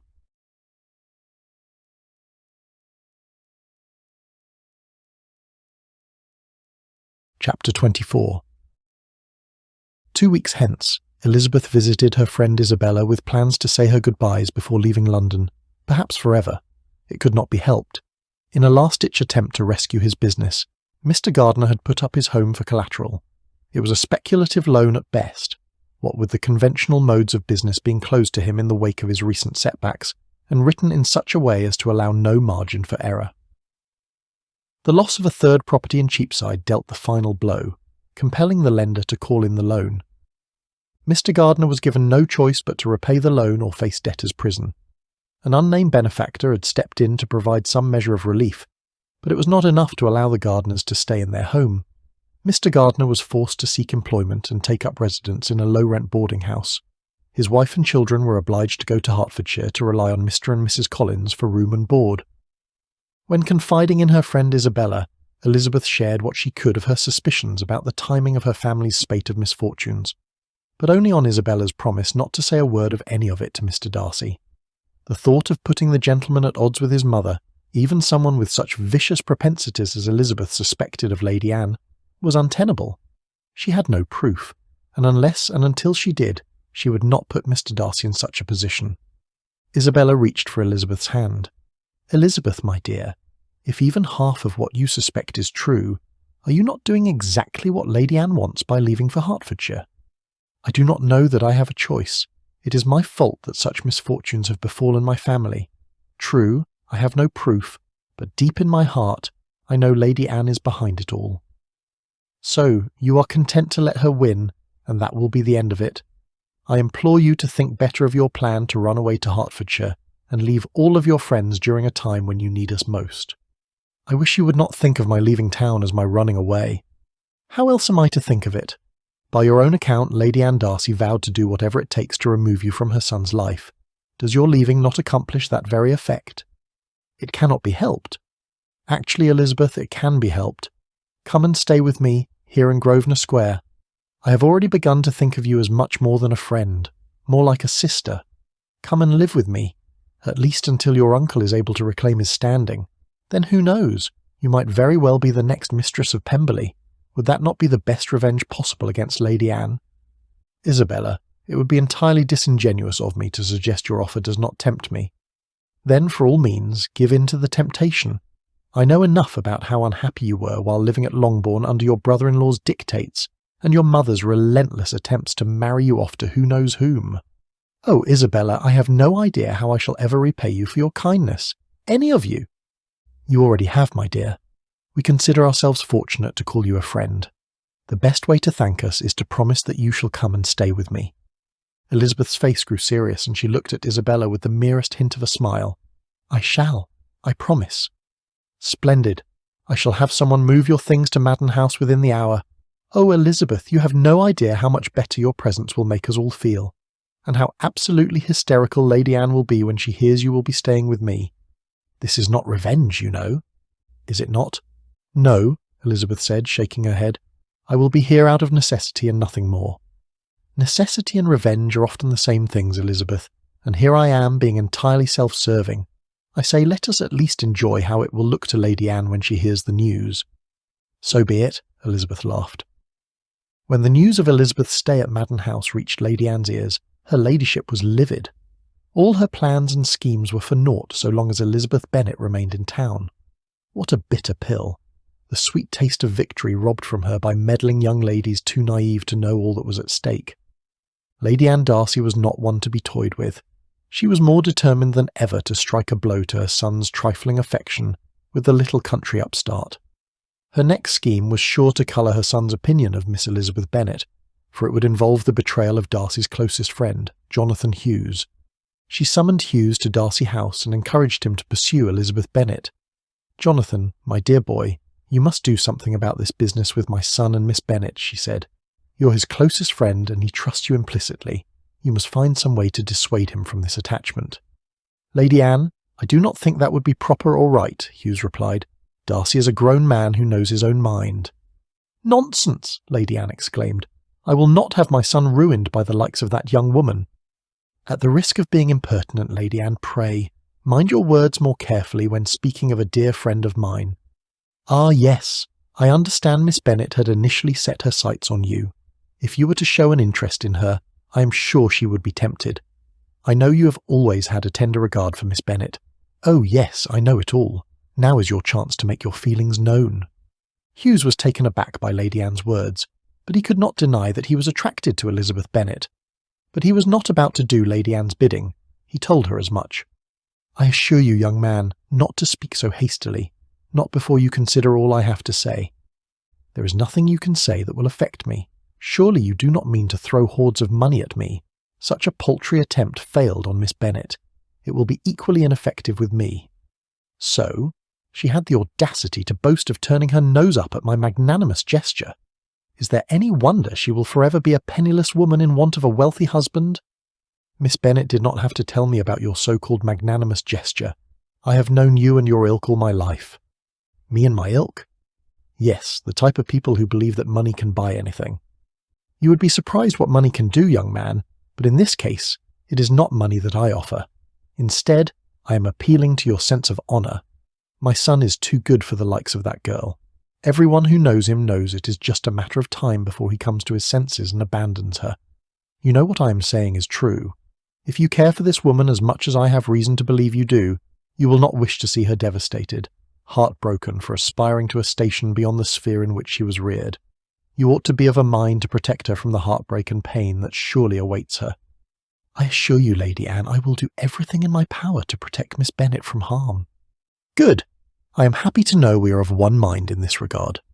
No, your ladyship, you have gravely mistaken my character as well as my intentions, should you suppose we are of one mind where Miss Bennet is concerned. You only mean to harm her, whereas I mean to do everything in my power to protect her. From you. Hughes prepared to leave, but before he reached the door, Lady Anne said, "My son cares for you highly, Jonathan.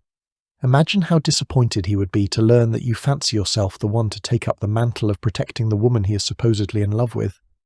Is that what you think, your ladyship, that Darcy is unaware of my feelings for Miss Bennet? I can assure you that my friendship with your son is steadfast. There are no secrets between the two of us." Hughes shook his head. "Speaking of disappointments, I have to tell you, Lady Anne, I am more than disappointed by you.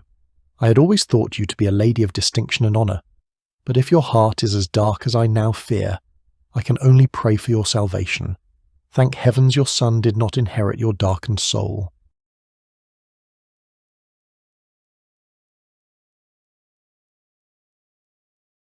Chapter 25. The business of Lady Anne's life was being the wife of Mr. George Darcy, the master of Pemberley, and the mother of its heir Fitzwilliam Darcy, and her young daughter Georgiana. Indeed, she was Pemberley's mistress, and she was primarily responsible for managing the manor house. Such had encompassed her principal employment for more than 2 decades and counting. Never did Lady Anne suspect that she would be the one to assume responsibility for the management of Pemberley, but her husband's sudden collapse had thrust her into the role. Having suffered what was believed to be a debilitating stroke, the elder Mr. Darcy was bedridden and unable to speak. Lady Anne had never been so devastated in all her life, not even by the death of her beloved father, Lord Reginald Fitzwilliam, the 8th Earl of Matlock. Her ladyship wasted no time preparing for the Darcys' immediate return to Pemberley. Now, more than ever, she needed her son by her side. The doctors could not conceive of how Mr. Darcy had suffered a total collapse so early in life. He was in his early 40s, strong as an ox, and well endowed with everything a man in his position could possibly need. His lordship had no underlying illness that she knew of, so what could it be? How could this be happening? The day of the Darcys' return to Pemberley, the physician informed Lady Anne that it was unlikely that the master would ever regain the ability to converse. Indeed, he expressed his deep concern for the recovery of most of Mr. Darcy's faculties. It was something she never wanted to hear.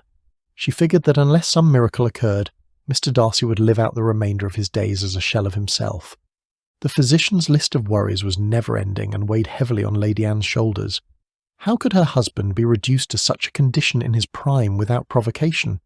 His visage had lost all its mien, and his eyes had a vacant look in them as if they were gazing into the distance. In short, her husband had been reduced to an inanimate object.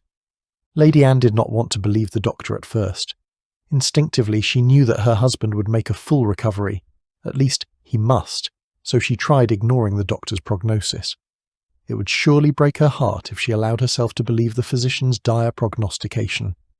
The physician recommended that she refrain from taking her husband out of his room for any reason. Such was his precarious state. Lady Anne would not have been able to bear the weight of her husband's illness on her own. She was grateful beyond words that her son Fitzwilliam was there with her, helping to care for his father and manage the estate. It was a trying time for the family, but they would get through it together. They were all grateful that Mr. Darcy was still with them. Darcy did everything he could to help his mother and ensure his father was comfortable. He made sure that the best physicians were consulted and that all of his father's needs were met. He brought in the best nurse he could find. He had even taken the time to help groom and dress his father in the mornings and evenings, often eschewing the assistance of his father's longtime valet. Darcy also managed his father's daily schedule. These simple things gave rise to hope that his father's condition would improve. Lady Anne was overjoyed to see Fitzwilliam's devotion to his father. She missed no opportunity to praise him in that regard, lauding his dedication to his family and his duties to Pemberley. She reminded him on a frequent basis that Pemberley was where he belonged, not far away in London, cavorting with childhood friends and pursuing pointless affections with those who could never mean anything to him. She never went so far as to call the name of the object of her son's trifling affections. She did not need to, for her words were put in such a way that both the mother and the son knew precisely whom she was talking about. Lady Anne was utterly displeased when her son had told her of his love for Elizabeth Bennet mere days before they departed London. She believed that her son's choice of Elizabeth Bennet as his bride was a sure sign of his determination to distress her. She considered her son's behaviour a poor reflection of his character and a failure of his upbringing. She could not get over the fact that he had risked aligning himself with someone she considered to be beneath him, someone who did not meet the rigorous standards of breeding and education she had set for herself. Lady Anne Darcy was unrepentant over the means she had employed to remove Elizabeth Bennet from her son's life. But alas, she could not be too pleased by the ultimate means of her favourite wish being brought about. No, indeed the universe had been too harsh, but at least her son, Pemberley's legacy, was safe. In taking on the responsibility for the management of Pemberley, Fitzwilliam Darcy knew it was his obligation, and no one else's but his. His father's illness had dealt a harsh blow to his sense of the world, his view of his father's omnipotence as the master of such a grand estate, and his own sense of self. Of course, he was right where he needed to be, but that did not ease the pain he felt in being separated from the only woman he had ever loved. Weeks had turned into months, and there had been no communication between them. With no formal understanding between them, there could be no expectation for the regular exchange of letters. It was not as though he would have been able to write at any rate, what with so many obligations demanding his time. By the end of each day, the best young Darcy could do was throw himself into his bed, close his eyes, and immediately succumb to deep slumber. Time spent in company with Lady Anne did nothing to improve the underlying hostility he felt toward her. Darcy could not help but believe his mother took perverse satisfaction in his separation from Elizabeth, as if his mother had won. If only Elizabeth knew how difficult it was for him to be without her. He had written to her on the heels of his hasty leave-taking from town, reassuring her of his love for her, asking her to stay there, to wait for him. He had entrusted Hughes to deliver the missive to her. Had his friend done as Darcy had asked? Had Elizabeth received his missive? Will Elizabeth wait for me?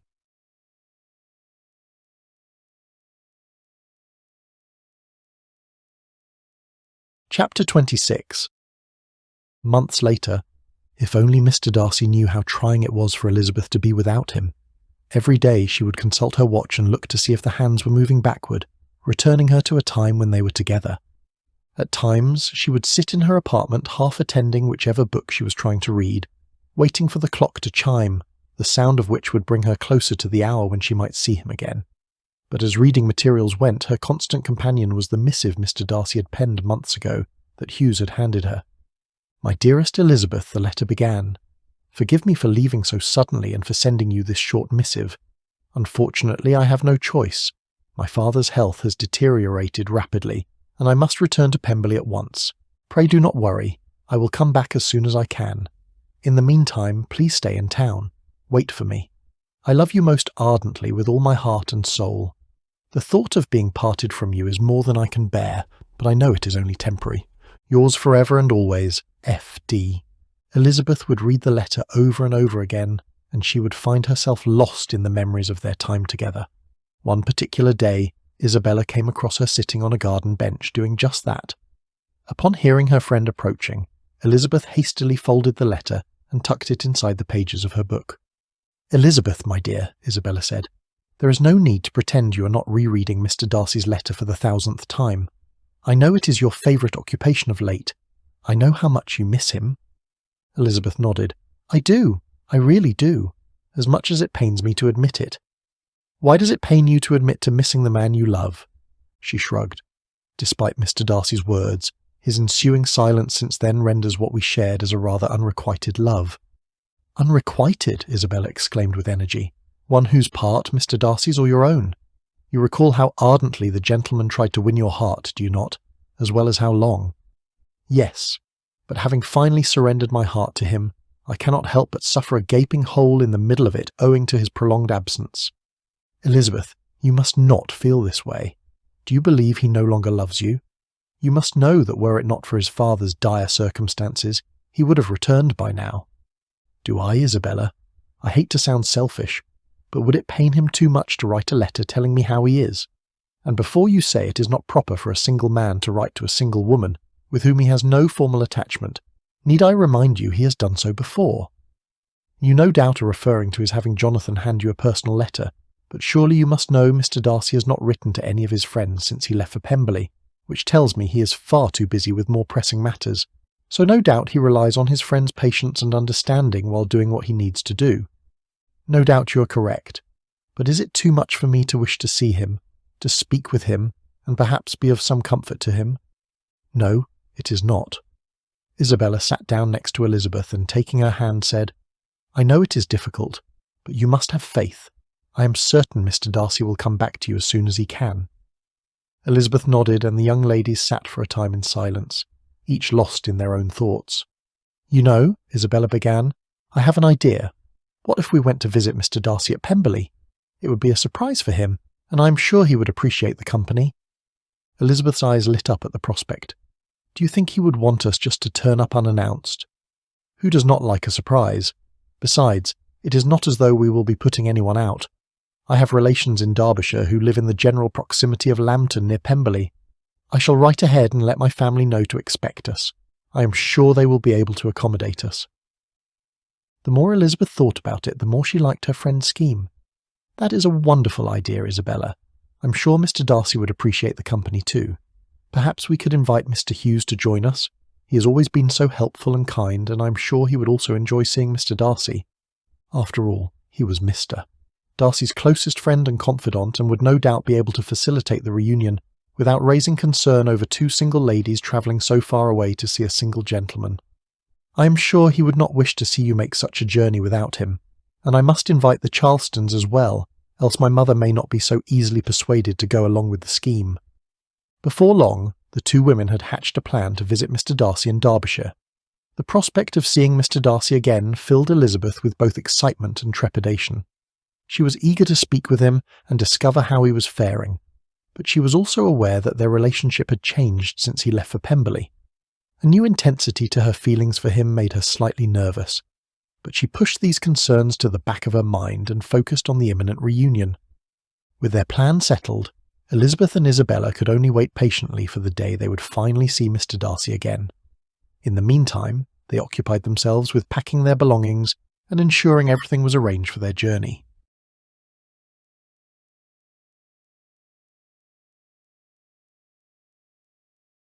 Chapter 27.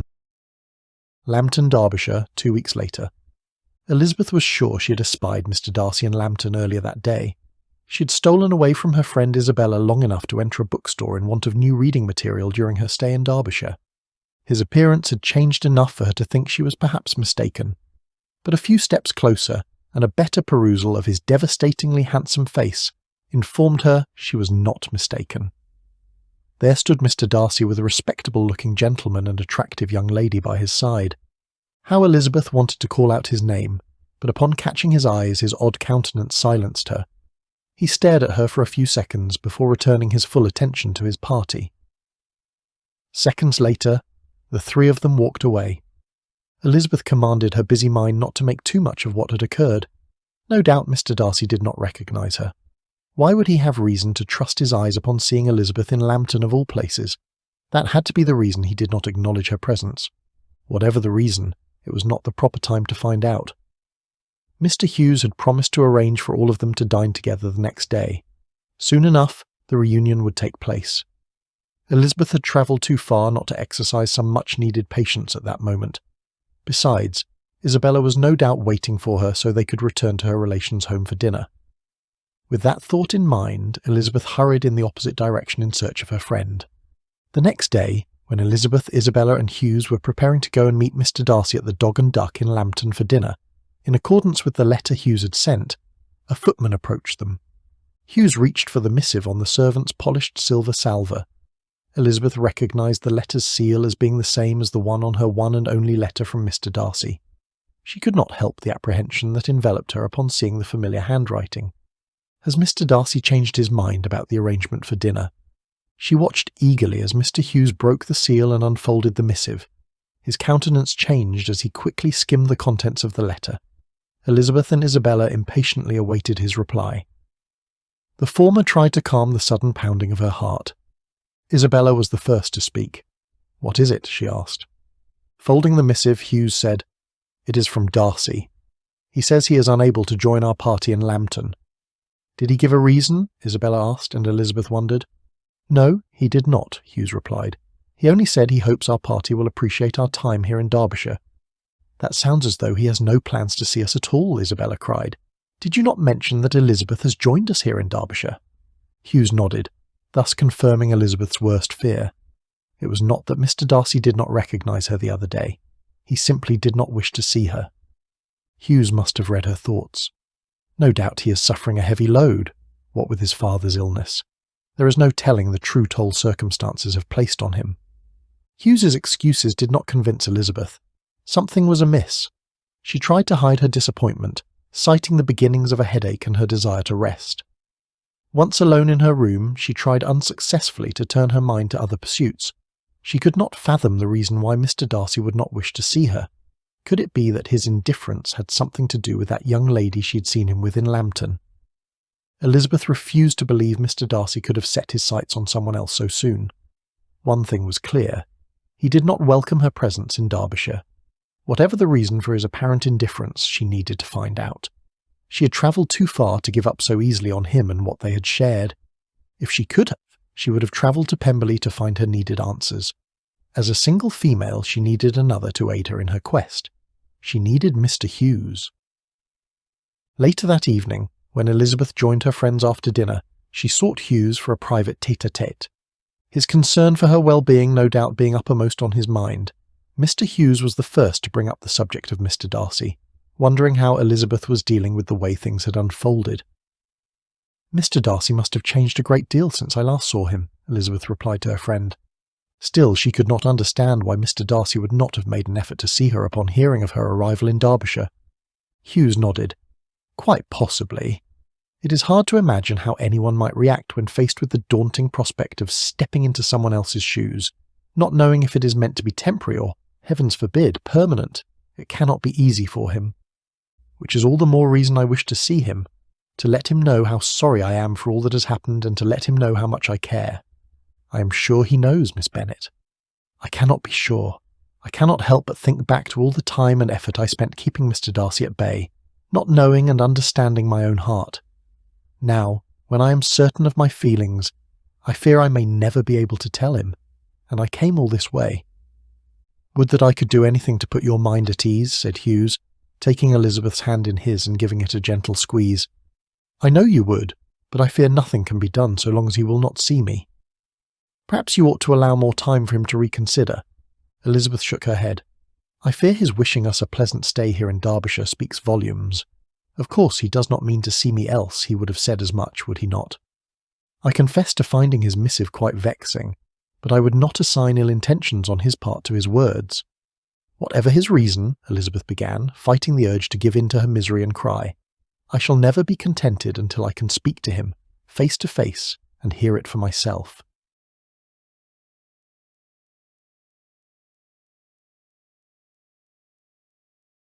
Chapter 28. Hughes tossed and turned in his bed. His mind played the events of the day over and over again. He felt as though something was terribly amiss to make his friend Darcy behave as he had since their arrival in Derbyshire. He got out of bed long past midnight. He walked slowly to the window, opened it, and let the cool air inside. He looked up at the sky and the stars. He had always loved a starry night. It was a sight that had always calmed him, but tonight he was not calmed. Finally, Hughes closed the window, got back into bed, and tried to sleep, but his busy mind was not cooperating. So he got up again and walked around the room. Then he wandered onto the terrace and looked at the sky again. His parting words with Elizabeth lingered heavily on his mind. He could still see her face, pale and drawn, her eyes red and swollen as though she'd been crying for hours. He could still feel the weight of her hand in his as he did his best to comfort her. He recalled how her voice had been low and measured, as if she were holding back a river of emotion. "Did I just imagine it all?" Elizabeth had asked. "Was everything that unfolded between us nothing more than a figment of my imagination? Increased expectations run amok. Did I simply imagine it all?" Her eyes were glassy and her bottom lip was quivering. He had wanted to take her in his arms and tell her it was all real, what she had shared with his friend. But more than that, he wanted to tell Elizabeth he loved her too, that he would always be by her side, but he could not. Not yet. Maybe not ever.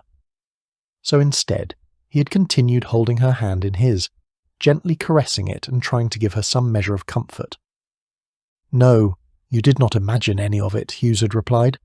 He ought to know. He was there. He had witnessed her falling in love and being loved in return, enraptured and adored by a man other than himself. He could see it in the way she looked at him, the way she talked to him, and the way she laughed with him. It was as if the whole world had opened up for her and she was basking in its glory. He loved Elizabeth too much to see her suffer in that way. He would not sit by idly and watch her suffer, pining away for what may or may not have been meant to be. Elizabeth was in love with his best friend. She was madly, passionately in love with Darcy. Seeing her so unhappy tore at his heart, knowing he could do nothing to change the situation. He had to find a way to help her, to release her from her pain. Either his friend Darcy would live up to the promise he made, or he would set her free. This unsettling situation, this dark cloud of uncertainty and confusion threatening the permanent dampening of Elizabeth's spirit, needs to end, and it needs to end now. Several hours later, Hughes was riding horseback with his friend, having summoned the latter by way of a servant to meet him in the field they had spent endless hours traversing during their youth. The sun was a sliver of light on the horizon, and long dark clouds billowed overhead, casting a shadow on the land. The air was still and heavy with the scent of rain. The leaves of the trees were motionless. The only sound was the distant rumble of thunder. It was not hard for Hughes to remember cavorting there ages ago and smelling the grass, the wildflowers and the trees from his younger days. It was a peaceful, idyllic scene, and he could not help but feel nostalgic for simpler times. "You need to see her," he said, as the two lifelong friends stood side by side on the bank of a winding flowing stream. His voice was tight, strained. His eyes were aflame with determination. He was a man on a mission. "She should not have come," Darcy said. "You ought to have talked her out of coming." His voice was laced with anger and frustration. His brow was furrowed and his eyes were narrowed into slits. His fists were clenched at his sides and his body was tense. He looked like he was ready to explode. "It is not safe for her to be here." "How could I have kept her from doing anything once she set her mind to it?" Hughes's voice was filled with resignation. "You know how headstrong and stubborn she can be." It was a statement, not a question. "I will not see her. It is for her own protection." "Are you concerned about how your mother will react? You ought to have known she would suffer strong objections to Miss Bennet from the onset, yet you persisted." "I will not be lectured by you," Darcy stated, his voice strained. Shaking his head, he swept his hand across his face. "Heaven knows I have suffered enough in dealing with my mother. You have always been one of my closest friends, or did you forget?" "No, I did not forget." "Then why are you here doing Elizabeth's bidding? What, pray tell, is in this for you?" Darcy shot his friend a determined stare. "Surely you're not still labouring under the assumption that she might one day be yours, are you?" Hughes remained silent, staring off into the distance. "Is that it?" Darcy demanded. "You're still infatuated with her," he yelled, his balled fist close to his sides. The muscles in his jaw clenched and unclenched as he fought to control his anger. He took a step closer to Hughes. The two stood inches apart. Hughes turned to look at Darcy directly, his eyes boring into his best friend's. "I was never infatuated with Elizabeth. I love her. I will always love her." The intensity of his voice and the way he held his gaze made it clear that he was speaking the truth. There was a depth of feeling there that could never be denied. "Then why on earth are you asking me to see her?" "Because she loves you."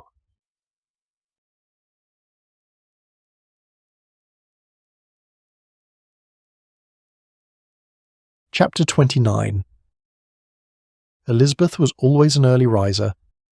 Nothing calmed her more than an early morning solitary ramble. Much to her surprise, Mr. Hughes was waiting for her in a curricle when she lit down the stairs. He looked tired, and his clothing appeared in some dishabille, as though he had slept in them perhaps. Still, he favoured her with a warm, welcoming smile. He invited her to join him, and she gladly accepted. The wood of the carriage was still damp from the morning dew, and the air was chill and fresh. They rode along in companionable silence for a while. Then Hughes steered the carriage to a wooden bridge and stopped, telling Elizabeth the answers to all her questions that since her arrival in Derbyshire awaited her there.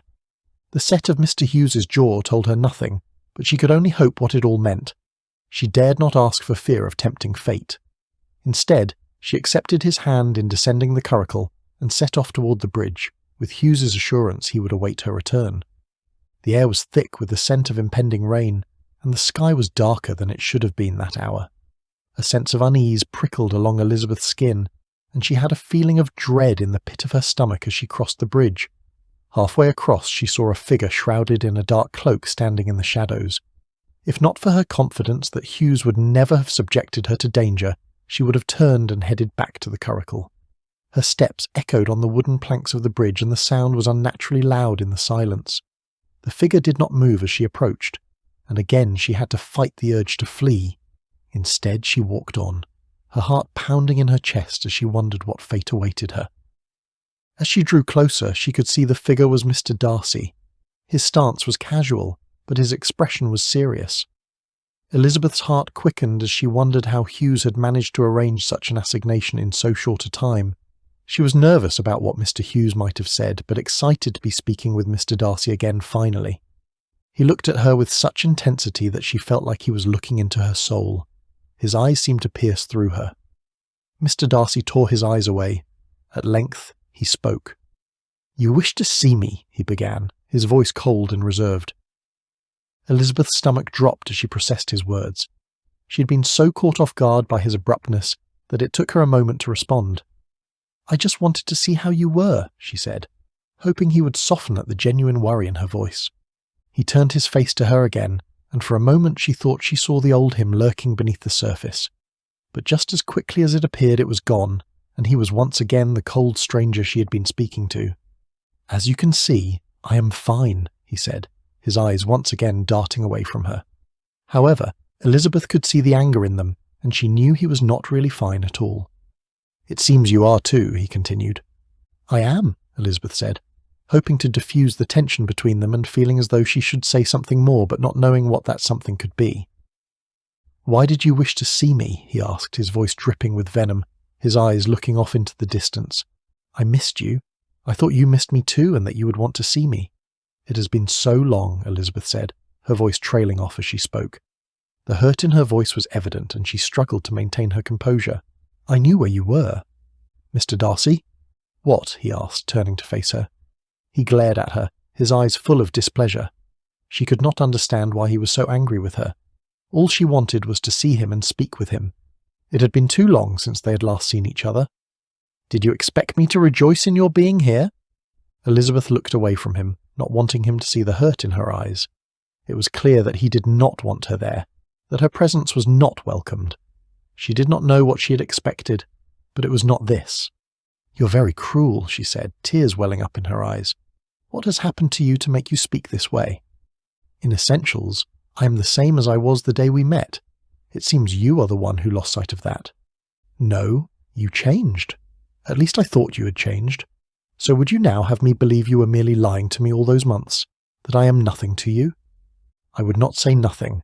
In truth, you are less than nothing to me. You are the greatest mistake of my life." The words were like a slap in the face to Elizabeth. She stood there stunned. She could barely breathe, let alone speak. Mr. Darcy turned and walked away with no looking back. Had he looked back, he would have seen the devastation his harsh words had wrought. Elizabeth brought to her knees in despair. "And those are the words of a gentleman," she whispered in disbelief. "Those are the words of the man to whom I have given my heart." Drops of rain were falling upon her. It was just as well, for what better than the cover of rain to mask her tears and perhaps, with any luck, wash away her pain? The rain continued to fall, drenching Elizabeth and masking her tears. She barely noticed the cold or the wet. Instead, her mind was reeling from Mr. Darcy's words. She could not believe that the man she had cared for so profoundly could speak to her in such a way. She thought back to all the happy times they had shared, and how she had genuinely believed that he loved her. But now she saw that she had been nothing more than a convenient diversion for him, a way to pass the time. I have been such a fool. The rain continued to fall, heavier and colder. Elizabeth's teeth were chattering and she was starting to feel lightheaded. She knew she needed to get up and find shelter, but she could not seem to make her body move. She was so lost in her thoughts that she did not hear the approaching footsteps until it was too late. She looked up to see the one gentleman in the world she knew she could rely on standing over her.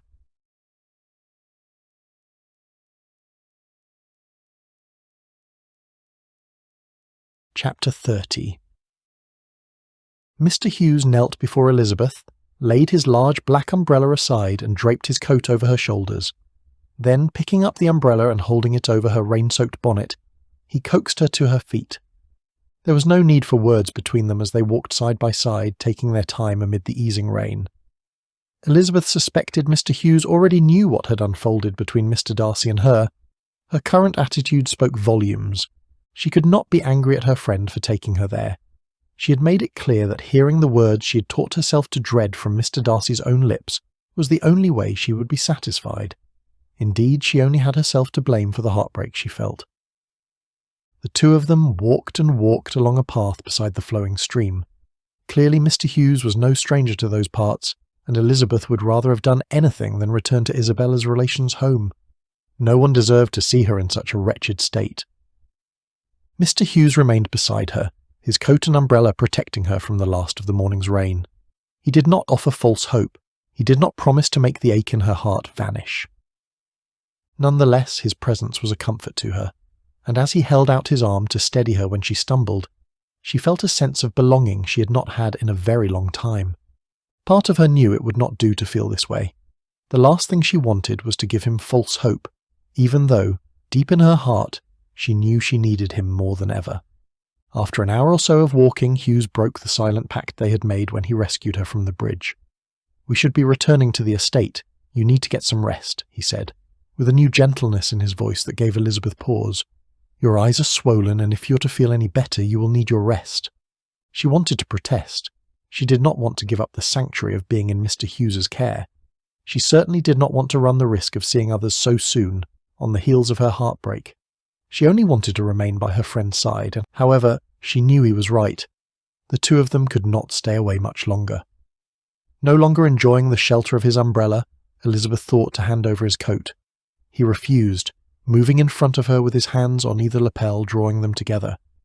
"I am here for you, Elizabeth," he said as he gazed into her eyes. It was the first time he had used her given name. "You have my word that I will stand by you now and always, as long as you want me to." Elizabeth half smiled. She knew she ought to object to such intimacy, but now was simply not the time. "We can talk about what happened if you would like." Elizabeth shook her head. "Just know I am here for you should you change your mind." "Despite how things unfolded, I'm not sorry I came," Elizabeth said, no longer wishing to mask her pain. "No? I think I needed this to happen. I needed to hear what Mr. Darcy had to say. I knew it would hurt, but perhaps this is for the best. Now I can stop torturing myself with suppositions and go on with my life." She turned away from him, not wanting him to see the look on her face. She started to walk again, but Mr. Hughes grabbed her hand. "Miss Bennet, wait." She stopped and turned to face him. "I do not think you will be able to go on as you think. I think you will pine for Darcy and regret having to let him go, but by the same token, I think Darcy will pine for you as well and regret the day he lost you." She opened her mouth to speak, but no words came out. Who knew Mr. Darcy better than his best friend? And if Mr. Hughes really did believe that Mr. Darcy would pine over her and regret losing her, then it stood to reason that Mr. Darcy really did love her. This thought made the pain of what Mr. Darcy had done even more devastating, as cherished memories of their time together flooded her mind. Elizabeth could not fight back her tears. It pained Hughes to see the woman he loved so heartbroken after being rejected by another man. Would that he could do anything to take away her pain. He wanted to take her in his arms and hold her tightly until all her pain washed away. But would doing so at such a time not be the wrong thing to do? In all the time he had known and loved her, he had never crossed such an intimate line with Elizabeth, save a few moments ago when he called her by her given name. Still, her tears were not waning, and he needed to do something, anything, to show her how much he cared about her suffering. They were standing so close, too close for him not to lend her a shoulder to cry on. He could not take her in his arms, but he could surely do the next best thing. Turning away from her instead, Hughes silently encouraged Elizabeth to lay her head against his back and cry to her heart's content. Elizabeth complied, and soon her sobs were shaking his broad shoulders. He could feel the wet warmth of her tears soaking through his shirt, but he did not mind. He could feel her shaking uncontrollably, her sobs coming in great heaving gasps. He wanted to say something, anything, to make the pain go away. But he knew that there were no words that could take away what she was feeling. So Hughes just stood there, silent and strong, until Elizabeth's tears had run their course.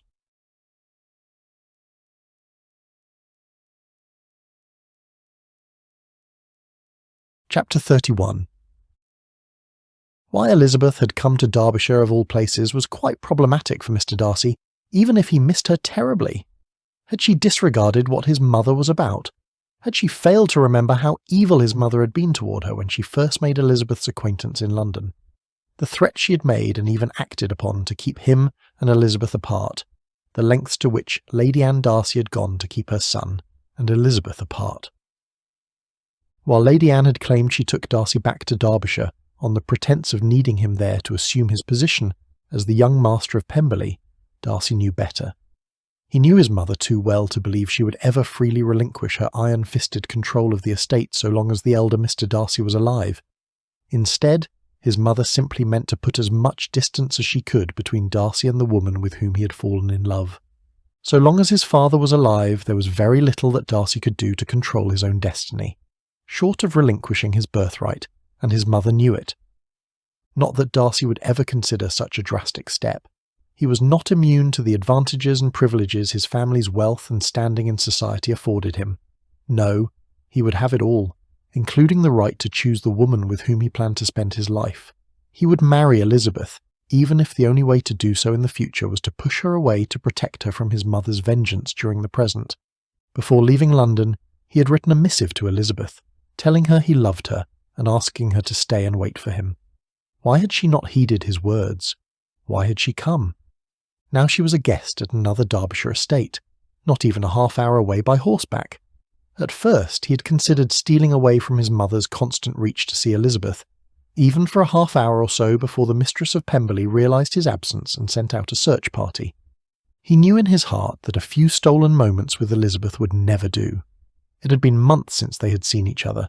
He would want to spend the entire day with her and the next day and the day after that.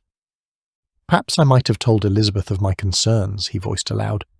But he did not dare. How can I risk it knowing my mother as I do? I know Elizabeth too well to take such a chance. Her courage always rises in the face of intimidation. She would want to confront my mother head-on.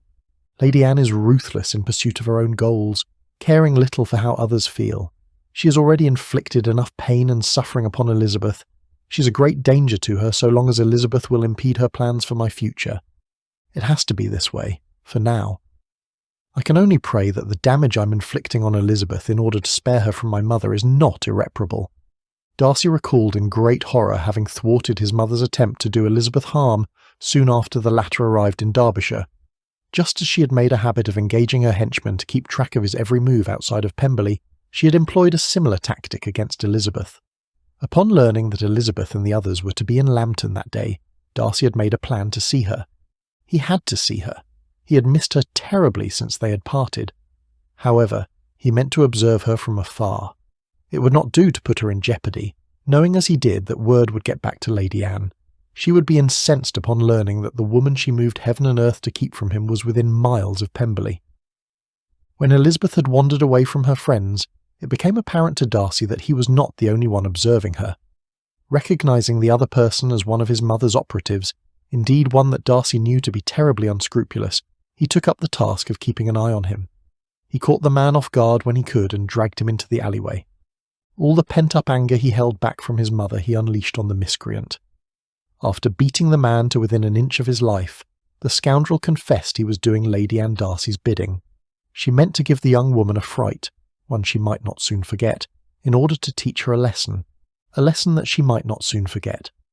Darcy could only imagine what the sort of lesson his mother had in mind might entail. Knowing the depths the woman was capable of, he thanked heaven he was there to thwart her. But what of the next time, or the time after that? He could not always be there to protect Elizabeth from his mother, so at least for now the best way to protect the woman he loved was to convince her to leave Derbyshire. Though he had not seen anyone following him that morning, he could have no doubt of their presence. If anything, Elizabeth's being in Derbyshire had only heightened his mother's vigilance over him. His heart broke in two, witnessing firsthand the pain he was inflicting upon the only woman he had ever loved. His sole consolidation was that what he was doing was nothing compared to his mother's threats against Elizabeth. She had already exercised extraordinary means to ruin Elizabeth's London relations. Darcy had gone behind his mother's back more than once to mitigate the damages she had meant to inflict. But her latest threat had suggested she meant to harm Elizabeth physically. He simply could not chance it. "Did you expect me to rejoice in your being here?" He hated speaking to her that way, but if he knew nothing else about Elizabeth, it was that she was strong-minded. And if she hated him as a consequence of his words, he would regret it, of course, but at least she would be beyond his mother's reach. Once he had dealt with his mother by releasing the stranglehold over his future, he would do everything in his power to win Elizabeth back. He had to. She was the only woman he had ever loved. The only woman he would ever love. I will make this up to her. I will win her heart again. I must, for the alternative is unfathomable. But first things first. Still fuming from what had happened earlier on the bridge, Mr. Darcy marched into his mother's sitting room primed for confrontation. "Leave Miss Elizabeth Bennet alone," he demanded. Lady Anne shook her paper. Then, without tearing her eyes away to look at her son, she said, "Miss Elizabeth Bennet. I thought surely by now you would have been over your trifling infatuation with her. I never understood your obsession with the girl. She's pretty enough, I suppose, but aside from that, there is nothing special about her. She's not one of us." Lady Anne turned the page. "How long has it been since she darkened our doorstep? I am in no mood to entertain your malicious schemes. You know very well Miss Bennet is here in Derbyshire." "Is she now?" Lady Anne scoffed and kept her eyes fixed on her paper. "Your attempts to do her harm are beyond the pale. I will not stand idly by and allow you to hurt the only woman I have ever loved, the only woman I will ever love for the rest of my life," Darcy said. Then, turning on his heel, he moved to quit the room. Lowering her paper, Lady Anne called after him. "Oh? And what, pray tell, do you intend to do to stop me?" Darcy turned back and walked to within inches of his mother. He was trembling with fury, barely contained and radiating off of him. Lady Anne was unimpressed with the display, but she did feel a tinge of fear as she stared into her son's eyes, something she had never felt before. "Trust me, Lady Anne, you do not want to find out."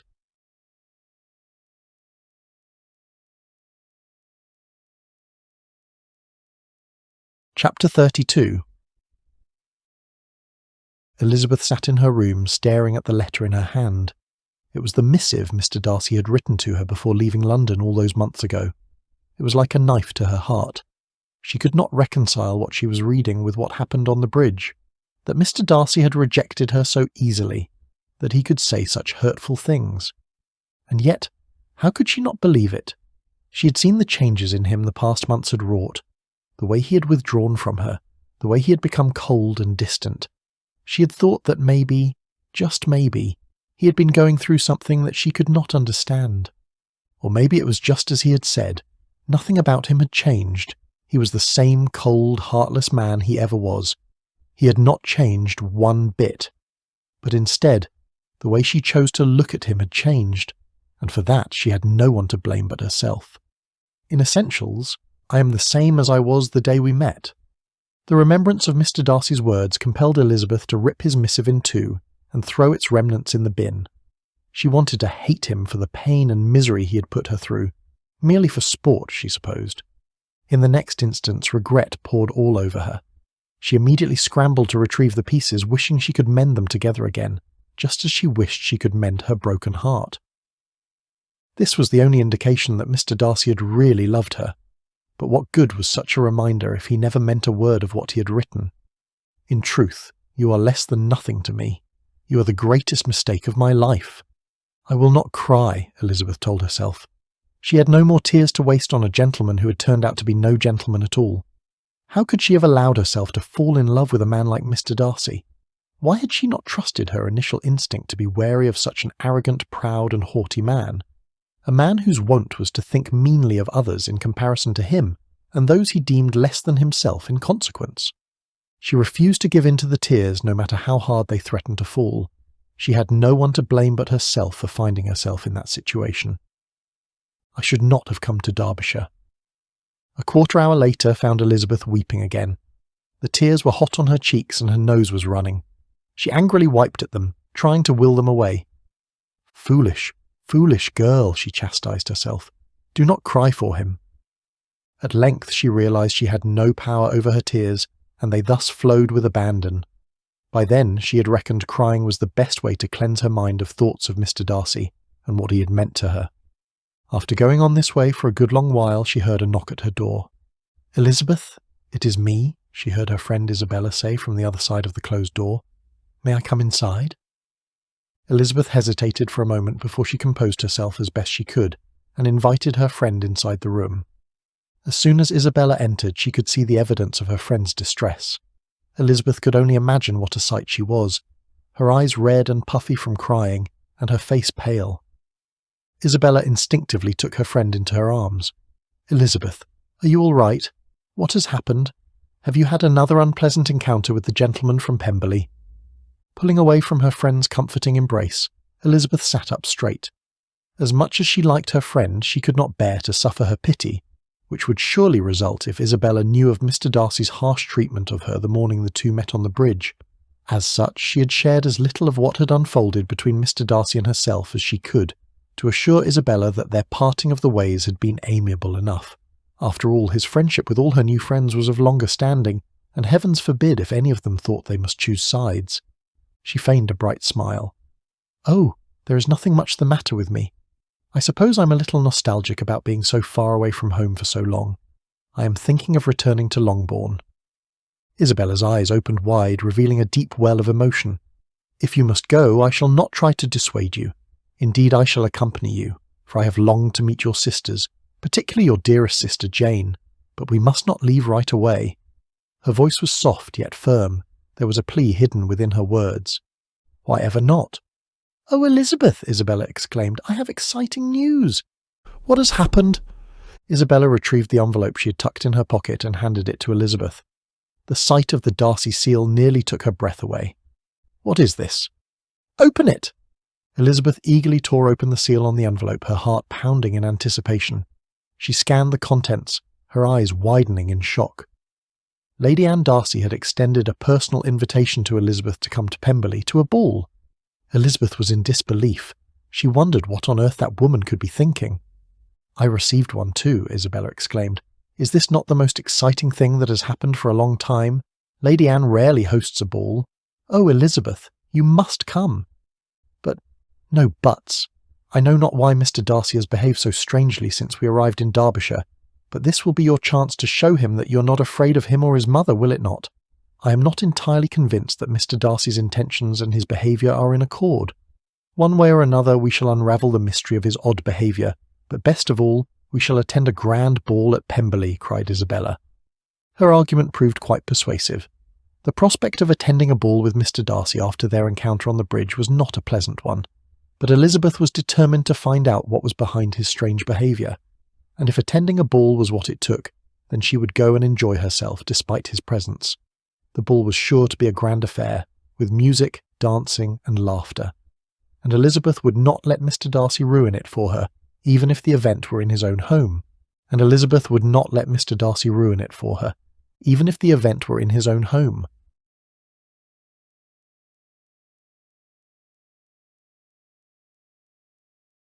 Chapter 33. The night of the ball arrived, and Elizabeth could not help but feel a sense of foreboding as she donned her finery. Isabella had been right. This was Elizabeth's chance to show Mr. Darcy that she was not afraid of him, or his mother. She stared at herself in the mirror. Could she do it? Should she do it? The light-coloured silk gown complemented her skin and dark hair flawlessly. The tiny white beads Isabella had strung into Elizabeth's hair completed this picture of perfection. Yet Elizabeth felt a storm brewing within her heart. Despite the uneasiness I am suffering as I prepare to walk into something akin to a lion's den, I will not let my emotions get the best of me. Instead, I am determined to face whatever awaits me at Pemberley. Hours later, she could not believe her eyes. Her first sight of Pemberley stole her breath away, and she could not stop gawking at all the exquisite details displayed before her. Until that moment, she had never realised how wealthy Mr. Darcy's family was. As their carriage approached the house, she took in all its splendour. The perfect symmetry of the house, the meticulous upkeep of the grounds, the way the stone walls blended with the landscape, and the lush gardens were so breathtakingly beautiful that Elizabeth could not imagine a more magnificent place. There were flower beds as far as she could see. Each bed was filled with roses and several flowers and plants she did not recognise, releasing their fragrant perfumes into the air, making her want to close her eyes and breathe deeply of their scent. Every surface of every leaf on every tree appeared to have been polished. She looked around at her surroundings and smiled slyly. And of this place, thought she, Mr. Darcy is one day to become master. Mr. Darcy's face was the only face Elizabeth could see upon reaching the ballroom entrance. Attending the many guests who stood in line to greet the evening's hosts seemed like the last thing in the world he wanted to be doing, the last place in the world he wanted to be. His pained expression turned into no expression at all when it was Elizabeth and her party's turn. This despite the fact that her party included his closest friends. He merely nodded at them all. Lady Anne's greeting was dripping with honey. Having seen the other side of the evil woman, Elizabeth now knew she would never feel the same about the sticky concoction again. The ballroom was filled with people, all of them dressed in their finery. The women's gowns rustled and the men's shoes tapped against the floor as they danced. The chandeliers overhead glittered and the candles cast a warm flickering light over the room. Elizabeth danced with Mr. Hughes, Mr. Bingley and Mr. Zander, the latter two having arrived lately in Derbyshire, and a couple of other gentlemen. Still, her eyes kept straying to Mr. Darcy. She watched as he danced with one woman after another. She could not help but feel a twinge of jealousy, knowing she would never again experience that intimacy with him. But she pushed the feeling away, determined to enjoy the evening and not let her sadness ruin it for everyone else. The evening wore on, and Elizabeth began to feel more and more uneasy. Clearly Mr. Darcy was not happy with her being there. Not that she expected much in the way of civility on his part, not after their last encounter, but he would not even come close to her.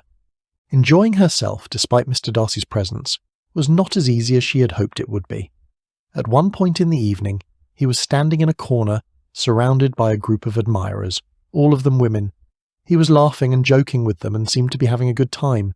He was wearing a fine suit and his hair was styled perfectly. He looked every inch the wealthy gentleman. Inside the walls of Pemberley, the gentleman was every bit in his element. Occasionally Mr. Darcy's eyes would stray to Elizabeth. His eyes were dark and unreadable, and Elizabeth could not help but feel a shiver run down her spine. It was as if he was trying to warn her of something, but she could not understand what. She turned away from him, determined to put the gentleman out of her mind. But she could not help feeling a sense of foreboding. Something was going to happen. She could feel it. The joy and laughter prevalent when her party arrived was scarcely anywhere to be found. Instead, the atmosphere was growing thick with tension and unspoken words. Elizabeth could feel eyes upon her as she made her way through the crowd, and she had a distinct feeling of having been sized up by the other guests and deemed wanting. She recalled the nagging suspicion she felt upon accepting Lady Anne's invitation. But what choice did she have? She would not be cowed by someone like Lady Anne Darcy, who thought meanly of others in comparison to herself and her own family. Elizabeth's courage always rose with any attempt to intimidate her. Facing down the grand lady, even if in her ladyship's own home, would be just another trial she must endure. Regarding Lady Anne, the mistress of Pemberley took advantage of a break by the musicians to waltz to the centre of the room. "Ladies, gentlemen, may I have your attention, please?" Soon enough, a quiet hush floated throughout the grand ballroom, and every eye was drawn to the mistress of the manor house, standing there draped from head to toe in a more elegant gown and requisite jewellery than every other woman in the room. "Again, it is my pleasure to welcome you all into my home. I certainly hope you are enjoying the music. Am I wrong in stating they are among the finest musicians in all the land?" A round of applause erupted in concurrence. As the accolades faded, her ladyship had more to say. "I would ask that the young ladies in attendance come forth and display their musical acumen as well." She turned her eyes to Elizabeth. "Here is our Miss Bennet, who hails from Hertfordshire and happens to be visiting our part of the country. I understand she's a great proficient." She smiled wickedly. "Come play for us, Miss Bennet. We must have you play." Elizabeth felt her colour rise. "So, this is the reason Lady Anne invited me to come to her grand ball? She means to embarrass me. I shall not be intimidated. I shall not be intimidated." She smiled awkwardly, squared her shoulders, lifted her chin, and began making her way through the crowd. "I shall not be intimidated." Just as she took her seat at the fine instrument and began looking through the music sheets, a collective gasp filled the air. She looked up from the pianoforte and beheld the last person in the world she expected to see standing there, Mr. Darcy. "May I turn the pages for you, Miss Bennet?" Elizabeth could not help but throw a furtive glance in Lady Anne's direction. The grand lady's eyes shot daggers at her that only Elizabeth could espy behind the plastered-on smile she bore on her countenance. Mr. Darcy must have interpreted Elizabeth's ensuing smile as consent, and he took his place beside her. "Thank you, sir," she whispered as she resumed searching the pages. "May I suggest this one?" he asked. He shuffled through the music sheets for a moment and then pulled out the one he'd been looking for. Elizabeth smiled, albeit nervously, for this was a selection she knew well, a piece she hummed to herself whenever she thought no one was listening. But, apparently, Mr. Darcy had been listening to her. "Very well," she said, "but prepare yourself to be disappointed." Mr. Darcy said, "Miss Bennet, you could never disappoint me." On that note, Elizabeth began playing the musical selection. For a tiny slice of time, everyone else in the room faded, even Lady Anne, and only the two of them were there. Elizabeth's eyes, when they were not on the music sheet, were fixed on Mr. Darcy's, and his were always on her even as he turned the pages. At that moment, the entire trip, all her time in Derbyshire had proved worth it. She knew she had Mr. Darcy's heart. He had to know that he had hers, even if she had not professed her love for him as ardently as he had professed his love for her. And for the first time in days she allowed herself to hope that there was a future for the two of them, together, regardless of whatever roadblocks they encountered along the way, owing to his family's expectations of him. As soon as Elizabeth finished the song, Lady Anne rushed to stand beside the pianoforte. She pretended to be utterly unaffected by the accolades Elizabeth's performance had garnered. She said, "What a brave young woman to attempt such a daunting exhibition. I am sure she will make better use of her time henceforward with practice." No one seemed disappointed by Lady Anne's lack of tact. No one save Mr. Darcy and his friends. On the other hand, Darcy knew how his mother could be when she perceived a threat. His love for Elizabeth compounded in the wake of her courage. The fact that she had accepted the invitation in the first place spoke to her bravery. She had to know his mother would try to intimidate her. How could he not love her and wish to protect her? Lady Anne cleared her throat. "I have a particular reason for holding this ball here at Pemberley this evening. As you all know, my son, the heir of Pemberley, has been here in Derbyshire for the past few months, assuming a more active role in the management of the estate. Soon enough, he shall assume his rightful place as his father hands over the reins to him, while Mr. Darcy and I take on the next chapter in our own lives. I cannot tell you how pleased I am to announce that the future master of Pemberley is soon to be married." She directed her eyes toward the double doors leading into the hallway. "It is my honour to present my niece, my namesake, and the next mistress of Pemberley, Miss Anne de Bourgh." The doors swung open, and there stood a young lady, wide-eyed and perplexed. However, the young lady's confused look was nothing compared to Mr. Darcy's expression. He was absolutely appalled.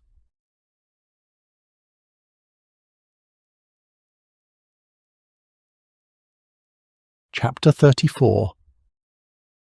Arising from the piano bench where he and Elizabeth were seated beside each other, Darcy pounded his fist on the keys, sending an ominous chord throughout the room.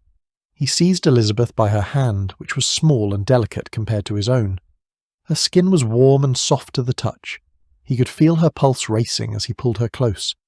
The scene unfolded in slow motion as he stormed out of the ballroom with Elizabeth in tow, right past his stunned, speechless so-called betrothed, and down the marbled spiral staircase. The impact of his boots on the stairs echoed in the fallen silence among the partygoers. Out the door they headed. The cold night air hit them like a wall as they stepped out into the night. Darcy could hear Elizabeth's breath coming in short gasps as he pulled her along, his grip tight on her hand. Lady Anne Darcy's face flushed red with anger when she saw this. She was embarrassed, stunned, appalled. Her sister, Lady Catherine de Bourgh, who stood close by her daughter's side, was equally flummoxed.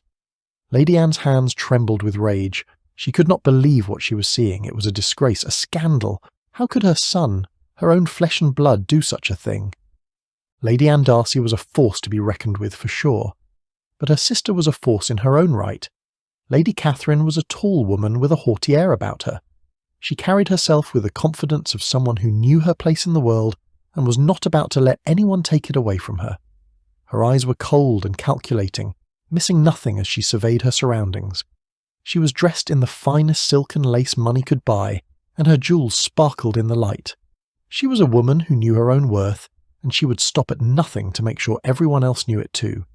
So far as she was concerned, she could buy and sell women like Miss Elizabeth Bennet for a penny a dozen, and there was no way in the world that little upstart was going to usurp her daughter Anne's rightful place as the next mistress of Pemberley. Oh, she knew it all. Indeed, she and her sister had conspired to carry off Anne's ballroom entrance in such a way that Miss Elizabeth Bennet would have no doubt that she was nothing at all to young Fitzwilliam Darcy. No more than a nuisance who had aspired to a station beyond the one she had been reared for and had failed miserably. She was preparing to storm off after her nephew and his little country-nothing lover, completely ignoring the protestations of her own daughter to leave the two of them be, when she and the rest of the party members were met with yet another surprise. A collective gasp spread throughout the room when the Master of Pemberley himself was wheeled inside. His entrance was met with a flurry of hushed whispers. He was a tall man with broad shoulders and a strong jawline.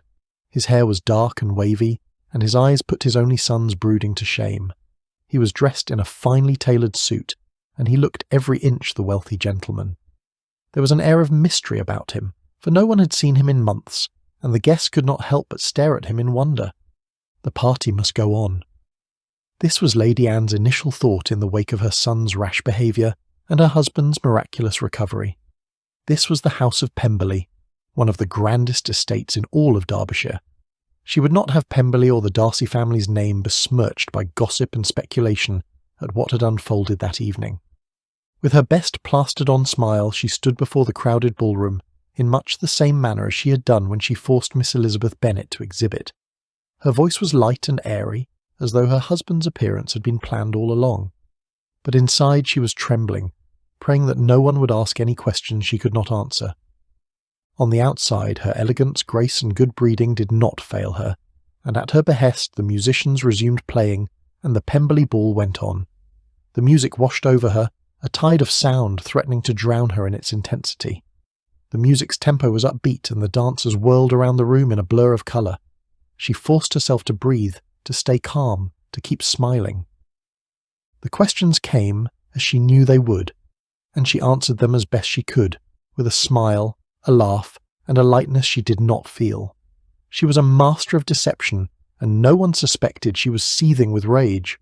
Lady Anne was merely a pretence, a facade of a woman, smiling and laughing and pretending to be in control of it all. Amid it all, her busy mind was racing. There would be time enough to sort through the events of the evening after all the guests had departed. There was the matter of reassuring her sister and her niece that Fitzwilliam would realise the error of his ways and do what his family expected of him. That was something that had to wait. As disappointed as she was in seeing him leave the ball hand in hand with Miss Elizabeth Bennet, Lady Anne was sure her son was too sensible to do anything rash. She very well expected him to return to Pemberley at any moment, or at least that is how she reconciled herself to his continued absence. The one thing that could not be delayed was the imminent talk with her husband, who had retired after being at the ball for nearly an hour. Lady Anne had accompanied him and stayed by his side until he drifted off to sleep, with the promise of telling him all he needed to know the next day.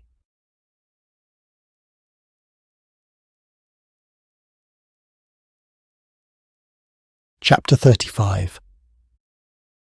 Darcy's man heeded his master's instruction to ready a carriage to take him and Miss Bennet away from Pemberley as soon as possible. The horses were hitched to the carriage in record time, the requisite coachmen were assembled, and a short while later the two of them sat across from each other in the luxurious barouche. The air was thick with tension and unspoken words. Her willingness to go along with his abrupt scheme taught him to hope that she had forgiven the harsh words he had spoken to her that fateful day on the bridge. The carriage ride was awash in silence. Darcy stole glances at Elizabeth, trying to gauge her mood, but she stared resolutely out the window. He longed to reach out and touch her, to smooth away the lines of strain from her forehead, but he forced himself to keep his hands clasped tightly in his lap. "How can I make amends for my behaviour?" he said upon catching her eye. He could see the hurt in her expression. "Surely you must better comprehend my reasoning, having witnessed first-hand, yet again, what Lady Anne is capable of. In truth, I do not understand your motives at all, sir. You called me the biggest mistake of your life. I only said what I said, hoping you would find the words so egregious, so hurtful, that you would leave Derbyshire, but trust me, it was for your protection. If you indeed meant to hurt me, I must confess you did the job masterfully. And I am sorry for that. Indeed, I shall endeavour to spend the rest of my life making it up to you. If your mother perceived my being in your life as a threat before, surely she must be even more determined to get rid of me now after what happened tonight.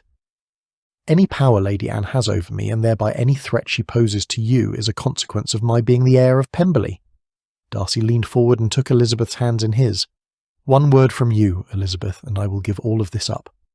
"All of what up?" Elizabeth asked, her curiosity piqued at hearing him speak that way.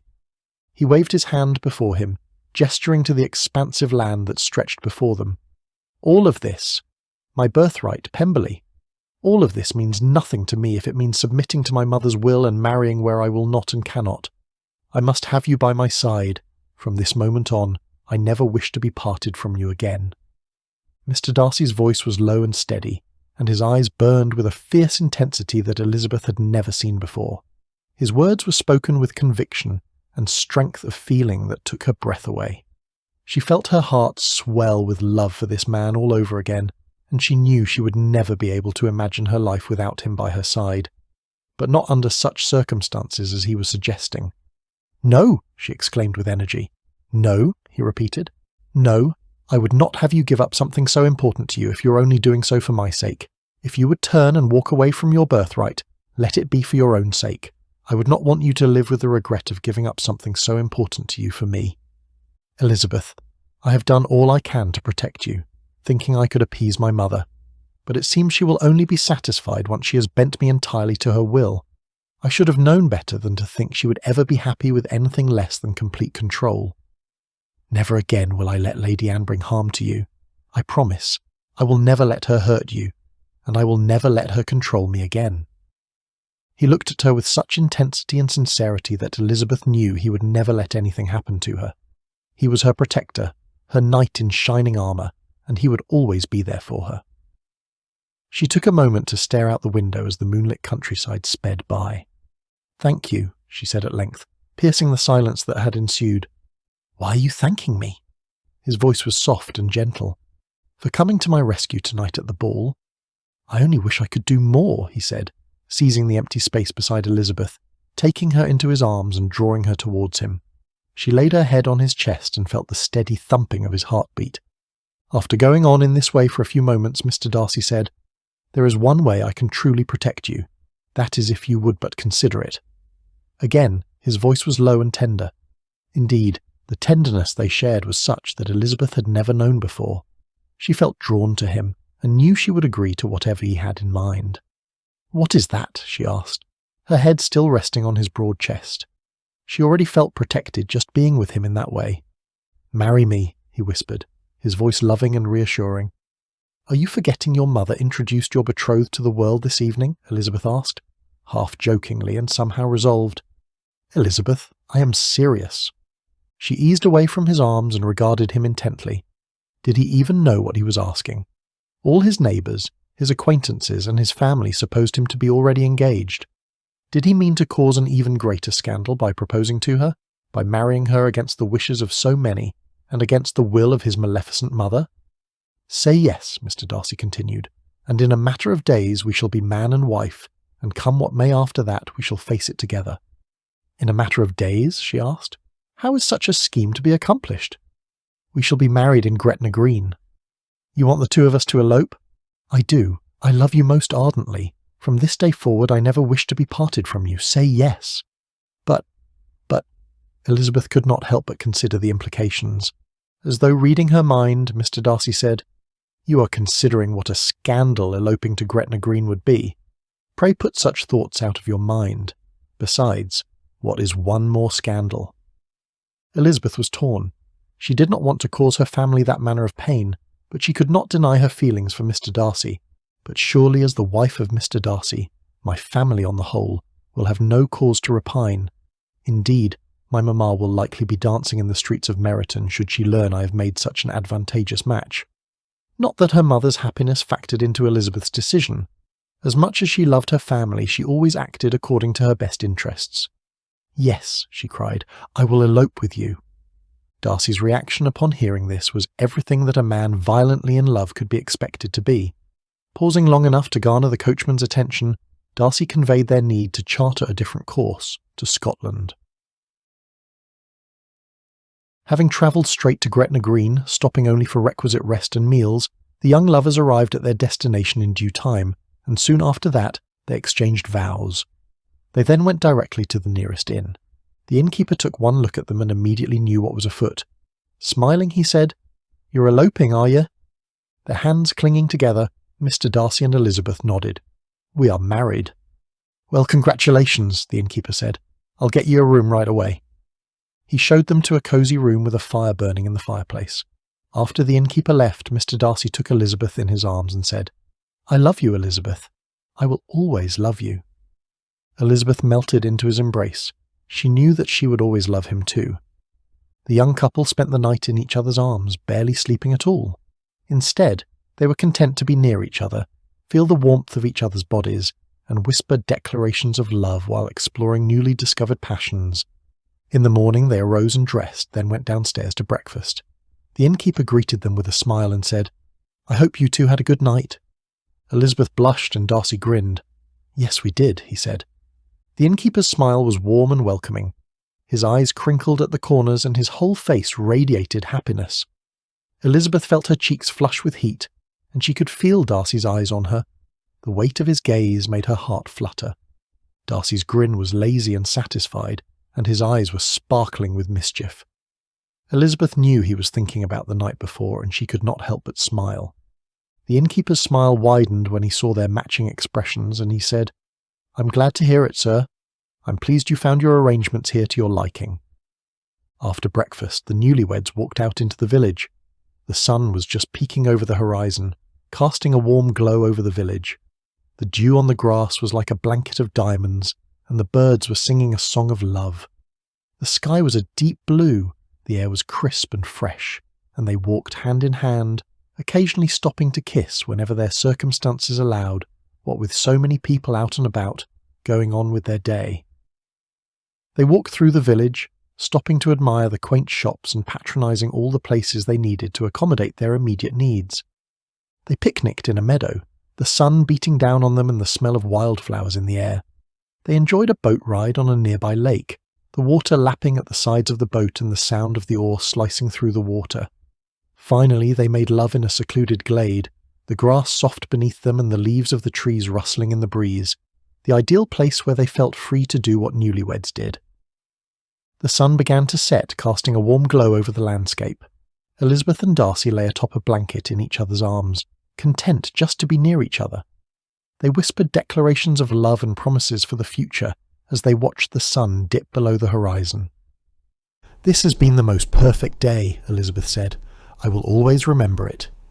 "As will I," Darcy said. He brushed his lips against hers in a gentle kiss. "I love you, Elizabeth." "I love you too," she said. Eventually they gathered all the belongings Darcy had procured for their day and headed back to the inn. They fell asleep in each other's arms, dreaming of a future filled with love and happiness. The reality that awaited them in Derbyshire was the furthest thing from their minds.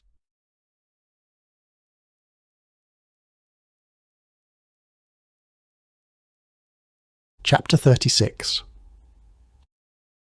Lady Anne had done her best to put off her talk with her husband. As much as she was pleased by her husband's recovery, such that it was, she was livid that his valet, among a host of others, had gone to such lengths to keep it a secret. It turned out Mr. Darcy meant to surprise his family with his progress toward a full recovery. Even their son had not been apprised of the situation. To the best of Lady Anne's knowledge, Fitzwilliam still did not know about his father's circumstances. For all he knew, his father was bedridden and unable to speak. And yet he had not returned to Pemberley. Had her son really abdicated his duties as he had threatened to do when he accused her of engaging in foul play with the so-called only woman he would ever love? Lady Anne shuddered with the thought. The very idea that he would abandon his responsibilities and turn his back on his family was enough to make her heart ache. She loved her son but could not allow him to ruin his life. She would have to find a way to stop him before it was too late. But first things first. She had hoped to convey happier news to her husband regarding her son's abrupt departure from Pemberley. However, her league of informants had yet to apprise her of his whereabouts. The formidable discussion with the elder Mr. Darcy could be delayed no longer.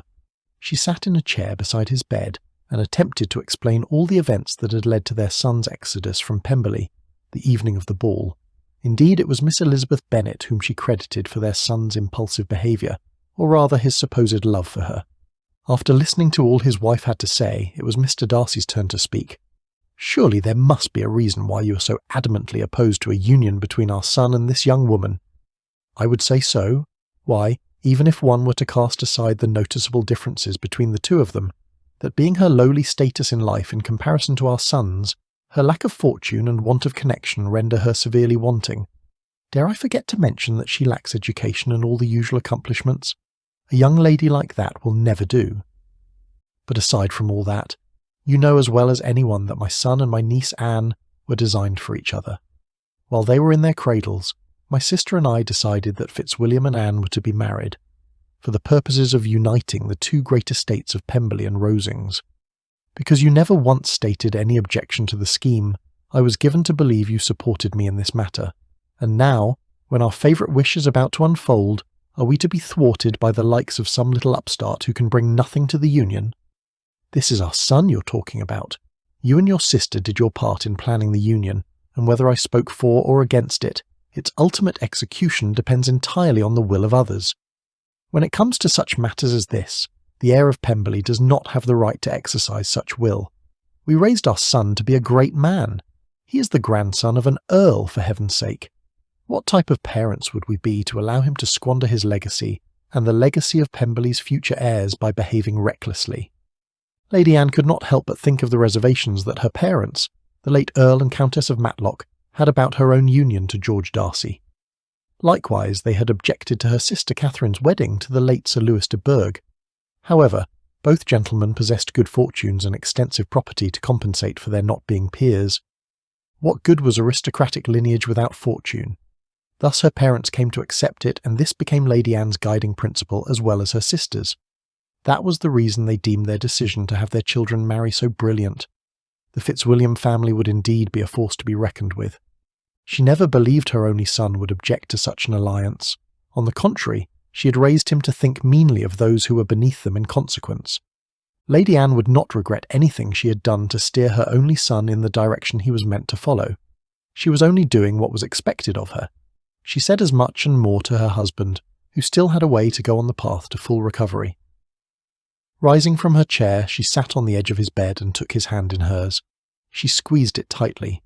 "Pray tell me, my dear, that you and I are of the same mind.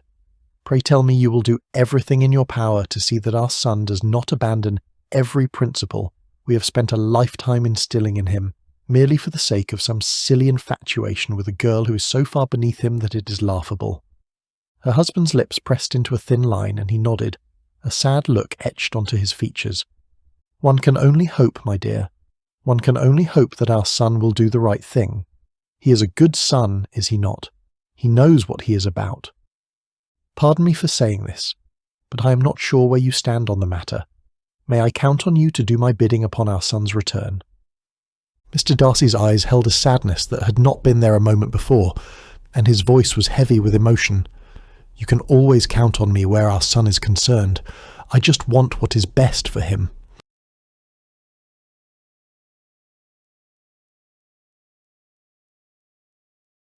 Chapter 37. Elizabeth had thought surely her friends had returned to London in the wake of her escape from Pemberley with Mr. Darcy. So imagine her surprise when she and her husband arrived at an inn in the Lake District, and they were greeted by Isabella, Xander, Bingley, and, last but not least, Hughes. She was especially touched that Mr. Hughes had gone to so much trouble to ensure they were all together again. Hughes had been the one to oversee all the arrangements, having received a letter from Mr. Darcy apprising him of the trip to Gretna Green, and the newlyweds' plan to visit the Lake District before returning to Pemberley to face whatever fate lay ahead. They all spent a lovely day with one another, reminiscing about old times. Elizabeth and Mr. Darcy even got to share their wedding story with everyone.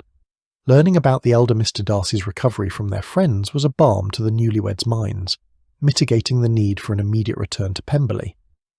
The happy news also forced Darcy to contemplate that his father's improved health must surely affect what awaited them upon their eventual return. The next day, the group enjoyed exploring the Lake District together. It was a much-needed respite after the turmoil of the past few months, and Elizabeth was glad to have some time to relax and enjoy their company. After a hearty breakfast and many well-wishes on the third day, they all prepared to part ways. Mr. and Mrs. Darcy bound for Pemberley in their carriage, and their friends bound for London in theirs. The four gentlemen said their goodbyes with hearty handshakes and slaps on the back. They promised to write to one another often and to visit when they could. No doubt they would keep their promises.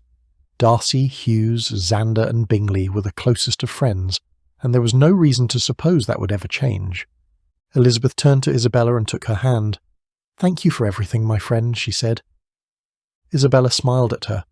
"Of course. I'm so happy for you both.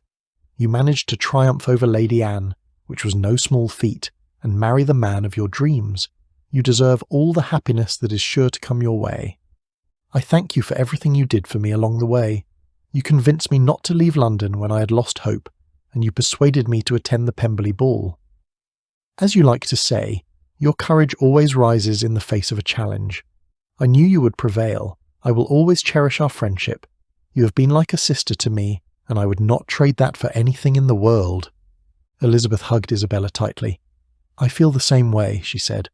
"You know, my dearest friend, a part of me cherishes the hope that I shall one day soon be wishing you joy as well." She surrendered their embrace and threw a furtive glance at Mr. Xander. "Now there is a young rake in training if ever I saw one." "A gentleman in desperate want of taming," Elizabeth said. "Who better to carry out such an accomplishment than you?" Isabella scoffed at such a notion. "You're quite mistaken if you think I will ever marry Xander," she said, gesturing toward the young man. "He and I fight like cats and dogs. We seldom agree on anything, so no, a marriage between us would never work. Besides, how many times have I told you I shall never marry?" "I think the lady protests too much," Elizabeth teased. "Oh, Mrs. Elizabeth Darcy, you're absolutely incorrigible." The gentlemen joined the ladies, thus putting an end to their teasing banter. Their friends stood and watched as the Darcys boarded their carriage, and they waved as the carriage drew further and further away. Elizabeth looked back at them through the carriage window. She paid particular attention to Mr. Hughes, who seemed contented enough, though not as animated as the rest of their friends. Elizabeth knew she would love him forever, even if not in the way he would have wished. What a dear, dear friend he had been to her. What had started as infatuation on her part had indeed turned into love. Not the sort of love fueled by passion, but a love to be cherished for a lifetime. As for the bond between Elizabeth and Isabella, it would surely grow. They had so much in common and got along so well. And Mr. Darcy and Elizabeth would always credit Isabella's friendship as the means of uniting them. One thing was evident from the moment the newlyweds descended the Darcy carriage at Pemberley Manor in due time. Lady Anne's power over her son had diminished. He had chosen the former in the choice between his love for Elizabeth and adherence to his mother's will, and either Lady Anne would accept the union or she would not. Darcy was done with his mother's officiousness. His sole objective was protecting his wife. All the courtesies and privileges the young master and his bride could expect to receive upon their arrival were bestowed. They were spirited to a large apartment, which was decorated especially for the occasion of the young master's first night at home with his wife. Though there had been no sign of Lady Anne, Elizabeth knew and understood why Mr. Darcy parted from her so soon, urging her to get some rest after their journey while he attended to pressing matters. The conversation with his father had to take place, and thus there Darcy sat. He could not hide the bevy of sentiments he felt. A mixture of gratitude, relief, and reverence best described his composure. The one thing he lacked, however, was contrition. He could never be sorry for following his heart and making Elizabeth his wife, even if it meant forfeiting his birthright. Such was the last thing on the elder Mr. Darcy's mind. The older man's recovery, though likened to a miracle at the time of its revelation, had been anything but in its execution. In truth, it had been more than a fortnight in the making.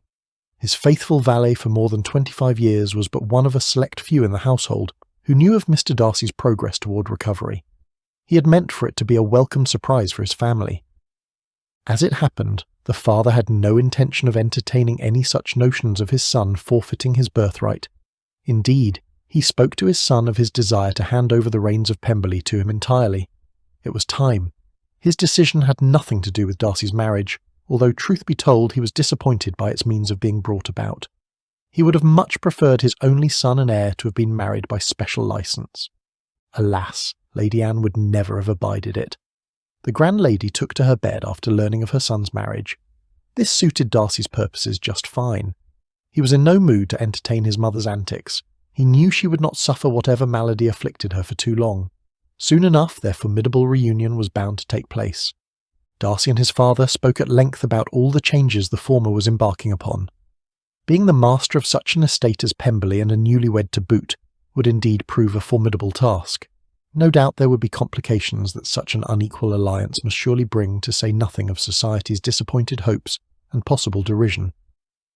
Darcy assured his father that he and Elizabeth were well aware of the trials that awaited them as they navigated their lives, but, together as one, there was no obstacle they were not prepared to overcome. Darcy shared his concerns about his sister among the long list of things they discussed. "There is one other thing I would ask you to consider, father," he said. "It has to do with my sister, Georgiana." "Yes, son." "I am not asking that you not send her off to seminary, but until the time comes, I would like to have her stay here at Pemberley to live with Elizabeth and me. And when she completes her studies, I wish for her to return to Pemberley. I want her to know what it is like to have a family, a sister, nieces, and nephews. If that is what your sister desires, I shall have no cause to object. That leads me to another thing. Pray, abandon any hopes that you and my mother may be entertaining to marry Georgiana off to the first peer who comes along. Instead, pray, allow her to choose her own future partner in life. Son, you know that is not the way of our world. Your mother will insist that your sister marries well. I am asking you to see that she does not. My sister should not have to endure what I had to endure merely for the sake of wealth and connections. Those things mean nothing if they come at the expense of one's happiness. You have given me much to think about, son. I promise to take your words under advisement. Though I know not the stratagems your mother employed to prevent you from following your heart, I know the damage that has been wrought to your relationship with her. I should hate to see the same thing happen to Georgiana." Straightening himself upright in bed, the elder Mr. Darcy said, "Now, if there are no more stipulations on your part, I have a demand of my own." "Oh?" the son asked. "Indeed, I demand that you introduce me to my daughter-in-law forthwith." That was one stipulation with which Darcy readily complied. "It shall be my pleasure." "No, my son, I am certain the pleasure shall be all mine." Despite his father's declared intent to hand over the management of Pemberley and all that it entailed to his son, Darcy was not of a mind to relegate his parents to the dowager house straight away. So, for the time being, he was perfectly content to remain in his apartment with his bride. The gentleman had agreed that Lady Anne would travel to Matlock on the pretence of visiting her brother and sister, Lord and Lady Edward Fitzwilliam, until such time as the dowager house was ready. Darcy would not risk allowing his mother to say or do anything that might cause his bride displeasure, even if Elizabeth was of a mind to show her mother-in-law more leniency. The first evening upon Darcy's return to Pemberley, he and Elizabeth had the pleasure of dining alone. Throwing off the bounds of propriety and sitting close enough together to hold hands, he took Elizabeth's in his. "Well, my love," he began, "it looks as though we are not destined to be paupers after all. What a shame, for I was looking forward to living a simpler life. Our time in Scotland was fascinating, was it not?" Elizabeth said, "Living the simple life is not the worst fate, but now that I have had a chance to wander about the beautiful lanes of Pemberley, I have to say there is something to be said about wealth and privilege." He leaned over to his wife and kissed her on her cheek.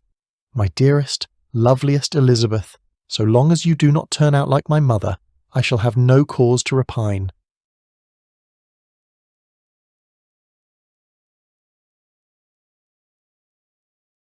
Epilogue. The day Mrs. Fanny Bennet learned of the marriage of her second daughter to the heir of one of the grandest estates in Derbyshire was a happy one indeed. With 3 unmarried daughters to get rid of, she was sure Elizabeth's most advantageous marriage would throw the other girls in the paths of many rich gentlemen. She could already envision the string of carriages lined up outside Longbourn House, filled with eligible bachelors who had come to call on her daughters. The prospect was enough to make her giddy with excitement. Such was her delight when her new son-in-law let the neighbouring estate of Netherfield for his use whenever he and Elizabeth visited Hertfordshire. The Darcys' first visit provided the means for Mr. Darcy's 3 closest friends to come to that part of the country for a hunting party. Why, it was a universal truth that a single gentleman in possession of a large fortune must be in want of a wife, and the Netherfield party included not just 1 but 3 such prospects. Mrs. Bennet could do the math. Indeed, with a bit of matchmaking on her part, her happiness could not help but be complete. If only Mr. Darcy's friends were willing participants in her many schemes. Alas, they were not. Mr. Bingley remained content to do his part to encourage the hopes of angelic creatures as best he could. Mr. Xander, facing increasing pressure from his family to make an advantageous match, was contemplating the childhood pact he had made with Miss Isabella Madden more and more each day. If only he could find a way to broach the subject with the headstrong young woman and speed up the agreed-upon timetable. Mr. Hughes was torn between the notion that all things had a season and the hope that he would find another woman who could capture his heart as Elizabeth had done. He took solace in the knowledge that if there were another such woman out there, surely he would meet her when the time was right.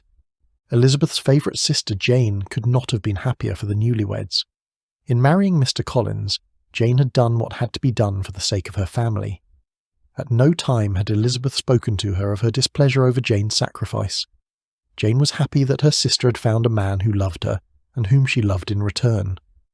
At least one of the 2 eldest Bennet daughters had married for love, something Jane found satisfying in and of itself.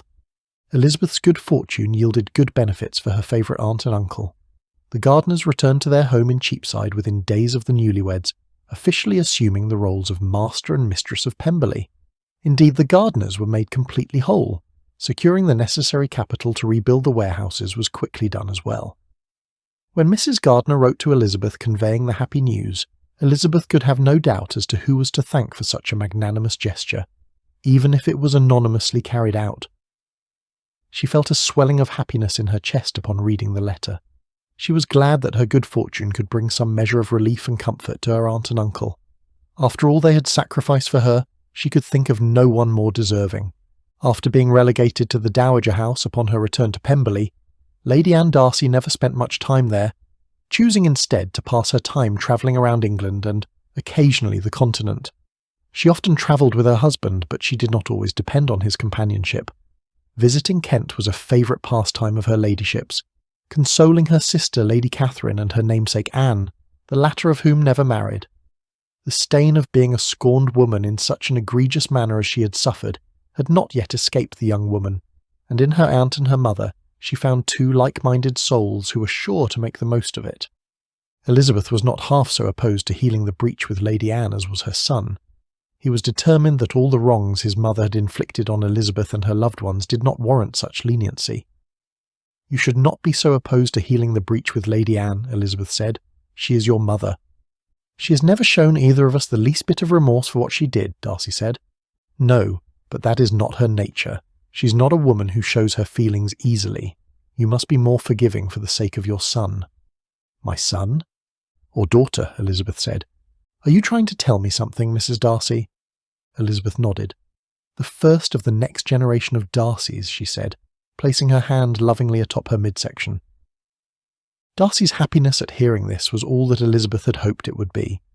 A smile broke out onto his face, lighting up his eyes and crinkling the skin around them. He had never thought of it that way before, but she was right. His future offspring deserved to have a paternal grandmother in their lives, even if she was not the most loving or warm-hearted woman.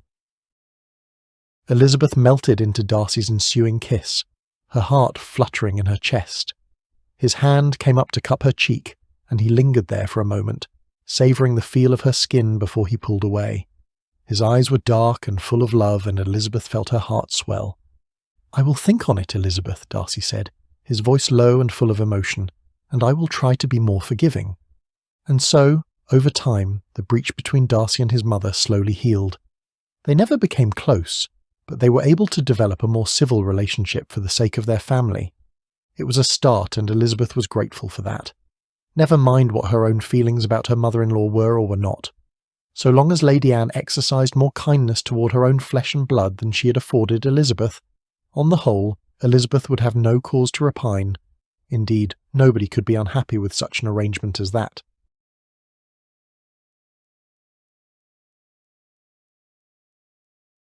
Thank you for listening to Mr. Darcy, the Heir of Pemberley, written by P.O. Dixon, read by Christopher. I hope you enjoyed the story. If so, consider taking a moment to like, share, comment, or subscribe. Your continuing support helps this channel grow,